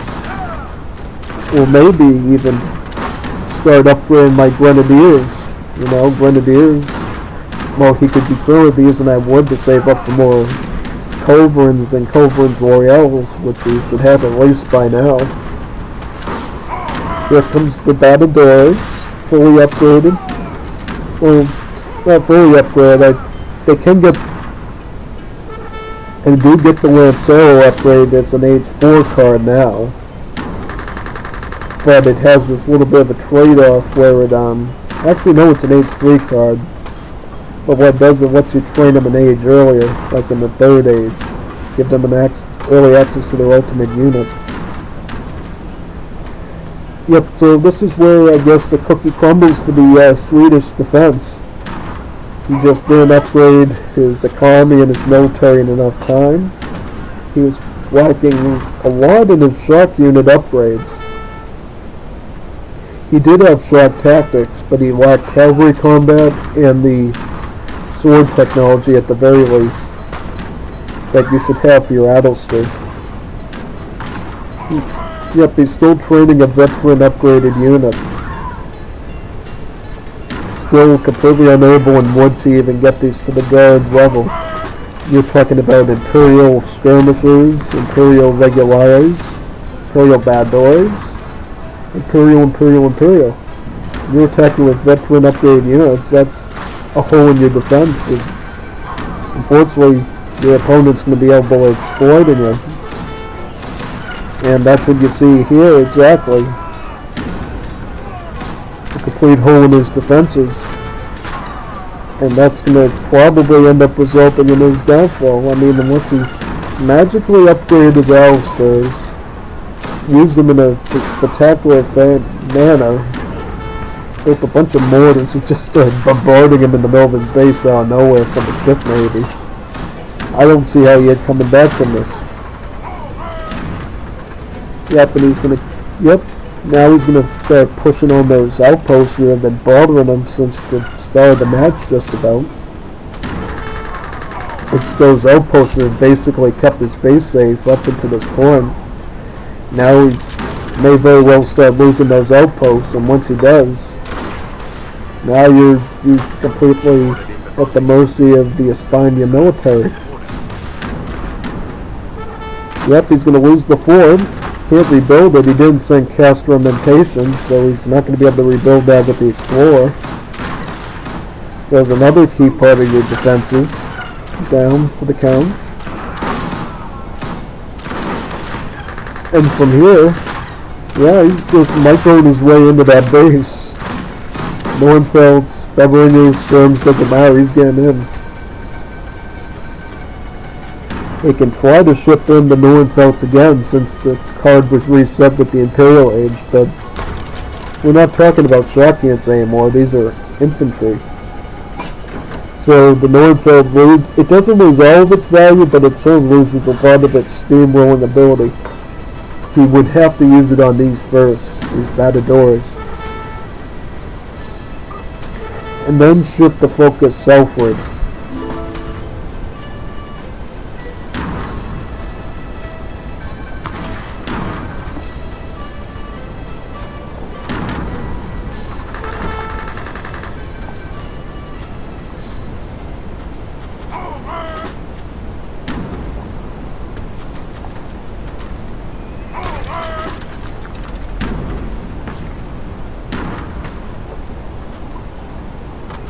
Yeah, he's gonna, yep, good luck. Yeah, I mean, I wonder if you could even really kill one of those, I mean, these are technically a guard upgraded since it's an H4 ultimate unit, but, you'll probably get to kill, I don't know, maybe one or two of these. Yeah, I killed one of them. Nah. Way too low in stat. No artillery combat card either active on him. Yeah, I think he's going to have a Custer's Last Stand right around his mills here, and then he's going to call it quits, probably. That's what I would anticipate.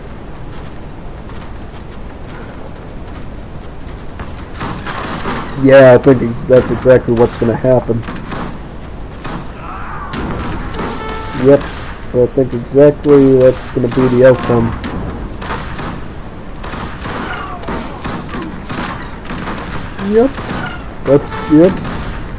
That's exactly how I think the cookie's gonna go down.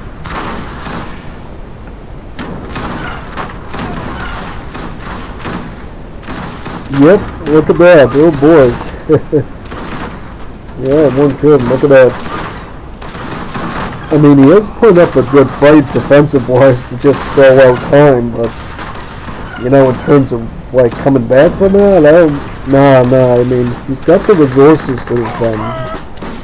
And, you know, yeah, he lost his coin income, so yeah, eventually he start to slowly wither away and turn to nothing, but,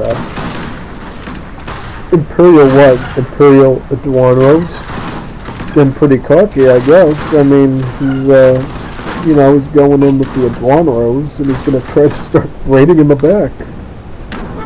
Where's the Eduardos? Are they coming forward yet, or is he gonna make Eduardos before the time clicks out? We'll see. See if the Eduardos get put onto the field. Let's see if they do get put onto the field. Yeah, I don't think he's gonna make any Eduardos before the time is done. I don't think so. He upgraded the unit that he doesn't even intend on finishing out with, it looks like. Yeah, he's gonna be, yep, he's pushing him right now. And he's gonna, yep, GG to that. GG, eternity. You still have a chance of redemption of winning 2 games. You'll have to do it on Jebel Musa. You can beat him on Jebel Musa, you can win 2-1. Still lose, still give Isma a point, but, yep, you'll definitely be behind. Oh yeah, I mean, pretty even firefight, I would say. I mean, Imperial field gun, so he's sending in the heavy artillery, it looks like. Where's the heavy artillery coming in? When do the big guns come out? Yeah, looks like, yeah, he totally still has a custom roster. He's gonna be one hell of a coin real soon, then he's gonna probably drop once he loses the coin. Why is he paying for his Explorer? Is he really thinking of building a town center? Rebuilding? Maybe. Never know. What's this cannon? So is this... Oh, those are from the outposts. Yeah, I thought you had like a culverin still wrapped in... Dragoons? Is he going for actual Dragoons against his comp? Is that how much he's going to troll his opponent? And now he's getting the factory? That could have been a lot more useful earlier in the match, you know? Seriously, he could have not only had a coin trickle that he could have depended on, but he could have actually gone some steel gunzo and actually, you know, rammed into his base with them. Instead, he relied on just a couple of ones from the politician. Yeah, veteran grenadiers, yay! That's great, that's great. Should have made those a lot sooner, you know? I don't think they would have been great against the skirmishers, but at least they would have, you know, had an advantage against the regulares. Maybe with enough grenade throws, he could have kept them from pushing forward like that. Oh yeah, I mean, literally. So yeah, it's not the end yet. We got one more Eternity matchup, and then we'll move on to the other encounters next.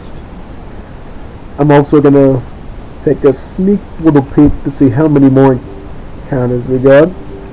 I know we definitely got at least one more that goes to Jebel Musa beyond this one, and then I think we got a couple of 2-match ones as well to go through as well. So, you know, let's see if we can break our record for the longest Wars of Liberty Liga stream.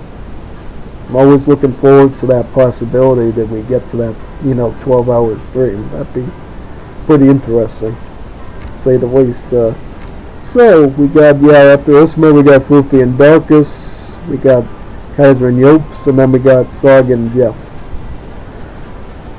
So, yeah, so, yeah, we got quite a bit to look forward to even after Jebel Musa match right here.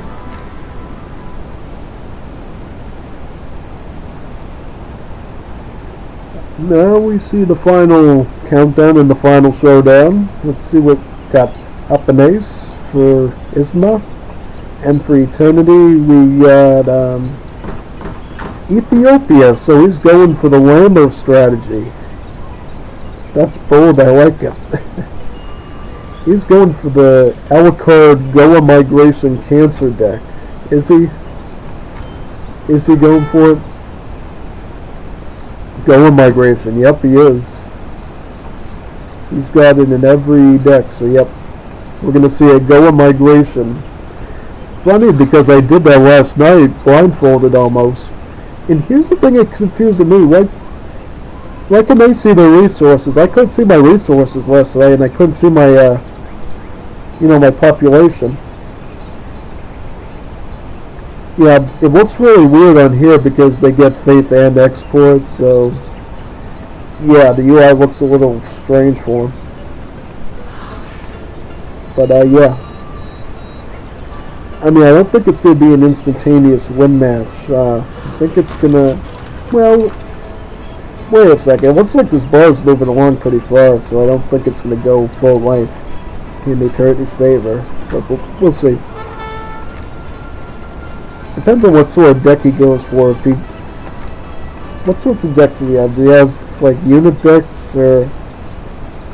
Yeah, I mean if he goes for this one, I think it'll be pretty fine. Yeah, we'll see though. Definitely see what happens. Should be a pretty interesting matchup to say the least. Yep.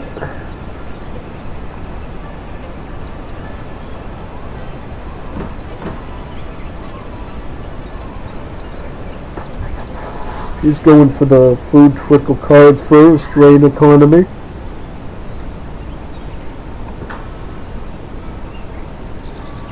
Gonna start out with the blue library tech for some building HP and unlocking towers eventually. Also, they give more population space to apartments, so they're constructed as well.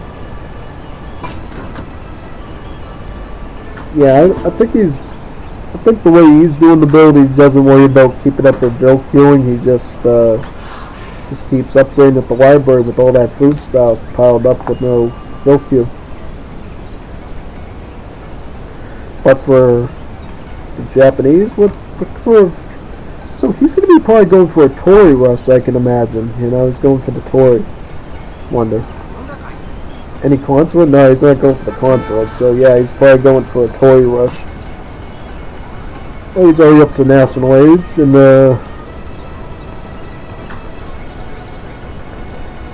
nice.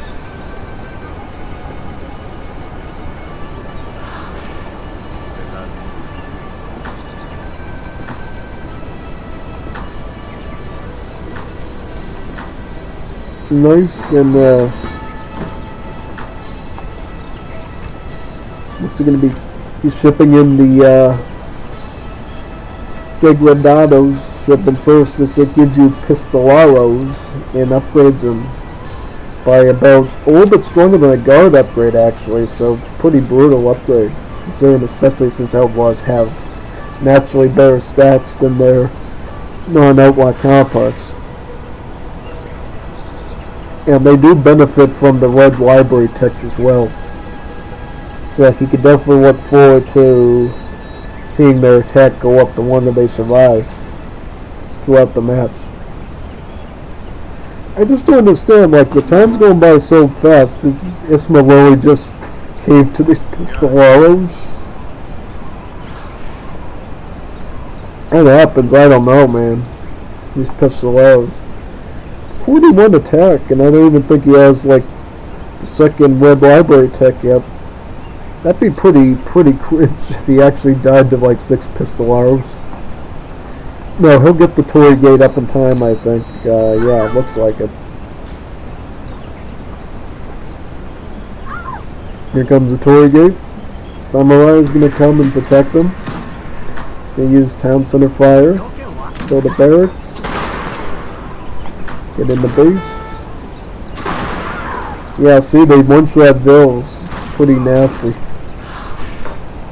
But, yeah. Oh, brutal. He's gonna be sieging them with this. Oh my god, look at this. He's literally decimating them with these things. Ugh. Wait a minute, this is sort of on him though for targeting the Explorer. You should be targeting the Pistoleros. He'll be shipping in Kies. Shiguma. Why are you making Shiguma for?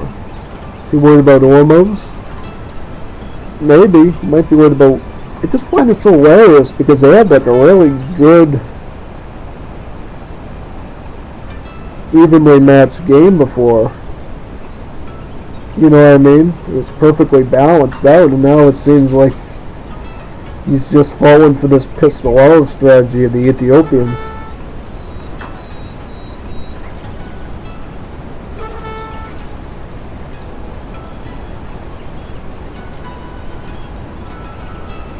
Oh yeah, he's just falling for this Pistolero strategy like nothing.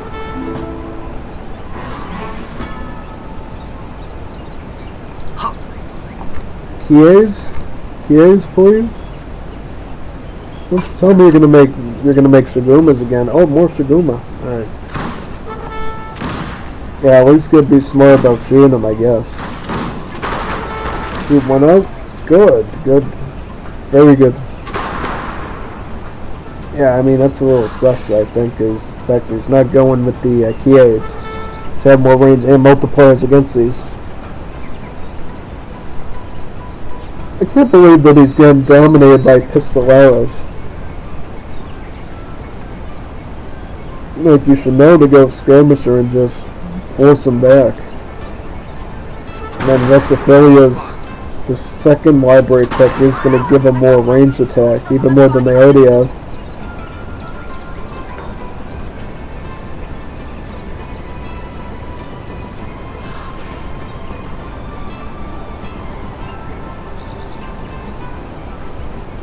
Yep, and he has a sizable army of Shagumas here. He's gonna... I don't get it. Why does this one resign?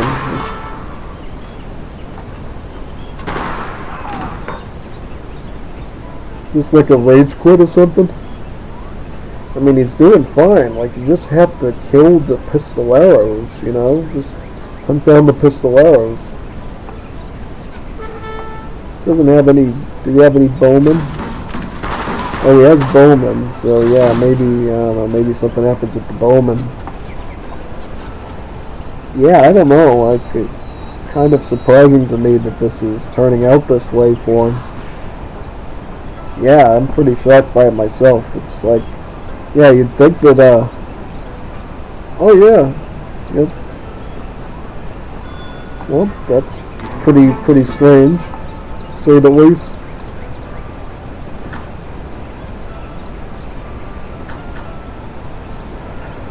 Ooh. Okay, so yeah, he's going to retreat back into his base and hopefully be on the lookout for pistoleros. Tony's just going to be spamming bowmen, and more bowmen, right? Why is he not going for Kies yet? Like, you could really use some skirmish units to deal with these skirmish units. Oh yeah, these archers, he could really be using some, help here but killing these archers. That's for sure. That's absolutely for sure.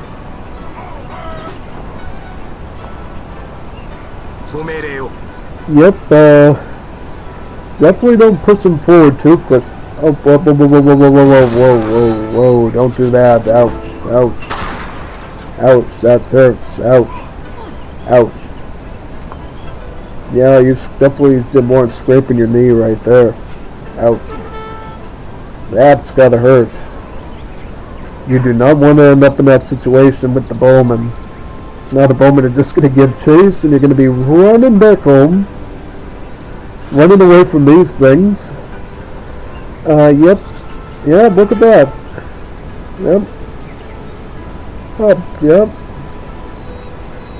And just so you know, the bowman was like balanced to have the same stats as a Seminole Shark-Tooth Bowman back in the day, because they used to have really godly stats, then they got nerfed to like Asian Dynasty's best Euro stats, which is horrifying, and then now they're similar to the Shark-Tooth Bowman, so they actually do a fair amount of range damage.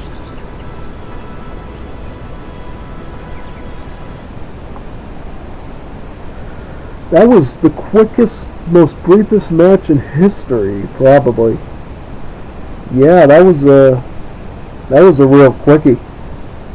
You know, I didn't expect it to be that quick. Way too quick. So yeah, now we're gonna be doing moving into the next encounter between Kaiser and Yopes. It's about 2 matches this time, and then we're gonna see a 3-match encounter, and then another 2-match encounter. So three more encounters to go.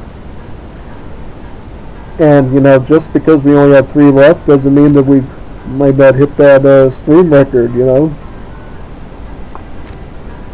Oh wait a minute, never mind. So I guess we saved the longer one for last. So let's see how this one goes. This one could go either way. I mean, Darkus has been training quite a bit, and I mean, Fufi isn't pro level, so. Commando? Belgians and Australians. Belgians and Australians. Boomerangs and Rangers or volunteers. Interesting. It's good to see an Anglophone finally being used.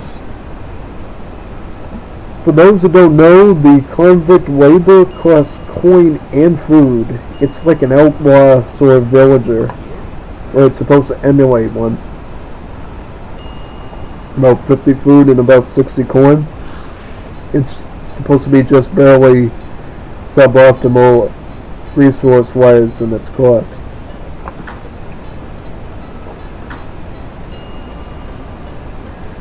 and also you gotta keep in mind with aging up as the Australians, half their age one age up is food and the other half is coin. So it's about 400 food and 400 coins. So you have to make sure relatively around the time of your first shipment that you're thinking about mining some coin, or else you might actually be delayed in your age up time.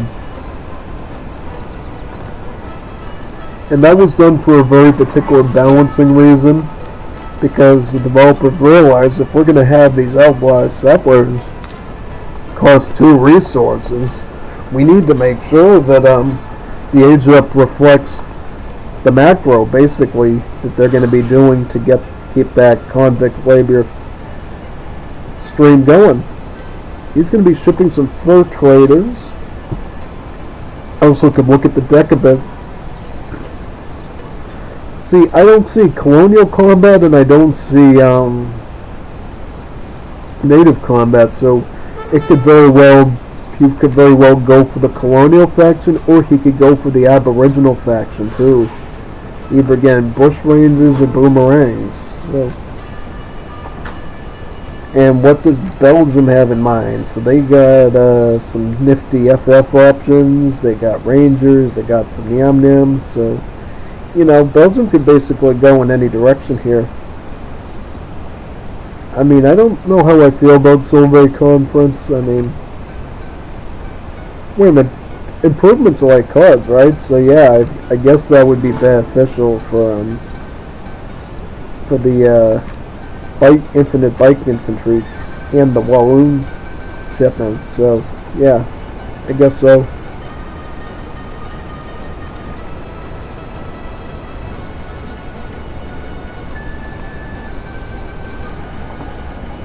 These dogs are going to be looking to get this supper freed up and add an extra villager onto his stack. Yeah, so these ones are pretty quick.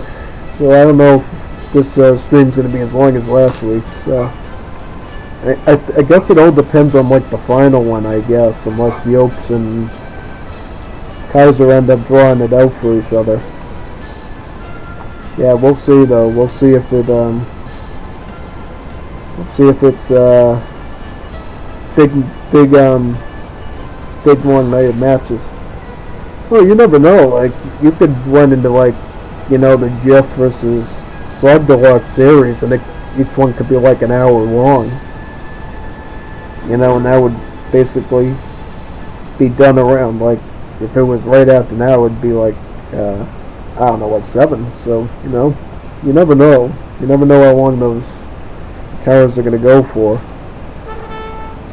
As long as it's good gameplay and, you know, everybody has fun with them.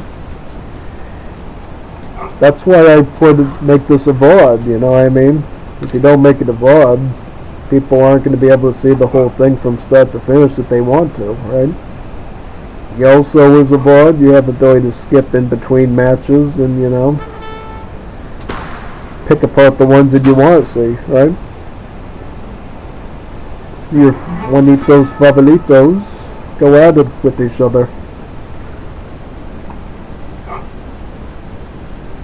Yep, and okay, so where's he going with? He's going with King Merriman, so he's going for boomerangs. Cool. And what's Belgium going for? The Statesman. What does the Statesman do exactly? I can't remember. What does the Statesman do? Does it give like a XP or something? Faith? I don't know. What does... Maybe settlers or something? I don't know. Yeah, this was a bit... This is... oh, he got coin... Oh, it's like the... quartermaster. No, the governor general, right? Yeah, so he basically delivered his...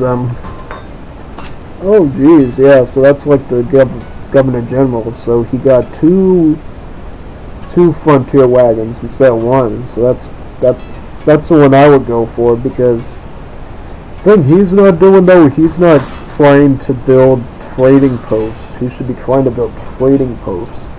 Spamming trading posts. Right, and then start shipping in some of these rangers and, you know, stuff like that. Belgium is the king of trading posts. But he's going for all towers, like trying to enclose them in. It's not the worst idea, but it's not the best idea. It's not the golden ticket.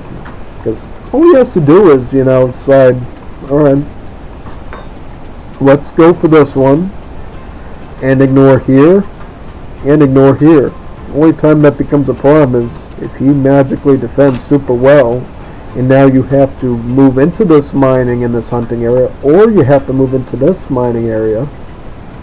Then that sort of map control could be a threat. But if he goes straight for the hard, here, there's nothing you can do to really defend against that, right?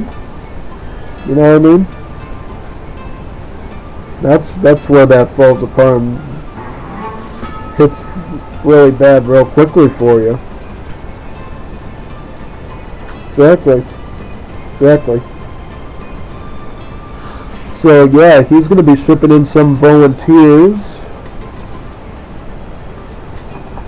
He already has his boomerangs ready to go. Yeah, these are skirmish, so, and they're hand infantry as well, actually. So the cool thing about them being hand infantry is that they actually get extra anti-infantry multipliers from the Miri technology. Yeah. They become like effectively anti-skirmisher as well. It's going to be Darkus's job to keep the volunteers at range at all times and prevent the boomerangs from taking advantage of that hack damage that they're known for. He's also going to be training some spontooners to deal with any sort of hussar push. He's going to be going to the south where the barracks is located. Okay. Get over there, man. What are you doing? Shoot some of these. Do something. He's just idling around up. Oh, he's going to lay down here. Alright, so he's going to try over there. Okay. Oh, Grenadiers. Very good. Very good. Very good choice. Grenadiers are very good. Very good with the Grenadiers. What's he doing? Is he going to... Yeah, don't be wasting units that way. Is he going to just wait out here and run back in with his grenades? Yeah, he's just throwing units at this point. Like, this is really sad. Like, at least retreat. You know, I mean, I would say retreat because these things are more cost effective against your unit. They're cheaper and they deal more damage out to them. 9-9s? Really 9-9s? I mean, I guess at this point anything's possible, but...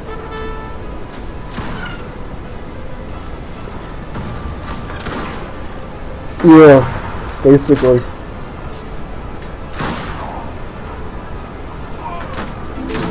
Yep. Pretty much.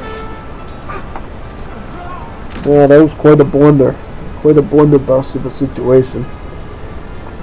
I mean, I think he was thinking, yeah, maybe I could sneak this in and get some siege and give him a bit of a distraction, but now you're on the back burner in resources, you know, you're not producing, you're not holding on to your army enough to really get an advantage. Like, if you could back up with those grenadiers and volunteers, maybe put these in cover mode. Well, actually, this wouldn't benefit from cover mode. You're better off just leaving the 9-9s as they are, because they already tank the boomerang damage, having hack armor.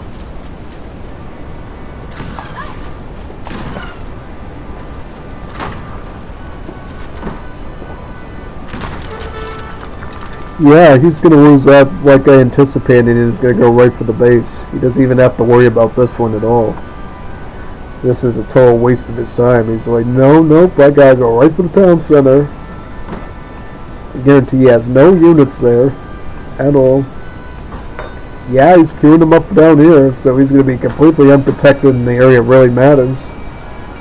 And he's going to push right in. Simple as that. If you're going to go for map control, you need to control the map.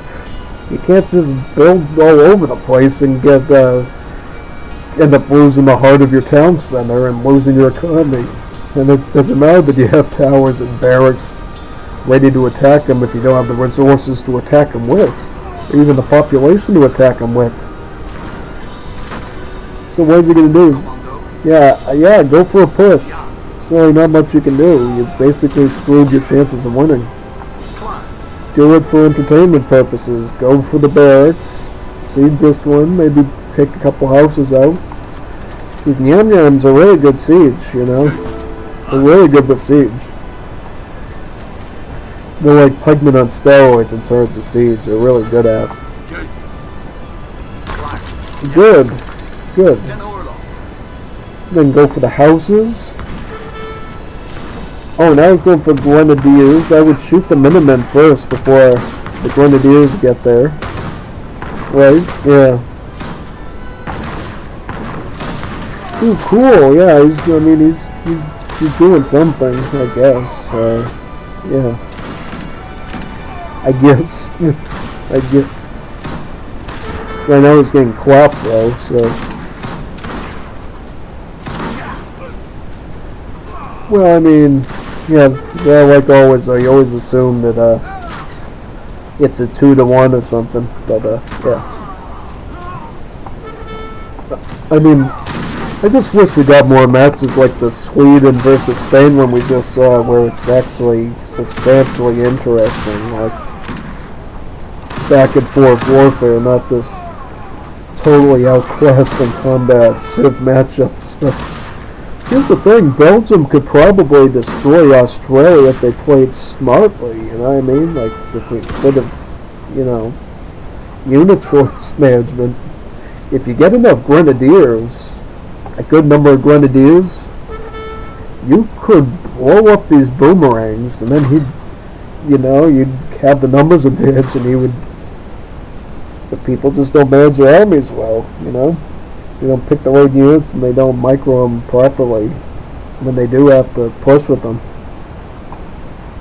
you have to make sure that if you're going to make units, you manage them properly and you make sure that they are used for the purpose that they're intended for at the end of the day.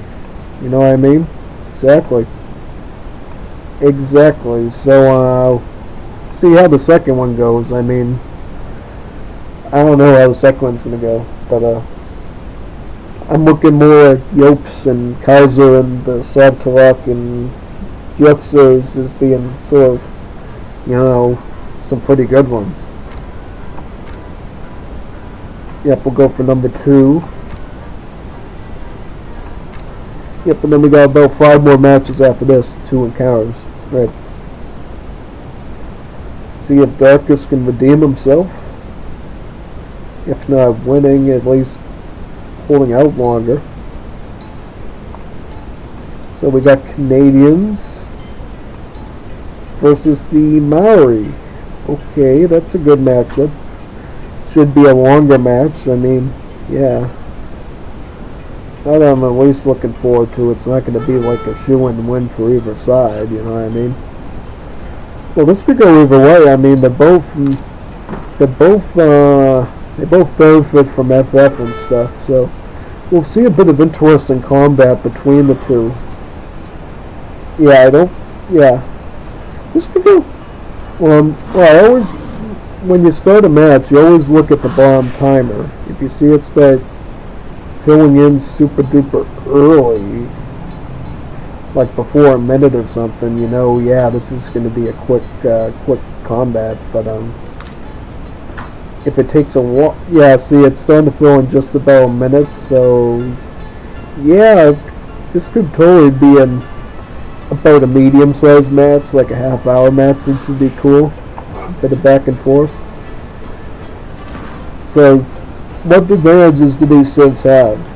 The Maori, they got some pretty good unit upgrades. They also got the wild boom potential, which he's already taken advantage of with his free boat shed. That can be built by the Explorer. Well, basically the Explorer has the ability to send a free builder ship for a boat shed, and that boat shed can be used to make fishing ships, the dugout canoes, or it can make some of their other Waka Waka type of canoe ships. He's going to be shipping in some more dugout canoes, and he's really going to be focusing on naval. Well, actually, it looks like this is camera's moving along pretty quickly, so I don't know. Yeah, might be a quick match. Who knows? Hopefully not. Hopefully we get a bit of interesting combat. I think if he's Canadian, so yeah, he's going to probably try his best to use the tropas de marines against his fighters and marksmen. What shipment so far? He went for the Team Pioneers.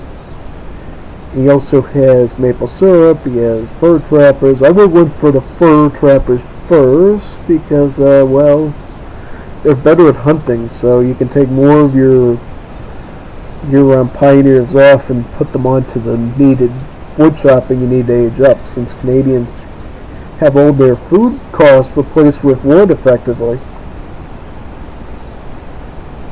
So yeah, that's something to keep in mind when you're dealing with the Canadians. Seems like all the Anglophone ships have weird age-up costs, except for the United States.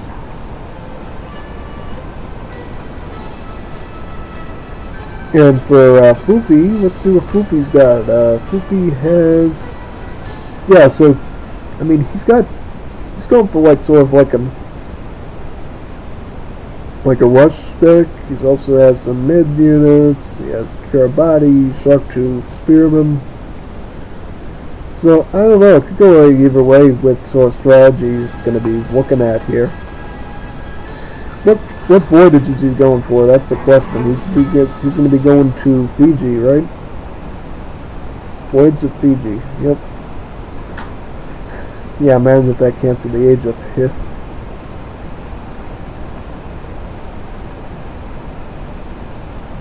I don't think you can actually undo a voyage once you start the voyage, right? Your villager is basically imprisoned to the canoe. Yeah, pretty weird. It's similar to Age of the World with the cowboy age up in the pirate one. The one thing that the age up does here that you'll see in a couple of seconds is that right around the midway point they turn the ship around. I guess it would be neat if they could actually turn that sheep into a pig. Yeah. Would be pretty interesting.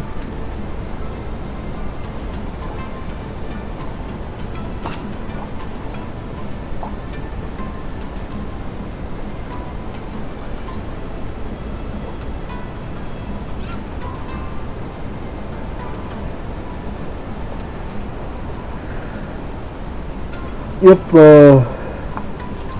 do have a pig over there though that they start with.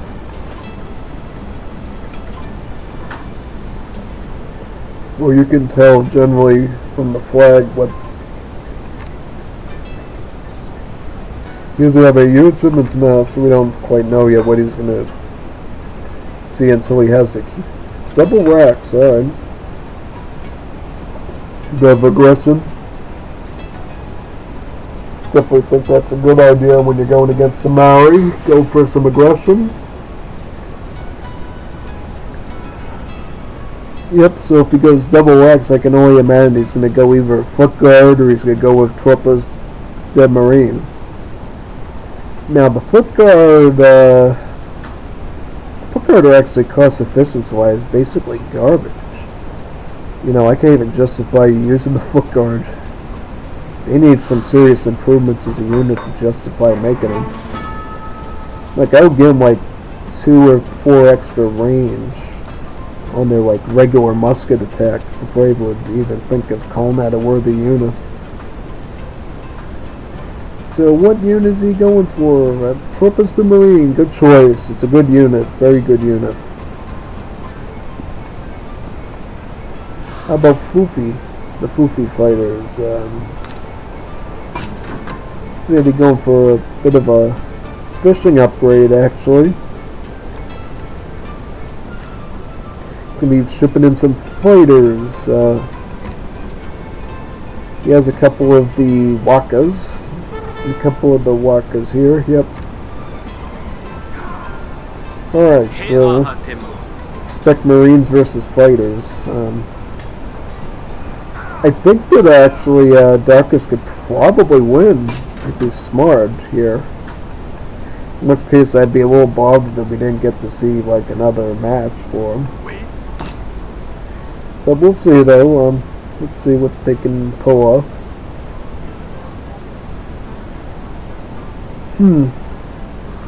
Yeah, so far he has about 10 troopers and Marines. He could certainly try queuing up some more right now, keeping up with his queue. Yeah, here comes the fighters. They're going to be coming around that corner, so keep an eye on those. Yeah, he's going to grab this treasure on the way there first, though. What kind? So it's going to be XP, really good. That Maui loves XP, you know. He doesn't have A yet, but if he had some of those 2 shipping cards, he would definitely be able to send one of those in right about now. Which provides villagers and crates. 2 darks. This is bothering me. He's worried about double docking, but he's not thinking about aggro. Like, yeah, because these fighters are obvious. Yep, the fighters are going to see the pioneers, and they are going to run at them. Like, you didn't think that was going to come, or did you? Like, really, seriously. What? Keep your eyes open, man. You know you're dealing with Maori. They got aggro potential. But now he's going to be mixing in some, I guess, militia. Like actual militia. Which is basically a ranger equivalent. Got some red coats here. Wait a second though, are these the, good question. What bows do these things have? Do they even have the right stats for red coats anymore? I don't know. Because they should have stats reflecting of the new red coat unit, but I guess they have the old skin on them from the old red coat. Yeah, maybe though the old red coat still gets the HP boost in numbers. Oh yeah, this is the old red coat, never mind, alright. So yeah, these definitely need to be improved to the new red coat with their nice little 4x anti-cav multiplier.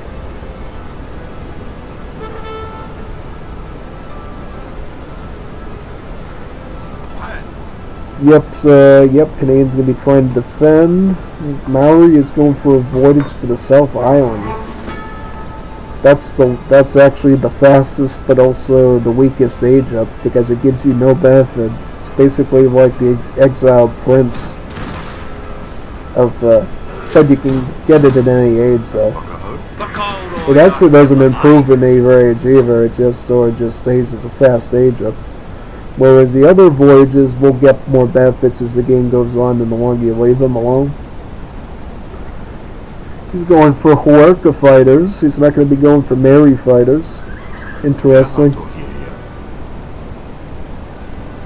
Huarca fighters have the benefit of having splash damage, whereas the Mary fighters just have higher attack damage output overall.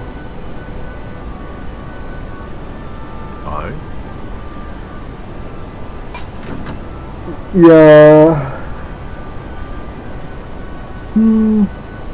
I guess I get why that's it. But why is it like double, like even more for scout? Like you'd think they'd just keep it the same for shock, not touch scout.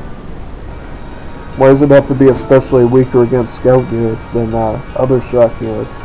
Why does it have to be better against, like, you know, assault?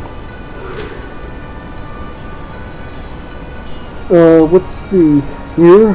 What Canadians have in mind for a defense against these Huarca fighters. I don't know why I always add a C or K sound to it. Right here he has his Anglo light ship here. Probably looking to build some Marines in his base. But these walkers should be able to clean them up pretty easily.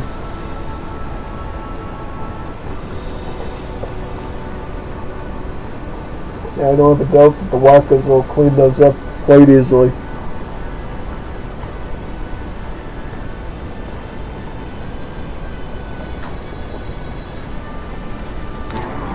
Yeah, these walkers are going to basically siege down all these docks. I mean, I would have never built those docks if it was me. Like, I know I'm dealing with Maori. They are a naval civilization. You know they're going to be expecting some walkers to come out and take over that water. You know what I mean? Like, what has he got now? I mean, his home city is basically Garbo. He doesn't have really any worthy unit shipments of even FFing. I would have just stayed in this age, made 1 million Marines, and would have went pop, pop, pop, pop, pop, pop, to all his fighters with that cross damage. But then again, maybe we would have ran into the Mashetra situation we did last time.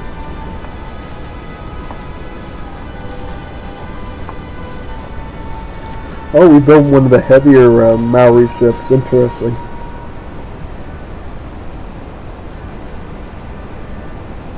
I mean, I'm hoping he at least gets the veteran upgrade on the troopers and Marines before the Maori arrive. He's just not playing good right now. He's not making good decisions. He's investing in things he shouldn't invest in. Just needs to stay at home and, you know, hope for the best. You know what I mean? Hope that my Marine infantry can defend against that. Certainly doesn't look ideal for you, but you never know. Something can always go your way. Oh, and never mind. He's got 2 power marksmen. You know what, though? That's fine, because remember, the Marine infantry, they're skirmish now, so they actually do not take any bonus damage from these skirmish units at all. Yeah, that's perfect for him, actually. And is he going for what, a fort? A fort? Fort. Hold down the fort. Oh, Metis Rebels. Yeah, that's actually a good choice. That's good. Metis Rebels are good. I haven't done some hardcore Canadians in a while, so I haven't really used a lot of Metis Rebels lately. Do the Metis Rebel yell, I guess, and hope for the best. They are very strong in statistics, and also relatively easy to spam as well. They cost wood instead of coin, making them like a really good native skirmisher. Oh yeah, yep, very good stats. Really good stats. The question is, does he have enough of them though to really defend? That's the question at the end of the day. Can he defend against these things?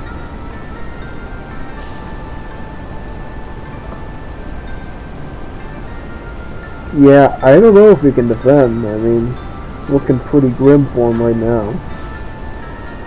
He's not even really queuing anything up, which I would have done myself. I would have focused on queuing up stuff. Yeah, get these over there, get them over there. Get these scout units down. Yep. Start stabbing the scout units, you know, if you don't, they're gonna be in real deep doo-doo. Oh my god, what's he doing? That's disgusting. That formation is disgusting, I'm sorry. That's cringe. You could have very well saved that army just by putting the spontooners here. You knew he was coming in here, you just threw them into the Hoelka fighters, basically just killing yourself. When you had the resources, he wasn't queuing units. Why was he? He had 4 shipments. He didn't send a fort, he didn't send a town center. He didn't send... That was cringe. That was really cringe. You could have actually probably defended that and at least put on a more of a remarkable show on that one. Yeah, that was a horrifying one. I would never expect anyone to do that bad in a skirmish when they're right at your base like that. I mean, you should have had all these defensive structures like the fort, like the town center. These should have been sent. You should have had 2 barracks, and you should have been queuing up millions and millions and millions of troopers and marines. Because if you had like 40 of them, 30, 40 more of them, these skirmish units would have been sprayed down. They would have been dead. And then you would be pushing forward. These ones would have been destroyed. And guess what? Now Maori would have to focus on defending, and you could actually have an even fight with even fighting grounds with them. It doesn't matter if he controls the sea. You would have the advantage in mining. You would still have hunting, you know. I just wanted to point that out, that was just a really bad execution for the Canadians. I mean, I could go into all day why you shouldn't have cards like Sustainable Agriculture or Cigar Roller in a 1-versus-1 Canadian deck, but you just, even with a deck like this, if you thought that you were feeling kind of confident that I'm going to actually get to use these economic cards, you do not play that poorly with your army. You know it's going to take a while to build your forces up. You should have had the Menace Rebel card, the Troopers Marine card. You should have had those H2 Troopers Marine and Menace Rebel card, and probably even the Wentworth card here, and you should have been shipping those. Because if you have enough skirmish units, even Huarca fighters are not going to be able to deal with that, because the crush damage is just going to override this 40% armor that they possess. Simple as that. You need to manage your army better, you know? I just wanted to point that out because I just thought that, and then I saw the way that he was forming his army in his town center to defend against the Huarca charge. That was atrocious. That was very bad. Really, really bad. That was disgustingly bad. I mean, the first match of Belgium, that was fine. I mean, people make mistakes of map control all the time, I guess, and they get carried away with map control, but you never want to end up and play a match like that as Canadians. That was bad. That was really bad. Because I think Canadians actually hard counter the Maori very easily, so the fact that you threw the game that hard is really upsetting for basically your score count at the end of the day for the Liga. Alright, so we're going to see Kaiser versus Yopes now. This is the last encounter. There will be 2 matches, and then we're going to have a nice 3-match finale encounter between Jeff and Subdalak. I'm hoping that, well, I know both Yopes and Kaiser are very creative and very inventful players, you know. Kaiser especially, he likes to invent new strategies all the time, so we're going to see if Yopes can actually survive Kaiser and whatever sorts of magical tricks up his sleeve he's going to be pulling this game. Because you know he's going to come in with all sorts of magical tricks. He's going to be going with Romanians. I'm just curious what sort of Romanian deck he's going to go with, though. These are either going to be really quick ones or they're going to be very long ones. I mean, yeah, this is going to be a quick one. I can already start to see the lights thing glow on the side here. Yeah. This match, at least, is going to be a very quick one, so Kaiser's probably got some magical rush thing in mind for Yopes and his Germans. Whether it works or not, we'll find out.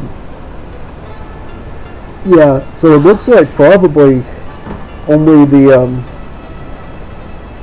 last encounter is probably going to have a lot of length time based on the way I see the timer ticking right now. Like, jeez, I kind of wish people wouldn't just die to one rush, you know what I mean? We actually could see people like this, like the Swedish match, like people actually defending properly and not losing everything, you know what I mean? You're literally coming down to the value of how good the deck was made, where that actually becomes a factor, as well as economic choices make a factor, as well as building placements make a factor. Not, I just made the horrible unit comp and got completely dominated because of your better micro.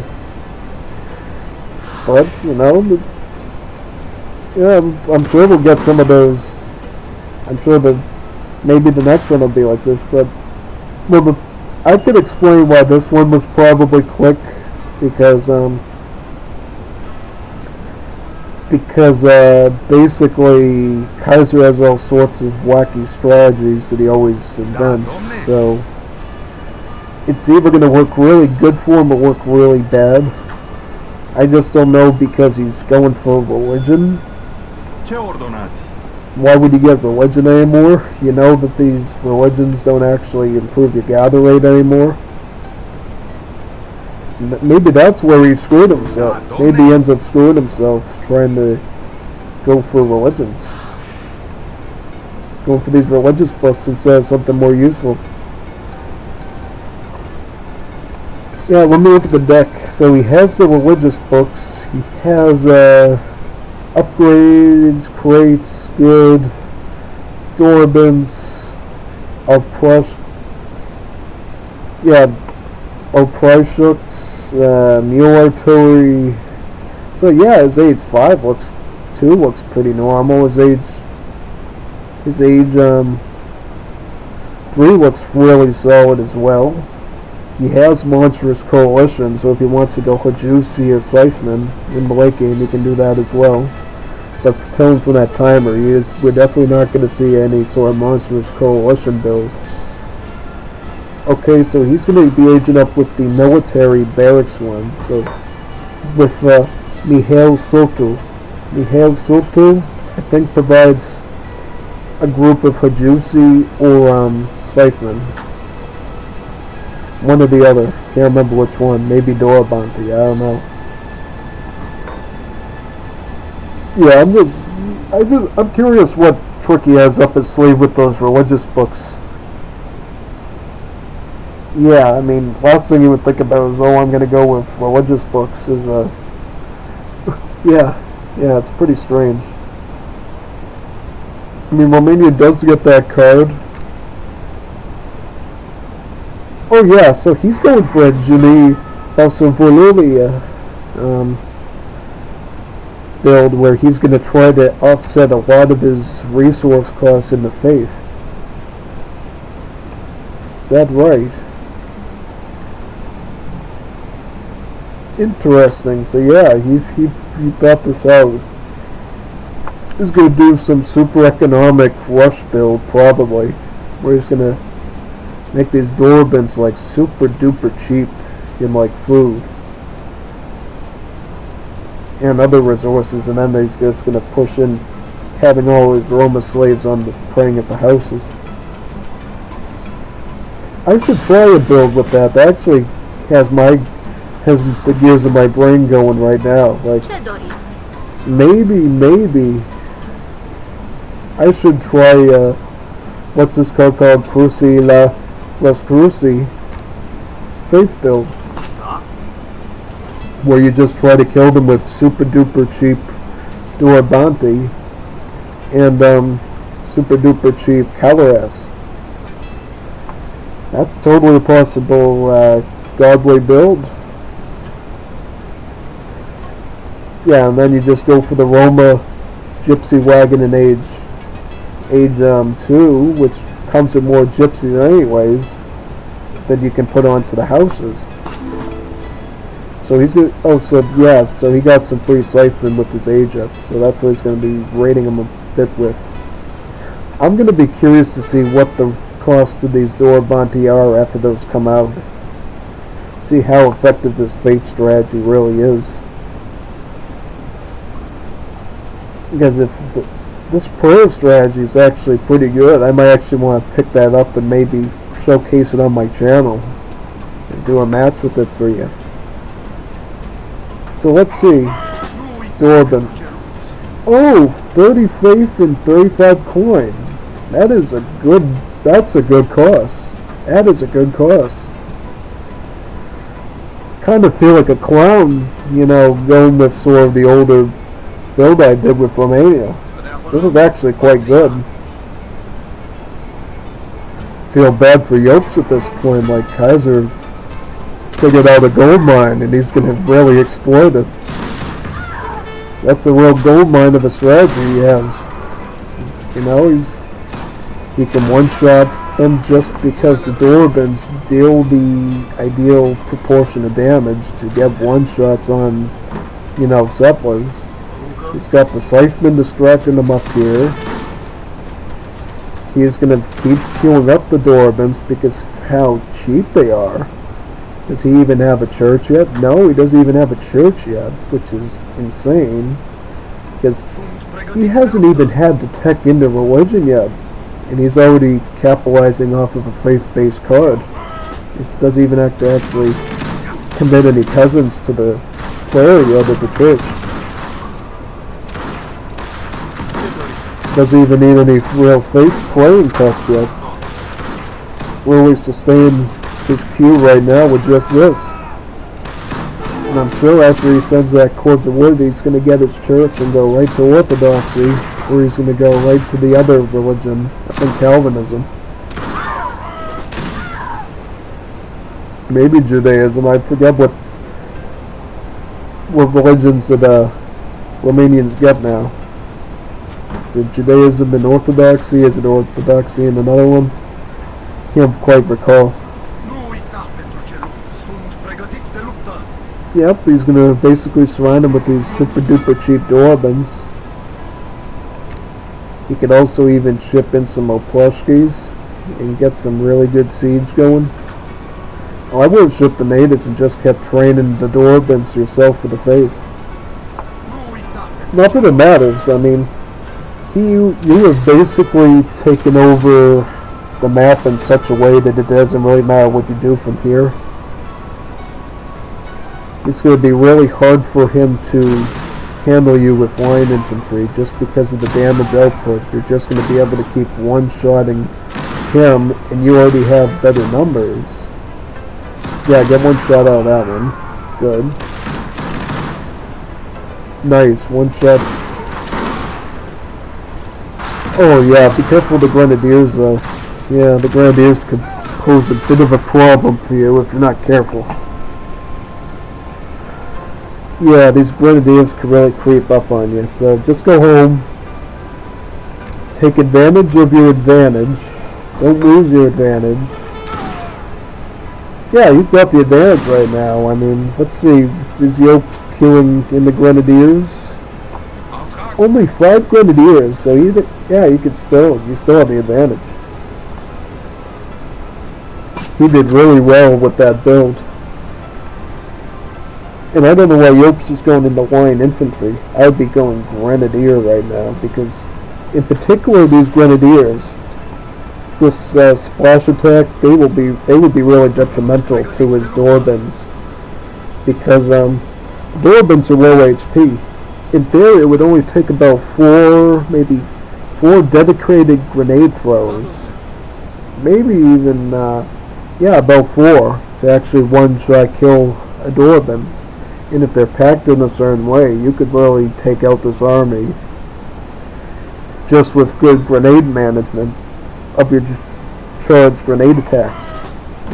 And that's what I would do if I was in the Yope situation. I would be going Grenadier right now. Grenadier.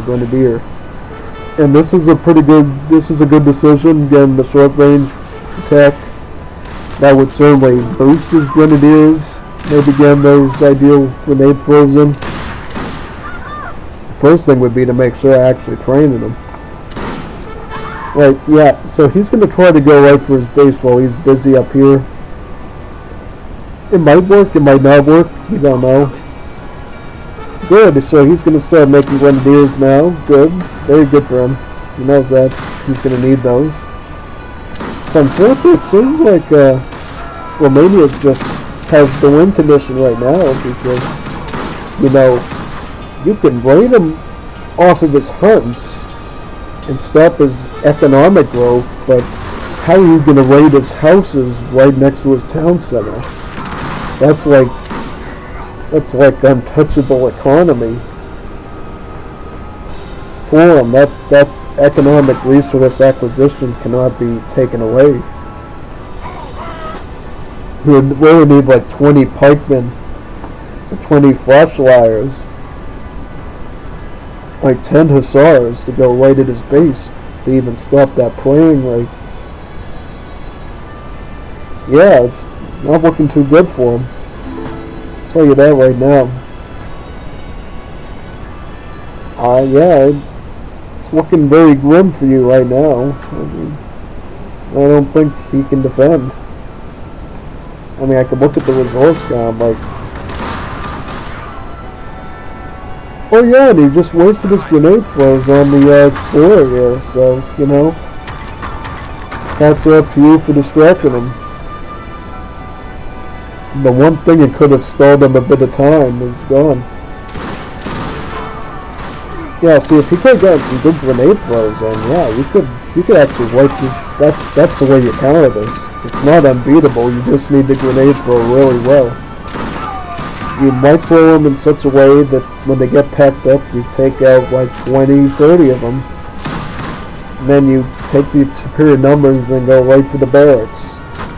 It's not a common sense play by any stretch, so, you know, I'd understand if somebody didn't get that right away because you have to be really used to the tag rework and the new way things work in the mod to understand that, but yeah, you have to.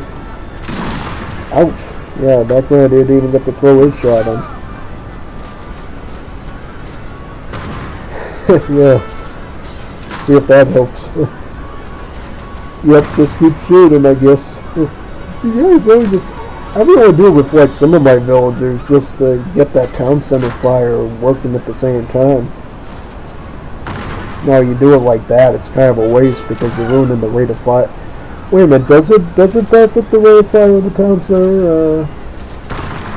I don't know. I don't know how that works. With the rate of fire with the building. So yeah, that was a really spicy match for Kaiser. He impressed me a lot with his level of studying of the Civ. I didn't even know that could really be a build. Definitely proved me well that he knows his stuff, so that I'm actually going to be facing him in my next encounter, so you know, we're going to see who can come up with sort of the best weird, wacky builds and stuff to destroy each other with. Yeah, that was impressive. I mean, completely outclassed them in terms of strategy. Here comes the second encounter. Let's see what he's brewing up this time. Yeah, that was a wonderful build. That was like a breath of fresh air after seeing that Canadian match. Yopes is going for Koreans. Cool, that's a good Civ for this map. Kaiser's going for Gandhi. So let's see what Gandhi's nuclear bun can do in this match. I have a feeling it's a shoo-in for India. It's like, he watches my channel all the time, so he's gotta know, like, yeah, he built it just like, this is my, no, it's not quite my deck, but, you know, it has all the main points in there. Yeah. I wouldn't have Furrier, I wouldn't have this, I wouldn't have the natives. I would actually have stuff in there like Royal Mint, Royal Green Jackets, British East India Company, good upgrade cards like that in there. How about Yopes? What sort of deck would he be bringing into the fight? Tortuga. So just this one, so that you know for sure he's going to use this one. Unless he's trolling, he's not going to go for the other one. Yeah, so Bowman, Villagers, pretty standard Korean stuff. He doesn't have the Tigers though. I mean, I would put the Tigers in there. Tigers are pretty ferocious.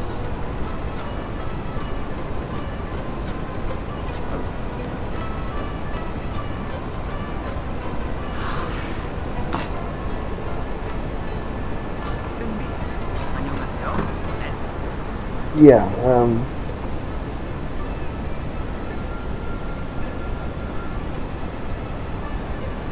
Can you? Yeah, give me one quick second. I might have to take a quick leak. I'll be right back. Then we can resume the match, and then see the next one.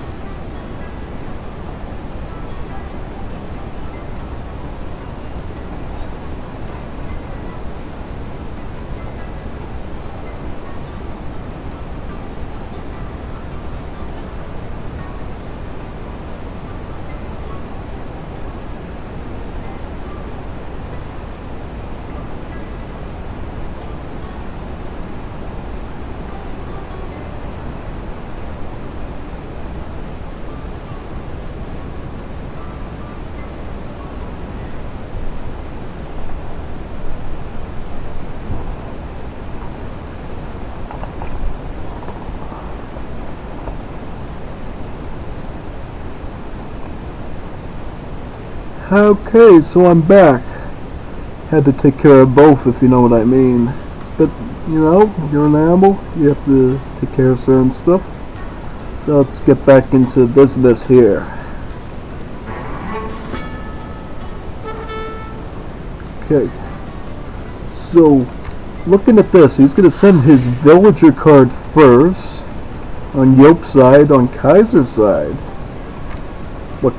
What deck is going to be used? Let's see. Probably Rush Agua, I would assume.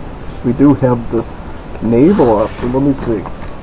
Oh, Rush Normal. Okay, so distributivism. This is like a common sense starring card for India.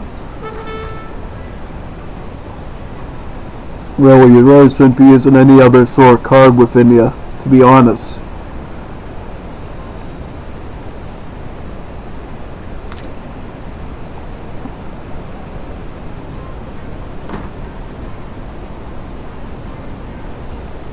Okay, so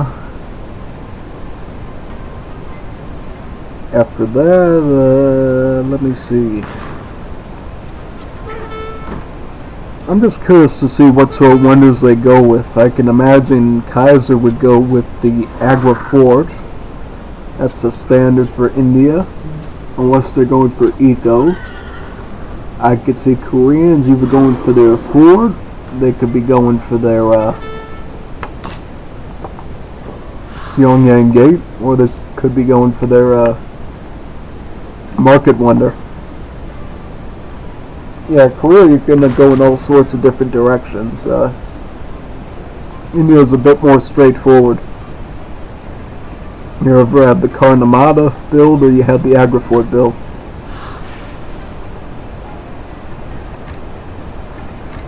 Be watching them pretty closely to see what they come up with.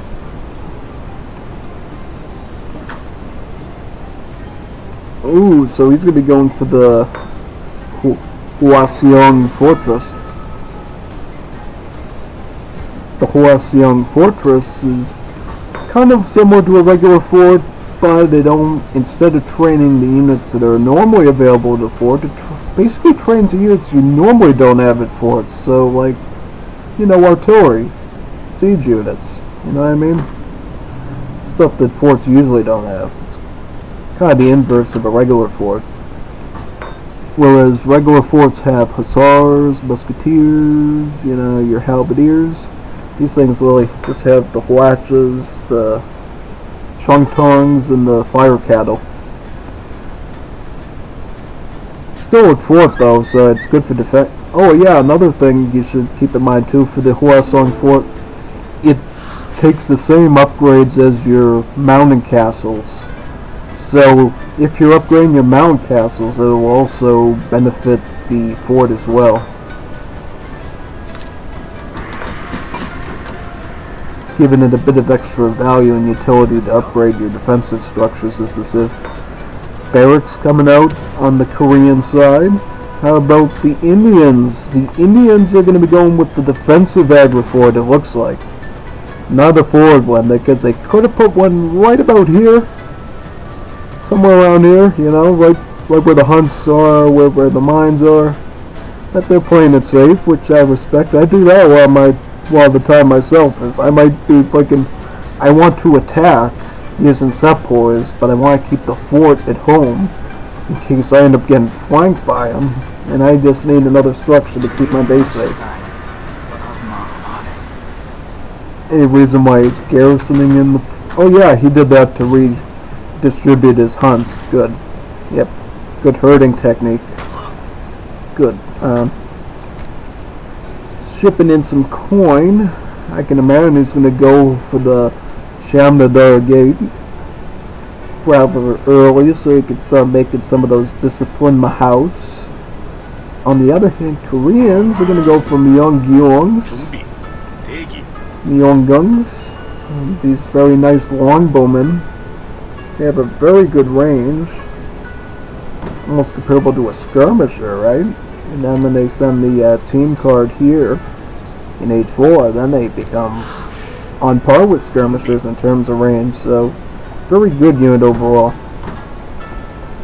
Very good archer. basically I can imagine that the Koreans are gonna try their best to defend the base from any sort of sepoy attack employed by the Indians. And they're also gonna make a couple of Dangpa spearmen defensively as well. Keep this area between the fort and the barracks pretty secured. Let's see economically what's going on in. Yep, see, India's already to fortress right now. They're gonna get the Shamdadar gate, I can imagine. Here's the Sharmanar gate, actually. Alright, Sharmanar gate. I don't quite remember how it's spelled or whatever. This makes mansabdars, but its main purpose is delivering a free mahout, which will basically allow you to ramp up to 4 mahouts using this card, and then you could either make it 6 mahouts using this, or you can add 2 siege elephants.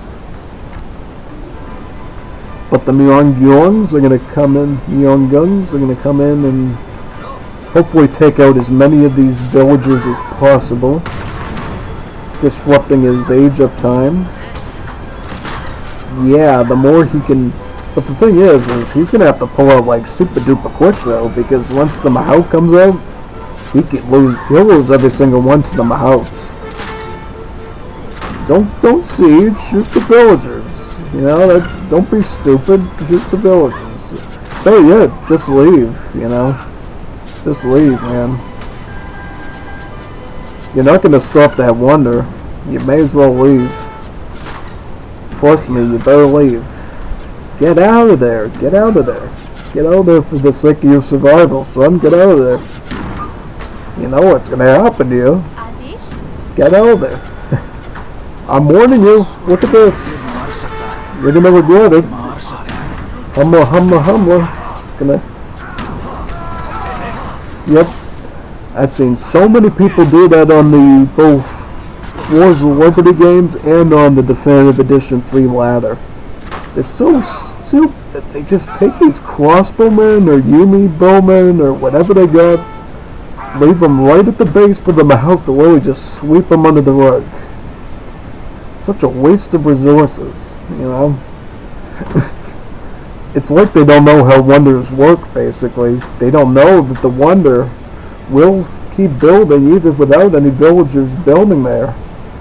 But what you can do is you can shoot the villagers building it as a distraction. As they're distracted building it quickly and they're forced to do so, just keep popping them off. And then when you pop the villagers off, he might have a Mahout, but he's certainly not going to have the economy to keep training much else. And what's his Billy count now? It's like 18. You could have dropped it down to like 12, and he certainly wouldn't be getting his 3 Mahout shipping. Can't get it right now, but you know, in a couple of... Oh, he's going for your Arumi. Alright, Arumi. So that's his strategy. He's going for Arumi here. The Arumi are a pretty peculiar case. They don't have a skirmish or a Oh, they're skirmish now. Interesting.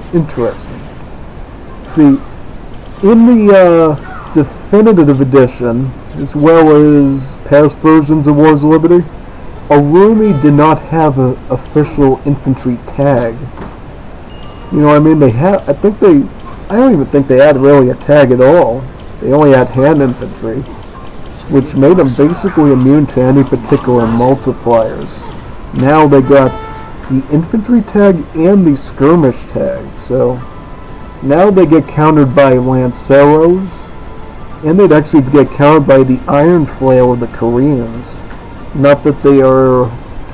Yeah, they're not managing their economy enough to get Iron Flails, but if he, like, fast Fortress to get Iron Flails and H3, these Arumi would be so dead because of the multipliers. Guess I learned something new today to myself about the tag rework.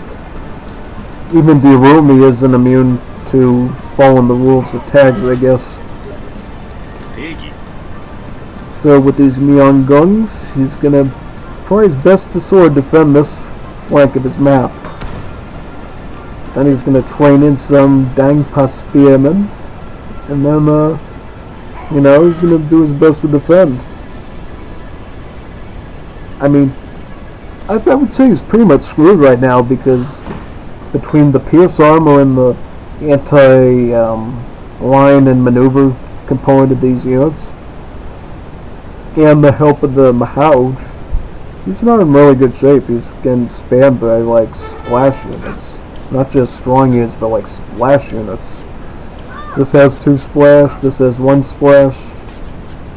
You know what I mean? These are not things you want to be dealing with this comp. Oh, he's gonna... Nah, he doesn't have enough to kill the Mahoud. I was gonna look at it for a second. Like, yeah, does he have enough HP? Could he possibly kill the Mahoud? No, he can't. And that sort of seals his fate. Like, if he could take the Mahoud out at least... What is Kaiser gonna do? Is he gonna... Oh, he's going for the Siege Elephants next, so yeah.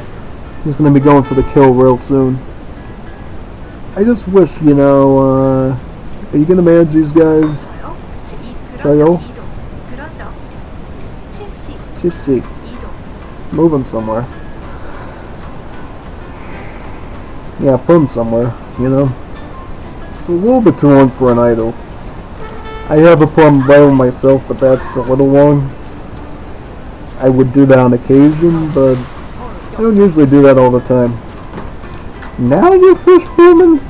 Now you're being a boomer? Okay, boomer. Look at what happens here. You're gonna get eaten out by these siege elephants. Yeah, you're fronting it with the spearmen. And they really should be saving it for this thing here. Yeah, stab the Mahoud. Get him out. Get the Mahoud out. Mahoud.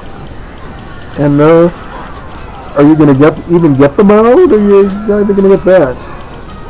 Alright, that's not looking good for you. Yeah, not looking good. Yeah, I just wish people know how to manage their civs better, you know?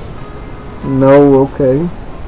I'm dealing with India. I'm gonna go for Dangpa Spearman early on. I'm gonna maybe ship in some Cossacks for my consulate. He doesn't have a consulate. He never even invested in a consulate. Yeah? Yeah, he never even went for the consulate. The only thing he has defending at this point is the Hosyeong Fortress.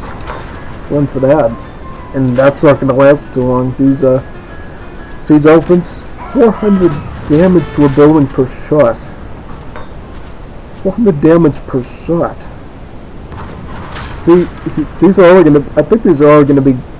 No, they're going to be gone in 2 volleys, but still. Like, if this was down a little bit more HP, that would be gone down in that volley already. Yeah, it's already down. He's going to try to build a blockhouse to no avail. I don't think the blockhouse is going to do you any good. I mean, well, the blockhouse, let me put it this way, the blockhouse can indeed train infantry, I believe. It can train the Yongyungs, the Dangpa Spearmen, the Yongyungs, and the Fire Lancers, so it's not the worst idea to have one on the field. Well, at least it's on the Cossacks, and the Cossacks are actually a pretty good unit choice here. Yeah, the Cossacks are scout units, so they will... Oh, never mind, the Rajputs are already right around the siege elephants, so yeah. There goes that fencer gone. It's gonna have to... Yeah, he really doesn't have any options to get rid of these siege elephants. And they're, like I said, doing 400 damage, 4 times 10 for buildings volley to this fortress. It's gonna be gone in the next volley after this one. There's really not much you can do. You can try to build a couple archers and try to snipe them since they are maneuver units. That's another thing I don't... Why are they maneuver units? Why don't they just have the shock tag? I would have just given them like the shock tag. Why do skirmishers necessarily counter mounted culverins / mortars?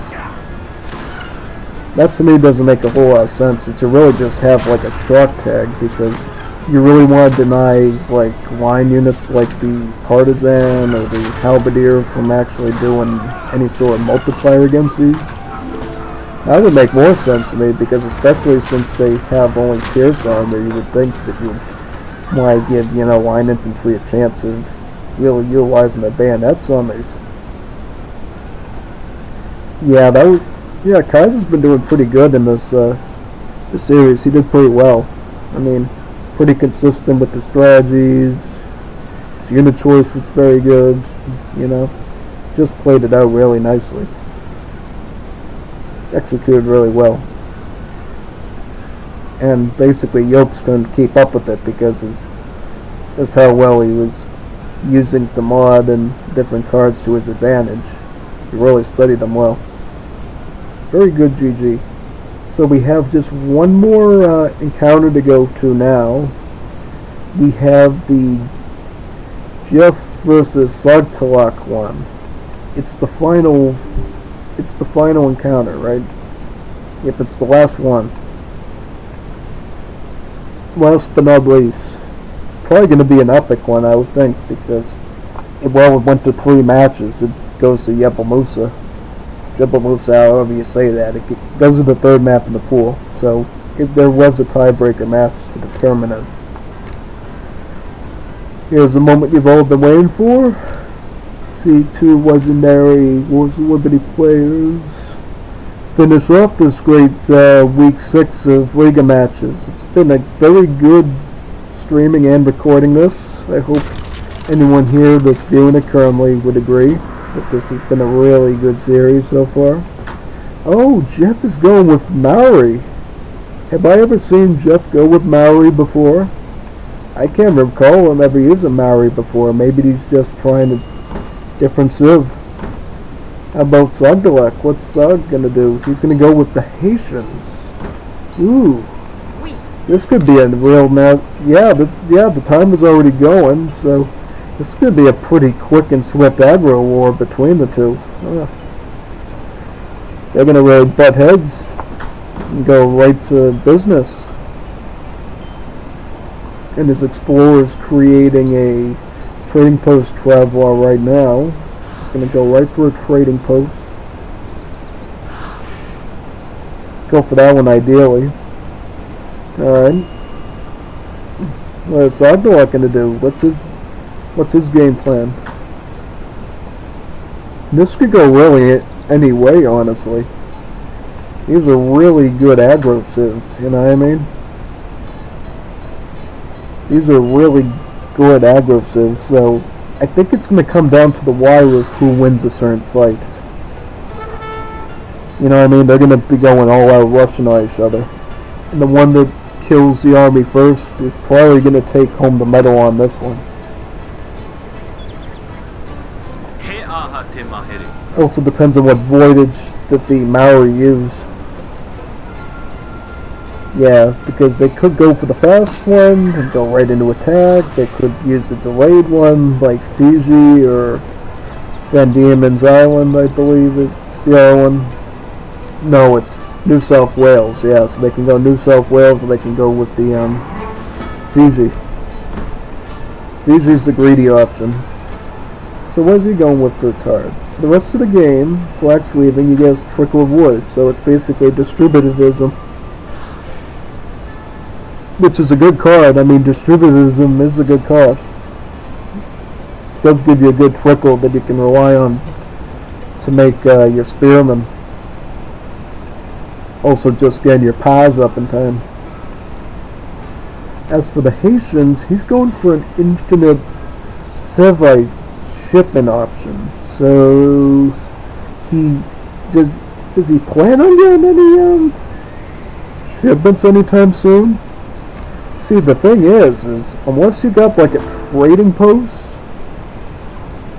in mind and you know you're going to get shipments very quickly, it's better to just go 3 settlers, instead of hoping that you're going to get 2 of these in before the age up time and still make good time on XP for the age up in 2 to get your crates.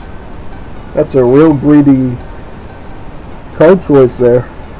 I can understand why you'd want to do it, but we'll see if that actually ends up working out for him.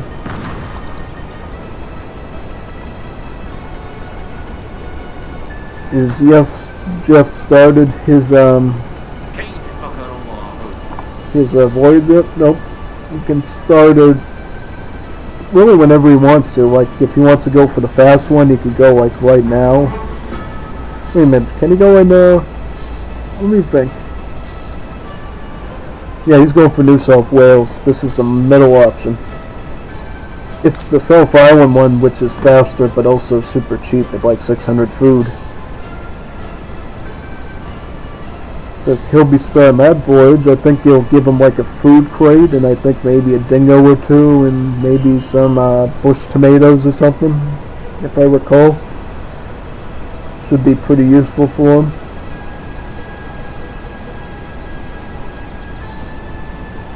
As for Slag will be going with the Arab, so he's following my example. Very good.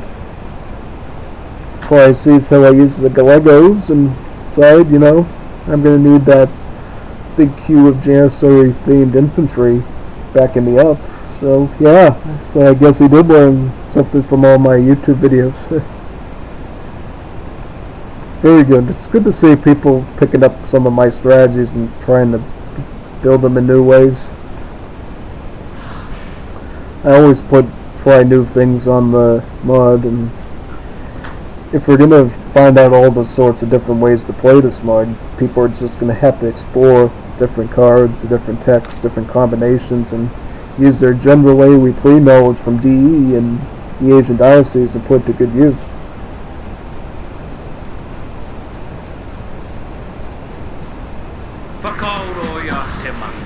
Okay, so he does have the double shipment card for the marksman.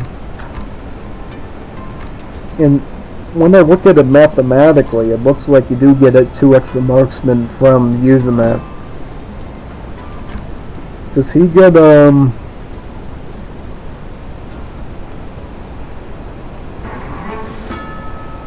transform your pets into coin? I don't know about that. I mean, you do get the dingoes.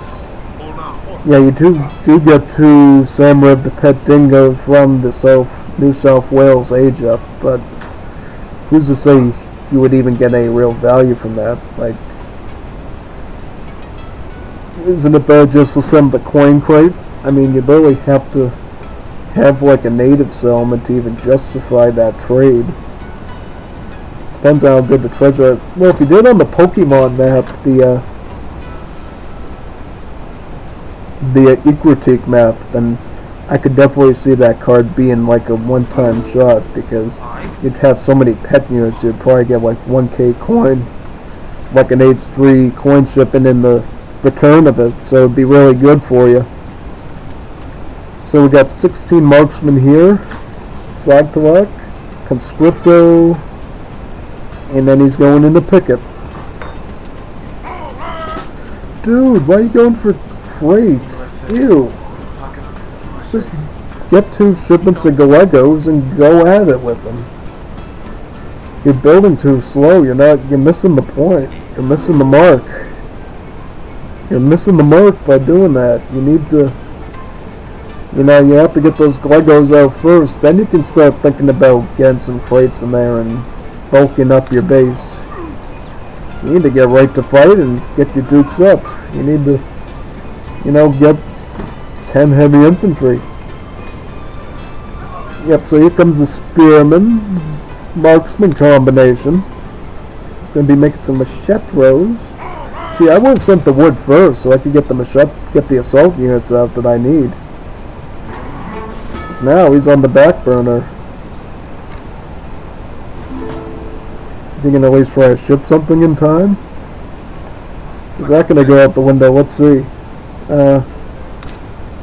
Oh, he's not even at home. He's gallivanting up here. What is this man doing? What is this kid doing? What is this man doing? I want to know. What is this man doing? Is he insane? What is he doing? He's got all these resources farmed up, and he can't even use one of them. Well, he is going to make Machetras. I mean, he is going to ship them, but this should have been taken care of way before this, you know what I mean? Should have already had this, like, resolved in the bank. Yeah, I mean, he's doing good with the Machetras, but, yep. Cool, yeah. A little bit too late, though, I think. Should have definitely had a defensive sooner with these, and if he had about 10 Legos, that would have been easily defended. And if he had the conscriptors on me, it would have been easily defended. He would have at least been able to cut down on the spearman numbers. Now there's way too many of them, and there's still too many marksmen left. You know what I mean? That should have been taken care of.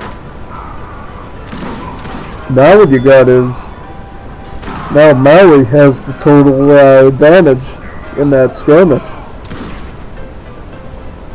Yeah, brutal.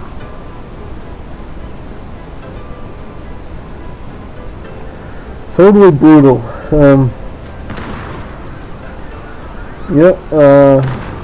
Escopetero shipment saved the day, maybe. Maybe not.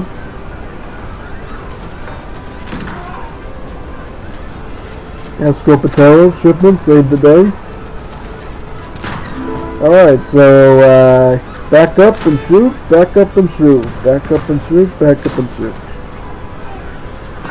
Back up and shoot. Yeah, you can get the spearmen. Hit some of the marksmen. You're really not a good... Why don't you make more Escopeteros? Why are you making these stupid conscripts? There's not even any fighters. No scout units you have to worry about. Pickets? What, you smoking crack? Jeez, make some pickets. No, don't make pickets, make Escopeteros. Doing heavy drugs or something. Ugh. Ouch, that's horrifying. As somebody who mains Haitians, that was scary. That was alarming. That was very alarming. I'm very disturbed by that outcome. That was very disturbing, and so yep, and okay, maybe next time we'll consider using subtitles for this stream. I'll have to see how to set those up. I don't know, because of the vibration, if they'll work, but yeah, I guess it's something we could try next time. The thing is, though, is that this stream is going to be going on to the Unstoppable Streletsy YouTube channel, and YouTube will indeed add English subtitles to my talking, you know what I mean? Unless the vibration in the game sound is too extreme, I think it will be able to decipher my speech here, and will be able to, you know, include subtitles in any language that you want. I can't guarantee you how good the translations will be when they go onto YouTube, or when I add them next time to Twitch. I'll have to see how to do that. But, you know, if people have any issues with the speech, they can always follow along with the text. I like that idea. Good job, Yopes, coming up with that. Should definitely consider that for the next one. It's a little bit too late now to employ it here. And as I said, the YouTube channel VOD, whenever that's completed, will have the translation and the subtitles available. But yeah, we could definitely look at add that to the live stream too, if people really want that, you know, for language barrier or maybe hearing impairment reasons or whatever. It's probably even hard to hear it anyways because of the vibration. This mic is a lot better, and you can, you know, understand my speech really well, but I guess maybe not to all people. So I got a really good microphone, like, you know, one you could stand up on a desk, have right up against the mouth. I don't think that's...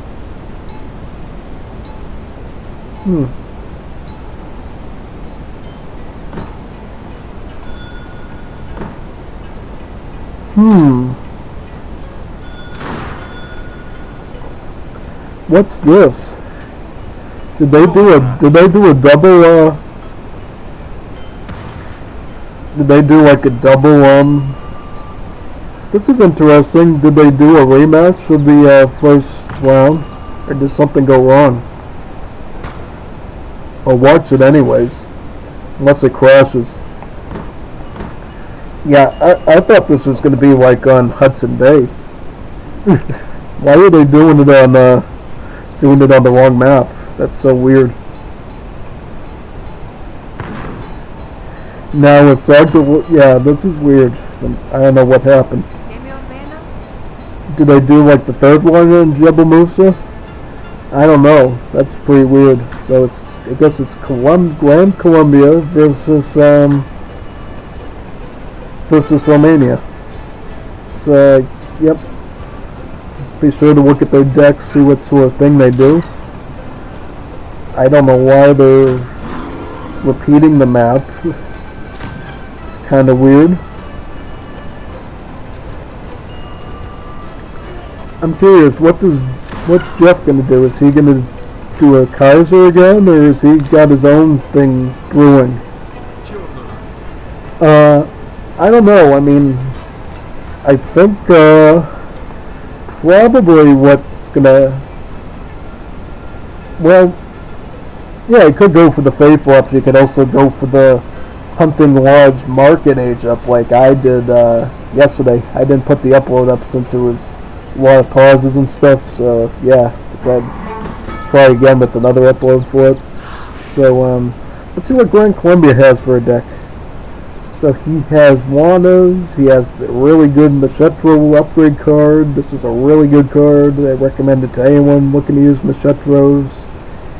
As far as ultimate units, he does have a card for the Rampadiennes, and he has one for the Granadero de Tarquis. So he's definitely looking at more of the assault style ultimate units that Grand Colombia can produce.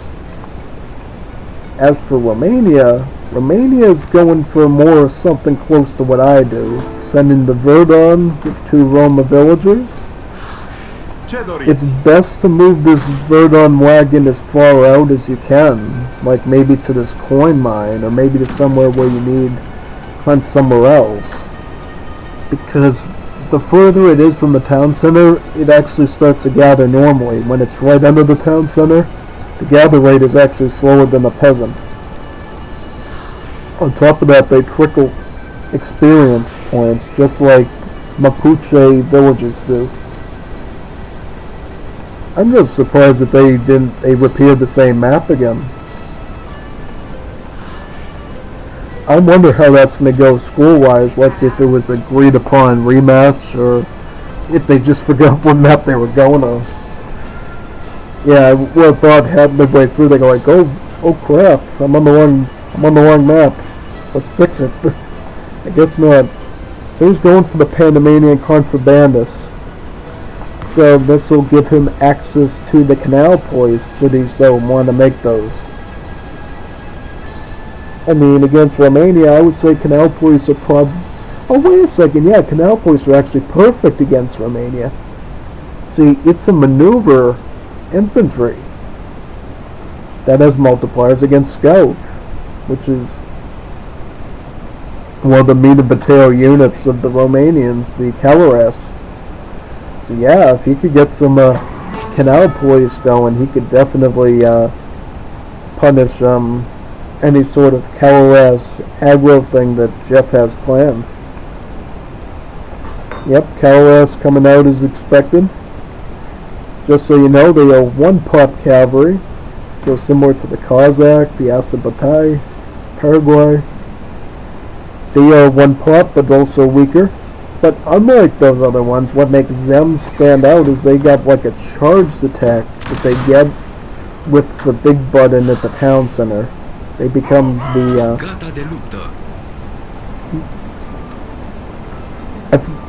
I'm trying to remember what name they are. I already forgot.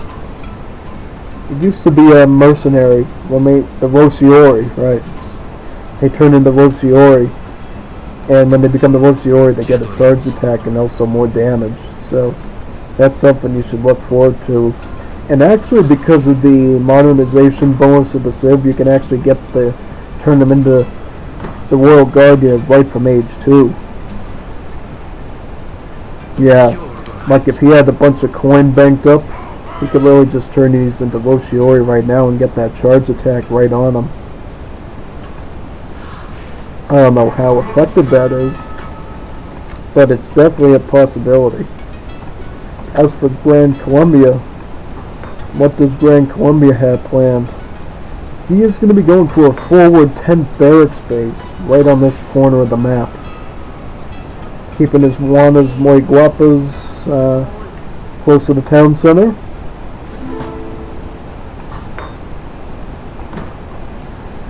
So he's got 1 10th barracks and 1 10th stable, so he's sort of opened up his options unit-wise. Like, hey, if he goes Hajusi, I'll be able to make some Llaneros. Otherwise, I'll go Conscripto to deal with any Caloras that might be running around the map like he probably already sees.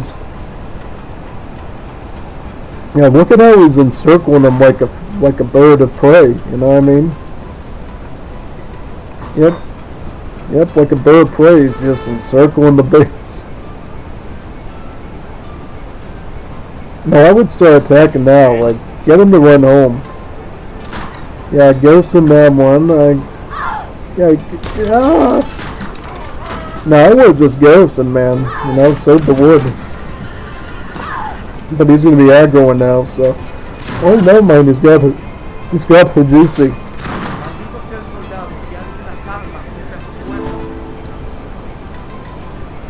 So what happened exactly here? Does it like crash or something? Why did they do 2 on the Mendocino map? Completely confusing me.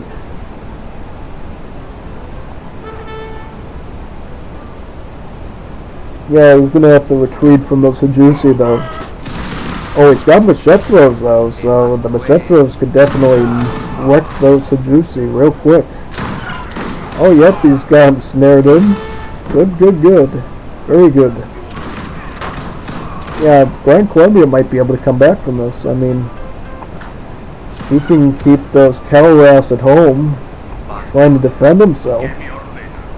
He can get his hunts up and start building a bit of an army. Oh, mule artillery. Interesting. If he can, yep, he's going to cut these down. These mule artillery are going down. Yep, they are dead. Those mule artillery are gone. That was a waste of the shipment and a waste of food. I think they cost about 150 food, so he actually lost some resources as well from that exchange. How about Jeff? How's Jeff doing? I mean, he's not doing the best right now resource-wise. I think certainly, just turn around and stab this horsey. Stab it. Stab the horse. It's only one of them. Stab the horse. I don't know what's going on here. Like, what is everybody doing? Somebody's sniffing some glue or something. I mean, it's not. Yeah, it wasn't that big of a deal, actually. No, don't worry about it. It wasn't that big of a deal. I mean, he's. Yeah, just make sure these Machetros can actually defend. They should be able to since they're assault. Attack, melee. What? He's running away from this. Oh, okay. Yeah, he's focused on this. Focus on this front. That's a lot of Llaneros though for that type of a situation. Could have definitely spared a couple of rows. Most definitely. You probably could have done that with like 3 Llaneros and yeah, I don't know what I would go Escopatero right now. If it was me. Yeah, I mean, he's got like one Hujutsu and a couple of Dorbanti right here.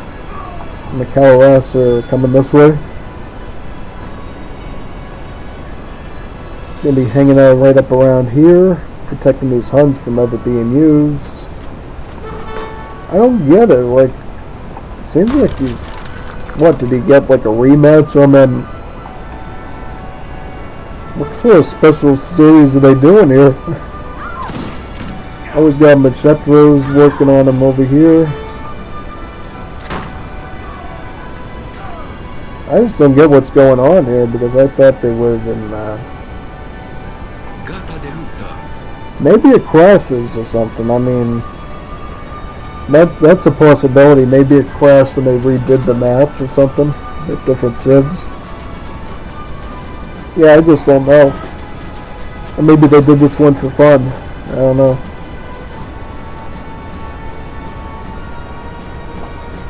Yeah, because boy, he's not doing too well. You know, I thought, yeah, this was going to be an even match and we were going to get some really good late gameplay, but quite the disappointment. Quite the disappointment overall.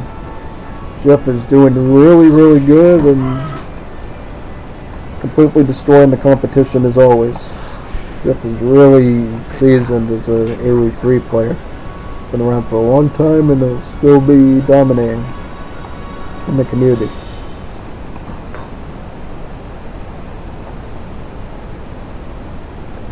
Well, do we get one more match? I don't know. We'll have to look. If we do, hopefully it's a good one. Yeah, it seems like Jeff has got the advantage.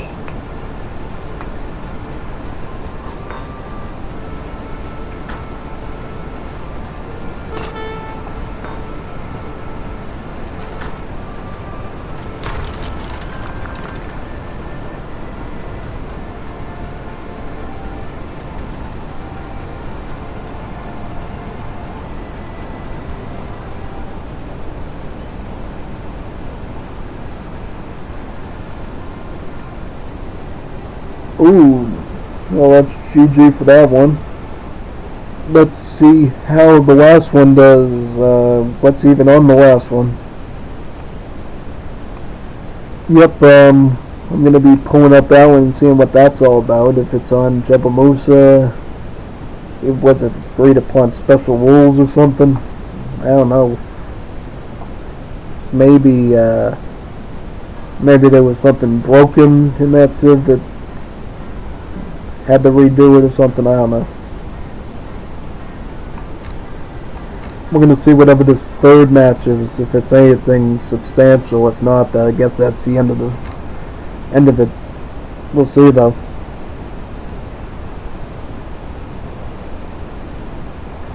See what's in here, what sort of goodie we have.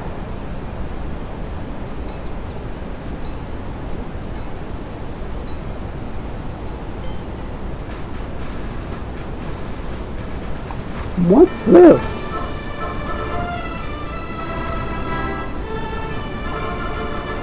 What is that? That wasn't even a Liga Match. Jeez. What sort of, who put that together? Oh boy. Oh boy, that was not expected. I didn't expect that. I thought that was going to be like a legit matchup. Like, oh. Here's the final finale. That's our finale, I guess. Saved the worst for last, I guess. Well, the first two were played okay, but yeah, this one though, yeah, I don't know how that was erected. But anyways, thank you for coming. This was a very interesting live stream. I mean, we had some fun ones, for sure. We had some weird ones. We even had this series that I can't even really describe. They've been wrong maps, out of syncs, wrong players even. So I don't know. This was a funny one. I don't know. It's like a prankster one. But anyways, you can enjoy this live stream on Unstoppable Streletsy YouTube channel within probably, I don't know, like maybe 24, 30, maybe 34 hours. It all depends on when YouTube decides to render this thing out for me. I'm going to start uploading this like ASAP. Get on it now. So that maybe, if we're real lucky, it'll be ready by tomorrow night. Otherwise, it probably could be ready by the night, tomorrow night. Yeah, because this wasn't as lengthy. It didn't go past 7 o'clock. So yeah, good chance this one will be available a little bit earlier than the Week 5 Liga encounters. So, yep, well anyways, thank you for coming. Hope to see you in the next one. Be looking forward to see any other sort of matchups we get for this tournament. It's been a good tournament so far. Got about a good number of weeks to go for it, going into next year. And then we can begin the 2024 to 2025 one, which will hopefully have some new patch stuff to look at in that tourney. Yep, bye. See you later. Just check at the end to see how many